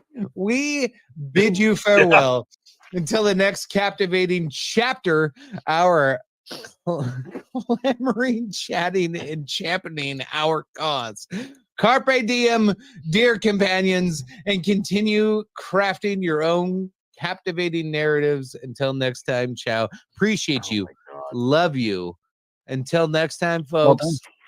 You ruined English. And that was also convoluted. It was good. Yeah, it is a little bit convoluted. Appreciate you. Love you. Bye. Good night, folks. We're going to see if it just smooths itself out. Tell you what I'll do. If I ever get back, I promise to refabricate you, raging rivers of gold. That's what the brochure advertised. How are we doing, all you beautiful people? Now we're lost. We gotta take it down. All right, folks, that was a very long time coming and very necessary. And I'm glad we got there. Now, folks, there's a review that I've got that's been a long time coming, and we're going to get into it here very shortly because I have been looking forward to this review for a long time, but have never had the opportunity to get into it. Tony straight up said, Phil, feel free. We got such a backlog. Just hit this one solo. So without further ado, that's what I'm going to do right now. Welcome, one hand up. Take two, bitches. Take two. All right. And yes, you have indeed arrived here at the K.O.E. Nation for this very long time coming review of Jack Daniel's Tennessee Cider. Folks, I am your King of Extreme, Phil K.O.E., the man of the hour, the man with the power, the man that makes the other podcast cower, the prince and potentate of the political parlance, the lord of the Scottish Highlands. One damn handsome man, if I do say so myself. Your King of Extreme, Phil K.O.E., and we are here for this very special, long time coming review. In fact, this is a very old bottling of Tennessee cider. And to get into the information here, folks, this calls for the glasses of extreme. Yes, folks, the glasses of extreme. Now, folks, of course, here at K.O.E Nation on YouTube, TikTok, Twitch, and Twitter, I'm never above shameless self-promotion. This is one that I've wanted to get into, but just never had the opportunity. Jack Daniel's Winter Jack Original Recipe Tennessee Cider. A seasonal blend of apple cider liqueur and Jack Daniel's Tennessee whiskey. 15% alcohol by volume, 30 proof, caramel colored. And so we've got on one side, Jack Daniel's Winter Jack is a seasonal blend made perfect with our apple cider liqueur, the taste of warm winter spices, and Jack Daniel's Old Number 7 Tennessee whiskey, an original recipe from Jack's home, Lynchburg, Tennessee. Then on the other side, made with original Jack Daniel's Old Number 7. Best served warm when it's cold. Share with friends and family. And on the back here, it's very small print, but I will find it. Okay, gotta get the right light. Tennessee cider, best served warm. There is something special almost every season in Lynchburg. Even the cold of winter has its own charm. We like to spend it gathered with family and friends, sharing a warm Tennessee cider crafted from an original family recipe. Now we are proud to share this family tradition with you. So, without further ado, folks, this calls for the Spyderco Harpy. Be sure to check out the review of this on K.O.E Nation on YouTube. Coming soon if it's not already up, folks. Now, without further ado, I'm very, very curious about this particular spirit. Interesting. So 15% alcohol by volume, so that's a very strong wine or fortified wines. So this is not going to be terribly high in its alcohol content. Probably very manageable on the palate. It just depends on what kind of apple flavoring you get. Okay, that's very candy. That's very candy. Like that's apple candy, almost Jolly Rancher. Only picking up the tiniest hint of ethanol, but not much. Interesting. I'm quite curious how this one's going to go down the palate. So, Slanjava.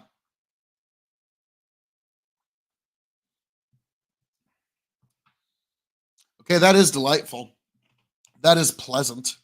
You're not getting much on the palate in terms of like ethanol at all. You're just getting pleasant apple and a little bit of a okay, there with a little bit bigger drink. I got some ethanol, but not much. Again, it's like in wine, you hardly get any alcohol. So this is like a very strong wine. Interesting. Interesting. I am not quite sure how I would even go about grading this.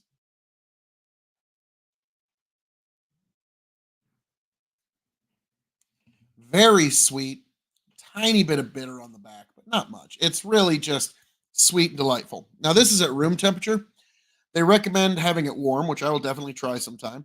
I'm also curious how I bet this would actually serve quite well chilled. I think them marketing this as a wintertime drink might be the tiniest bit misguided. I think with the right marketing, you actually got a pretty nice summer drink there. Hey, not telling Jack Daniels how to run their business, but just a recommendation. I think there's more marketability here than meets the eye.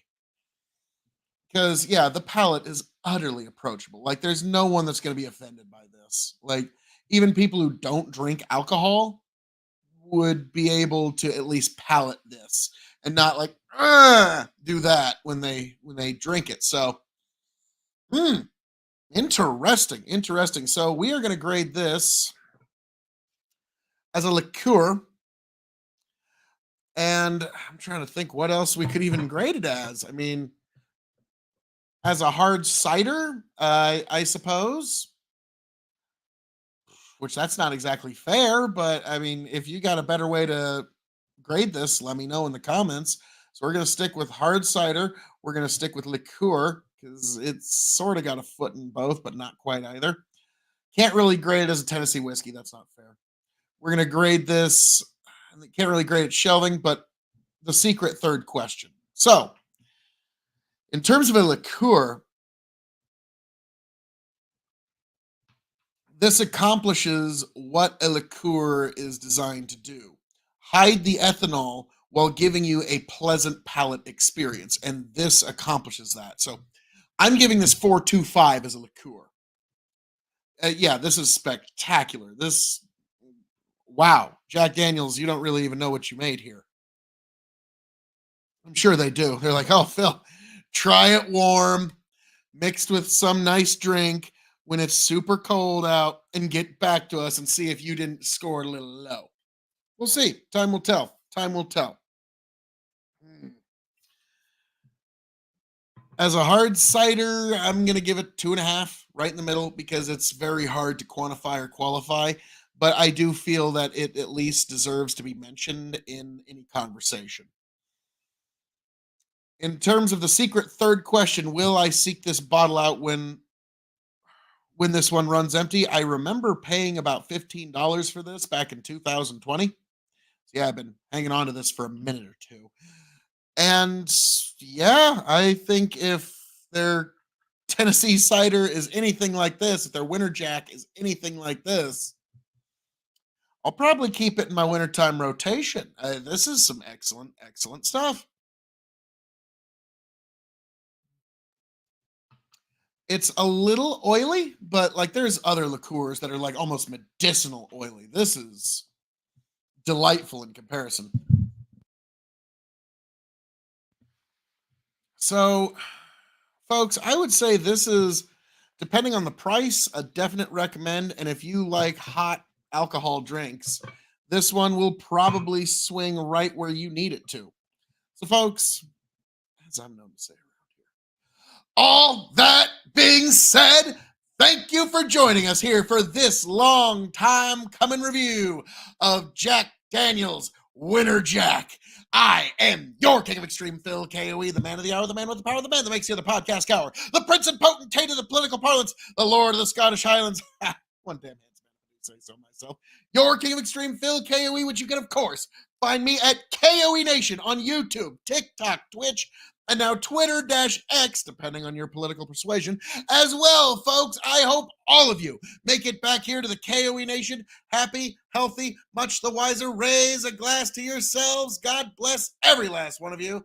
Can't wait to see you back here at the KOE Nation. God bless. Travel well.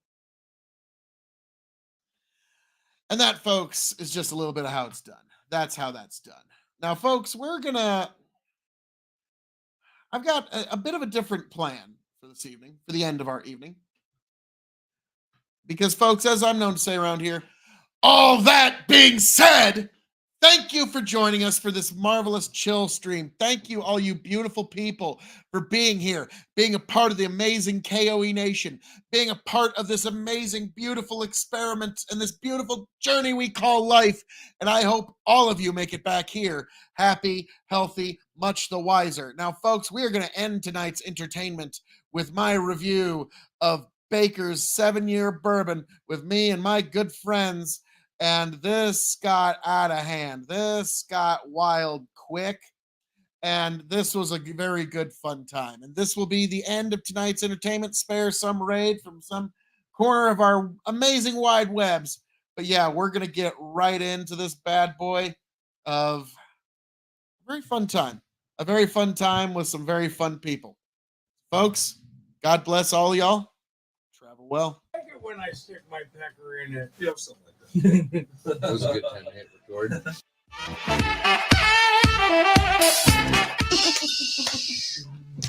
Okay. There's a lot of slapping. Slap happy. Slap you. I slap you. I slap you. Slapping you silly because you disrespected me. All right. That's enough slappiness, boys. I love you. Welcome, one and all, to the K.O.E. Nation, folks, for a very special Spirits Review. I am your King of Extreme, Phil K.O.E., the man of the hour, the man with the power, the man that makes you the podcast hour, the prince and potentate of the political parlance, the lord of the Scottish Highlands himself, and one damn handsome man, if I do say so myself. You can, of course, find me at K.O.E. Nation on YouTube, TikTok, Twitch, and now, of course, Twitter. And we're going to get into this amazing Baker's 7 year, folks. Yes, Baker's 7 year. And I am joined this evening by a cast of indomitable broadcast partners. Of course, the one, the only, your Big Bucking Emperor, 10-time Revolutionary Wrestling Podcast Champion, Chicken. I am super excited to try this out. And then, of course, we have the quadruple distilled, non-chill filtered, 15-time Revolutionary Wrestling Podcast Champion, Tony fucking G. Find me on TikTok, Tony the Rod. And we are joined by the Andrew Tate lookalike himself in the background, who's like, no, fuck this shit. Matrix has attacked me. The Matrix has attacked him. He's sitting out for this review the Saint because of the Shane. Matrix. And then, of course, Shane the Saint. But of one, course, the only. That's what she said. Hi, I'm Skinner. Skinner. You can follow me on the TikTok, Skinner West, or Flim Flamagon on the Twitter. Beautiful. I'm a sexy motherfucker and the older brother of the Chicken. Of the 10-time. And Better look over here. Look, dude, look, right here. Yeah, this takes dedication. Do you like a head of hair, To look so or do you like a goddamn big sexy. ZZ Top beard? Like, preference is key. all right. No, But, perfection. Jesus. Perfection. All right. Here's the thing, He's though. yanking it already. Chicken, this is not the only familial... Hold on. We're, I need to it's a introduce. Uh, debut, Phil. Yes, There's a debut. there's a debut here. Yes. Yes. So, The one, the only, the Mrs. A Chicken. debutante, if you will. welcome to the show, Mrs. Chicken. How are we doing this? Mrs. Chicken. Great. Chicklet, if you will. She's gonna try a bourbon. Yes. She's gonna, yes. My first time. I'm a whiskey virgin, so. Yay! Oh my God, this is hot already. We should try palate to. cleanser. We should have Check out brought what the she's Maker's Mark cherry I on have top some to pop tranny it. fluid in She's case I got- need it to wash my palate afterwards. The if it's tranny bad. training wheels. Yes. So I Tranny hope wheels. it's a good one. Tranny wheels. I like it. Anyway, folks, we have fucking taken over. I'm Yeah, excited. yeah. It's your bottle. It's your bottle. So, yeah, I got this from my awesome big bro. Yes. It was a beautiful present. It's beautiful. It's the gorgeous president. It's the most beautiful president. It's the Making it best. happen great again. President-in-law. So Baker's Kentucky Straight Bourbon Whiskey, Oh. single barrel, 107 proof, Mm. 53.5%. We won't read any of the No, other details. no, don't. Let's get into this bad boy. I love 7-year-old. I love the shape of the bottle. I love the shape. The cork was the thing that like sold me. This is a Beam Suntory product. That might scare a few people away, but they've got some high dollar stuff like Hardin's Creek, Baker's, Knob Creek. Beam Suntory makes a lot of stuff. And this is one people rave about. I've got a fresh bottle myself sitting at home, uncorked. We're all here though, so we're gonna try this together.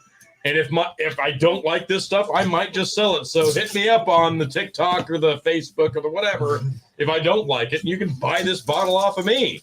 But I have a feeling, Phil, I'm going to like this bottle a lot because it's 107 proof, 7 year. Cork Look at this bomb big time. cork. Look at this big, thick Oh, cork. this thing is huge. It's a big, That's what she wide said. cork. We need That's- a moment of silence. That's what she said. It might not touch the bottom, but it'll stretch out the sides. Cheese wheel. Jesus Christ. It's the cheese wheel. Did Jim help you? Your wife offered to help you. It worked. That's good. Hold that cork up. Oh my God, look at that. It's so cute. It's like a It's a nub. I wasn't going to say that, but I was kind of thinking that. It's short and it's nubby. If somebody has mommy issues, But you also have a robot fetish. this might be the bottle. This is the for bottle you. for you. Like Does look I like can a guarantee robot you, plug. I can guarantee you folks right now watching on the KOE Nation, when I do ultimately crack my bottle, the first thing I'm going to do with this cork, I'm going to pop it in my mouth like a goddamn pacifier. You're gonna look like Maggie fucking Simpson. Yeah. It's gonna be hot. I can't wait. So hot. HAWT. No, actually, this is a cool bottle. This might be one I turn into a decanter down the road. I was about to say, let's start with, there, and the if you nice- like it, we can go deeper. That's what. Yeah, right, but you don't, that's your wife. You don't have to say that. Like you already. Just standing here. The second I said that's what she said, Lynn's seat. Yeah, my literally just went. Just every now and then it just goes by and it just starts slowing down. I'm not even here right now. Phil, you're secondary at this point. Hey, Shane. Hi. Shane, you gonna come in here and try some? Do you want to try the bakers? The bakers? Yes. The butcher, the baker, and the candlestick baker. Maker. There I'm it sure is. we have another Yep. glass in It's here. right here. Shirley, I can sit on your lap. Yep, Yes, absolutely. you can, and don't call him Shirley. Here, just take this one. All I'll right. pour myself another. Let's go. Oh, This yeah. is- Yes, this is yep. Baker's? Here. Scoot on in, Pop sir. a seat Scoot with on in. me, Give her a bro. sniffle, sir. All right. I really Let's do give love it the cork. a nose and see what we get. The cork is impressive. The presentation is nice. It's 7 years. It's 107 proof. Actually, it's pretty subtle for 100. Here. Yeah, this Join is me, very baby. subtle. Yeah. I just got done drinking blands. This Yeah. is super subtle. Join me. There we go. This is Sweet. so again, like I got a sweet smell. I think the most infamous bourbon on the market today has to be Old Rip Van Winkle 10-year, Yes. 107 proof. That's the standard. There's not a lot of under 107 proof bourbons. Yeah. This is like so. Eventually, we're gonna have to do that 107. matchup. That's a specific number. All right. I'm excited. I think we had a nose. I think the nose is like a B. It's not like opening up. Yeah. It's good. Nose. There is a little caramel. Caramel. A little bit of apple. Everybody bring it in. All right. Yep. Bring it all the way. All the Caramel way. apples, yay! Yes. Slanjiva. Here's the fall. It's summer. I know, but caramel apples. It's June. Mm. Well, that's peppery, spicy. Ooh, that is super pepper. It's got some Ooh, spice. shit. That my tongue is like. It's only a touch of heat on the back end, though. Yep, The that's face says it all. a little bit of. What she What? She said. skipped the Bud Light That's what training she wheel. said. That's what she said. And went right to the aqua. All right. That's Nobody. The face says it all. That's what she said. no, you said it like 3 times already, so you kind of spent your load. I was about to say. But nobody. I think the first impression That's what. that we need to get Is that what she real said? quick, what do you think? Awful. Okay, but why specifically? It, Be detailed. it was like pepper with a sour apple. Oh yeah, she's right. Stop drilling. You already struck oil. I'm loving it. Fucking struck gold right there. Yeah, it's beautiful. But no, like, why is it bad? Because the pepper outdid the sour apple, and the sour apple might be better Try it than again. the pepper. Okay, now that it's had like 30 extra seconds to breathe, Try try it it again again. Now Rice And swirl tell it. us for the second not gonna time be so why you bad hate this it. The more oxygen that you can get into the whiskey like this, He's the not better. wrong. Because that Makes opens the it up. alcohol dissipate and Yes, evaporate. it rises. Well, listen to the president. All right, we'll go. Yes, President. The future president. Yes. Where's my flag? I mean, if you already want to Behind think you. of me as your president, I am totally okay with that. Okay, that's much better. Yeah. That was better. The Yeah. Really? nice thing about It was. I don't have Doesn't to take taste much. it. It hits different. It- don't it- it? Yeah. The Yeah. second It's taste is different. always Oh my going to be God. different. Oh my god, because it hits different. it do be like that. though. It don't do be like that though. It do be. But yeah, it's just like if you go to a wine tasting, if you do that with a glass Yep. of wine, and all you're doing is just getting more oxygen into the wine, When they say so it allows it to micro-oxidize. it has All right. great legs, this is what they mean. Let's start It giving it swirls around ratings. and Phil, you would see you like to drip explain down. the rating system that we do? Thin with and K.O.E. Nation? skinny. Oh. Yeah. For those who don't know, we grade on a 5-star scale. 5 meaning you have to have it before you shuffle off this mortal coil. 0 meaning pass it on by. The K.O.E. Nation has advised you well. So, on a 5-star scale, we're going to grade this as a bourbon. We're going to grade this as a whiskey. We're going to grade this as a cask-aged spirit. It's shelving. And for those new to the show, the secret fifth question. So, Chicken, as a bourbon, how would you rate this on a 5-star scale? As a bourbon, this is what I expect from a bourbon. I'm going to give this I'm going to go 4. You kind of read my fucking mind. Like this is a respected distillery, the Beam Suntory Distillery. It's a good age statement in 7 years, Yeah. and it's a proof that I truly respect in This did not 107 proof. disappoint. No, this is exactly what I wanted it to be in presentation and in taste. This is exactly what I wanted. So yeah, 4 stars for sure. Shane, what would you give this on a 5-star scale? On a 5-star scale, Beautiful. I would probably venture around, middle of the road, 3.5 to probably 4. 3.5. That's pretty good for being That's- over 100 proof for a guy that doesn't like to drink whiskey straight. Yeah, that's pretty But good. in my defense, I have been drinking a little. No, whiskey. but A little hey, bit. We have that's had good. some whiskey That's good. this evening. That is true. Not a lot. Now, Mrs. Chicken. A lot. Mrs. Chicken. On a 5-star scale, 5 meaning it's the greatest thing ever, 0 meaning don't ever touch it. How would you rate this bourbon? I would probably give it a 3 in my perspective because I Wow. thought it was over peppery. Okay. In my It opinion. is spicy. And yeah, I guess I'd give it a 3 in my opinion. The I've second flavor was a lot more diluted, had, wasn't yeah, it? I've had better. There you so go. I'll give it a 3. Okay. That's better than I expected. Yeah.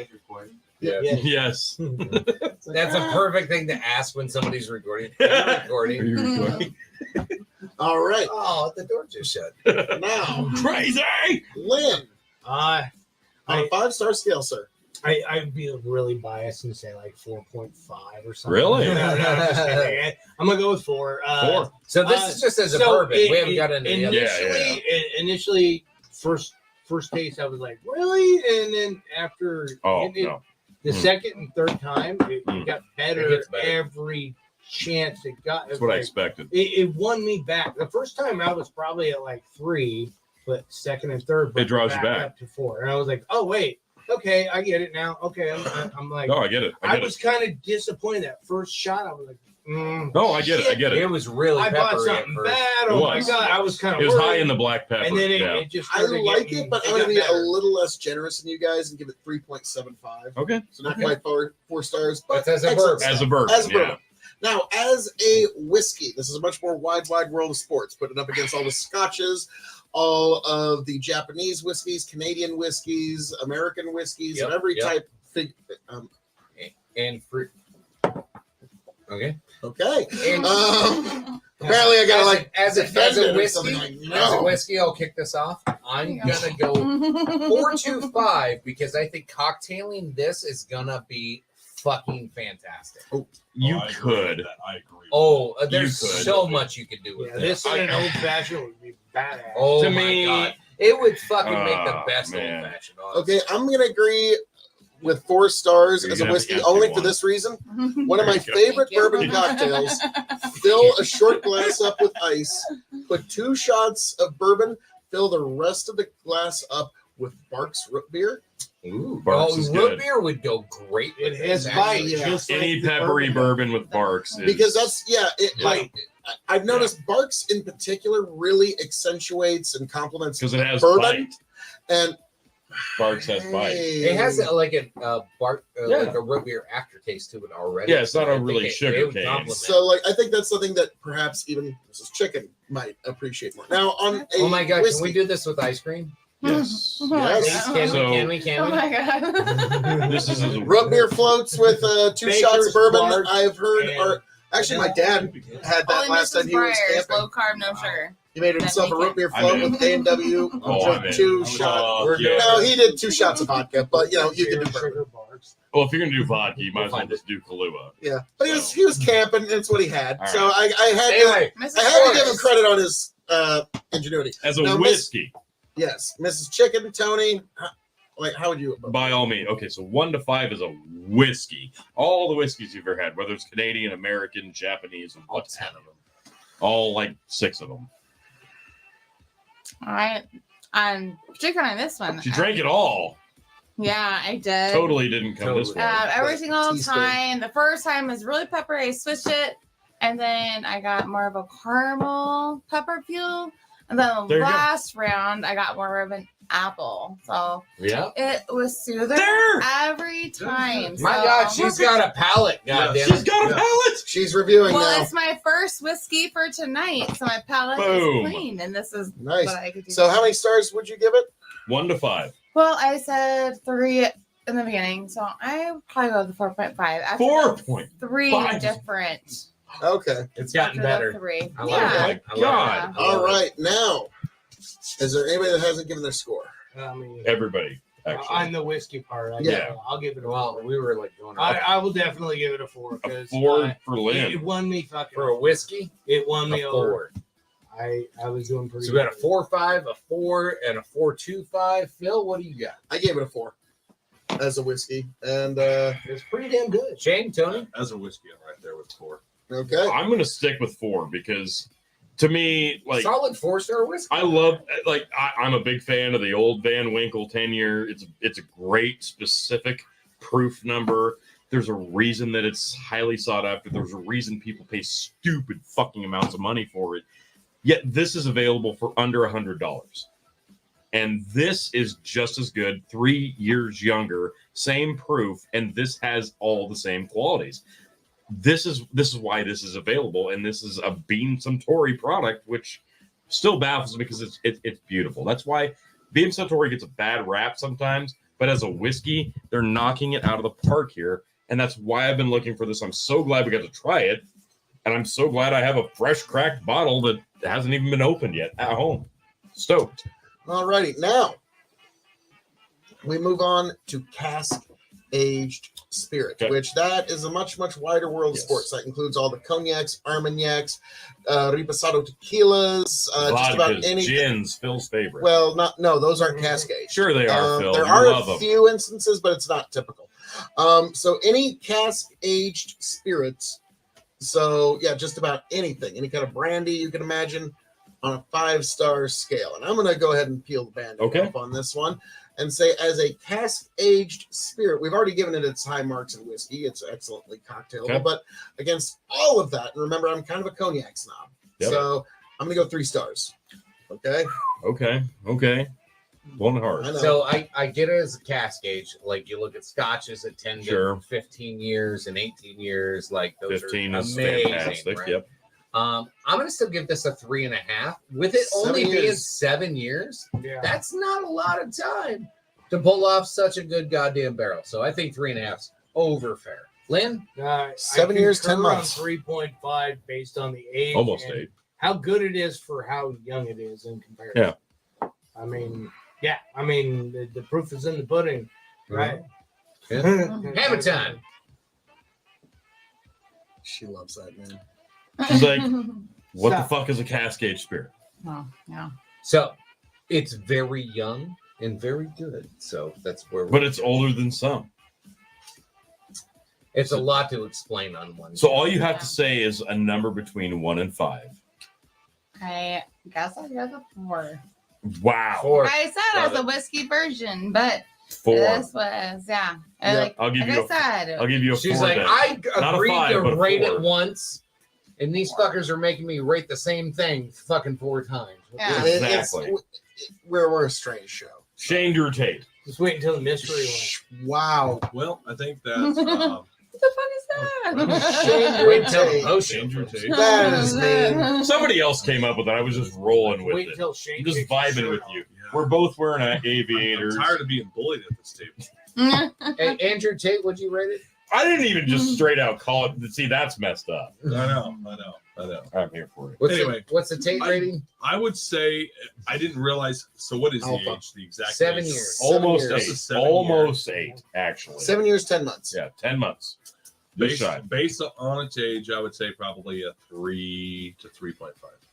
So, okay. We'll give him that 3. I'll finish this off with this is one of those products, and I'm pretty sure they do probably have a 10 to 12 year option available. It's Beam Suntory. They've got plenty of space available in the warehouse, in the rick house. I'm sure there's a 10-year option available with a different proof and type and whatever. But for what this is, it's almost 8 years. And this, to me, Pretty being solid. just shy of 8 years and being better than some of the 10-year options, having a higher proof, I'm going to stick with I'm going to go 3.85 as a Cascade Spirit. Oh, just shy of 4. Splitting. Just shy of 4. Nice. Well, now, after Cascade Spirit, we move on to shelving. Yes. Would we put it on our top, our middle, or our bottom shelf? So I have a unique shelving. I You have 5, shelves. yeah. This will be on the second to the Broke the scale. Second to top. I have 3. I think it deserves. Phil, you have like 8. Yeah. Phil's got a lot of shelves. I think Which it deserves top shelf recognition. Middle shelf for sure, but I think it needs to be in the middle. Some people might have it on their top shelf. So chicken and I picks would is not 4th shelf. I would not fucking be upset with anybody if they had it on their top shelf. Okay. And also, folks, wait for it's coming later tonight when Chicken goes to sleep. Me and Tony are going to gift him a reorganization of his shelf. Well, folks, this will take a while. I will leave the cameras on tonight, and he's all white girl worked up. Actually, Phil has COPD, and you probably will not be able to stay awake for that. That is, she's got you there. Lies, So it's just gonna be me communism, going, I don't know, propaganda. I guess I'll put this here. Yeah. I don't know what they're talking about. So, all right, I'm gonna go ahead and say this is middle shelf for me as well. If I had 5 shelves, it'd be on my 4th shelf. But You. honestly, it's fuck you. You have 5 shelves sell out. You have like 3. There's no Goddamn, bottle What there. am I doing here? Sorry, That's camera. Phil. My camera works. Still Phil. I mean, yeah, don't get me Okay, wrong. there I am. The main character of the universe. So yes. Honestly, if I had I have a bottle of this, and it's gonna go now that I've tasted it, probably on. I can't quite justify top shelf, but I do feel like it's better in the middle shelf. So yeah, if I had 5, it'd be on my 4th. 5 shelves. So if you don't put it in your 4th, fuck you. A real quick question. Shoot. What 2 bottles would you put it in between? Oh, giggity. Like a Bullet 10-year, and help me out on the other side. Maker's Mark, anything? Maker's 101. Okay, yeah, Maker's 101. Yeah, that's actually that's good. where it was like. So yeah, that would be Or like a 46 cast drink, something like that. Yes, Yeah. yes, excellent. Perfect. So, Mrs. Chicken, you obviously would have just full whiskey shelves You filled have with this bottle. many varying bottles. It's in your possession. Technically, Where it would is. you put this on your hypothetical whiskey? And you can do it by Yeah, looks. actually, yeah. Here, Nobody cork cares. it. You We're can gonna buy cork it. aesthetically Here you pleasing go. looks. We're just gonna give you the bottle. You take this. There's 5 shelves. Put it I wherever you would want. put it on the 4th. Here you go. No, that's the second. The 4th is the highest. No, See, The this higher is the 1. The good stuff's up 2, top. The bad 3, stuff's on 4, Right. 5. So whereabouts? The empty spot right You're gonna put it on the She's gonna put it to the second one shelf. she can reach. So she's going. She's going nuts here. Whichever and one requires me to not There's get up. literally a space right here for my hand to set this down. There we go. So that's where it goes. Now it does not deserve to be by Elijah Craig. Let's be honest. Right. Yeah. Heaven's door. Is Elijah Craig better? We're not gonna put it No. by yeah. No, Elijah No, Craig. that's way better than Elijah Yeah, Craig. that's- So, the lower the worse. Lynn, have you given your shelf? Okay. Okay. Oh, Obviously the There. Scared me. the shelf levels of only being 3, I would go mid, but Upper mid. But I would say it's got to be like sitting on top of 'Cause- another something. So yeah, Yeah, I in would my say world. 4 or 5 shelves. I would give it 4. 107 but- proof. Now, we arrive at the secret 5th question. yep. It's the hook to keep you here the whole time, The hook. folks. The secret. Yes. So, Phil chicken. finally got the hook. I got the hook. Hook it up. I got the hook. Hook I've it been up. telling Phil about the hook in podcasting for over a year, and now all of a sudden he's using it. I've been using that for years, motherfucker. Yeah, right. So, many of my K.O.E Nation fans will know the secret 5th question has been a hook for many years. Yeah. So, chicken. Well, actually, Lynn, what did this bottle cost you USD? All right. So I bought it in conjunction at the classic store on Fort Leonard Post, and so I bought a 24 pack of Yinling, and I bought this bottle, and it cost me 60 some bucks, like That's a 62, good price. 63. So Great it price. was very well. You got a it classic retail. store, like a military Yeah, post, like will grab it usually off the knock shelf. off No, there's $10 other to stuff. a bottle of Okay. whatever. So, like, if it costs you 50 at a grocery store, it's going to cost 40 on a military Yeah, base. good Like, for some reason, there's always like a $10 cheaper something. So I got a good fucking deal. Under on it. Basically, retail, so probably close to $40 for the bottle. Nice. Okay. Okay. Well done. Well It was done. worth every damn penny. Well, so the question is, Agreed. when this bottle runs empty, will you seek another one? For that price, definitely. Those Jesus, prices, yes. Now, you got to know a guy. Yeah. Yes. Clearly. Yeah. But if I see him, I'll let you know. Okay. There was only one of them chicken. out there. Secret fifth question. If I could find it, I would pay up to 60 for that. 60. Yep. That's I kind of agree. my ceiling Yeah. for the price range of that bottle. I think 60 is fair for what you get from it. I literally I was just drinking Blanton's and It was a really good one. I'm just as happy with this as I am with Blanton. So All righty. Phil. Like I said, for 40, 50, 60, yes, 70, no. That would be my cut. Yeah. Shane, Tony?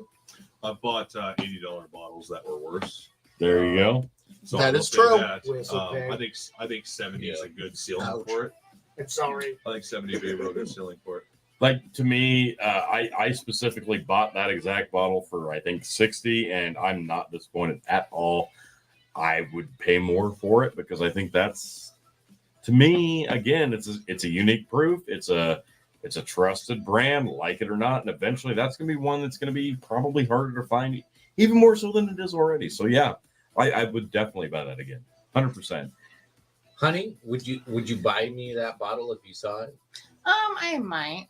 I mean, I'd probably pay about $40 max. But if I had to 40. drink it, I mean, it was good. But I think that like a splash of V8 tomato juice would make it pop really good That's different. with the flavors. That is different. I like it. Way I fucking That's love what Wow, I you would made do. Tony drop the Hey, glasses. she's an That's- inventor of like a whole other thing going on here. This Like, is- I don't know what to it. make Might of be that. good actually.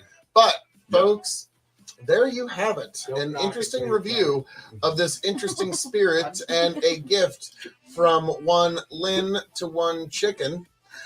So, folks, seat keeps sinking again. Scoot over here. Oh my god. Oh wait. Loving you. Oh my god.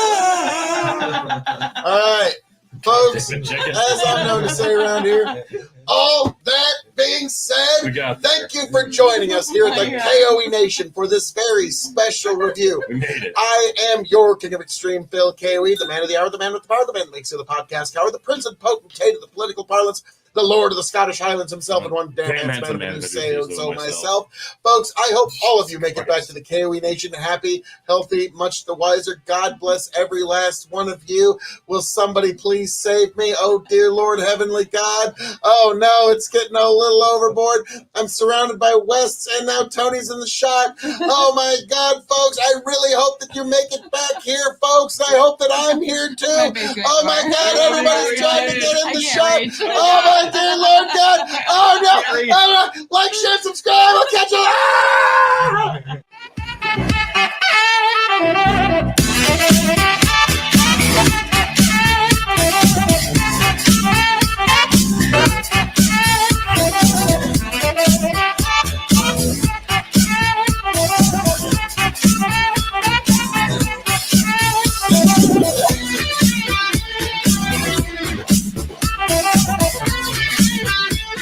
We couldn't reach. God damn it. Oh, Here, God. pan back. Pan Oh back. my god, you guys Yeah. are hilarious. That was hilarious. There. That was There. Now you, okay, now there.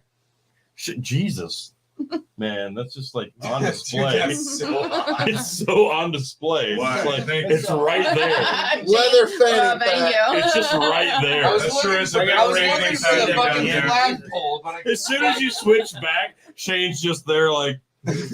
Yeah, I got a leather fanny pack right up on my dick. I'm What just gonna about put that right here. I'm just gonna put it right here, guys. Oh my Like, share, Right here. subscribe.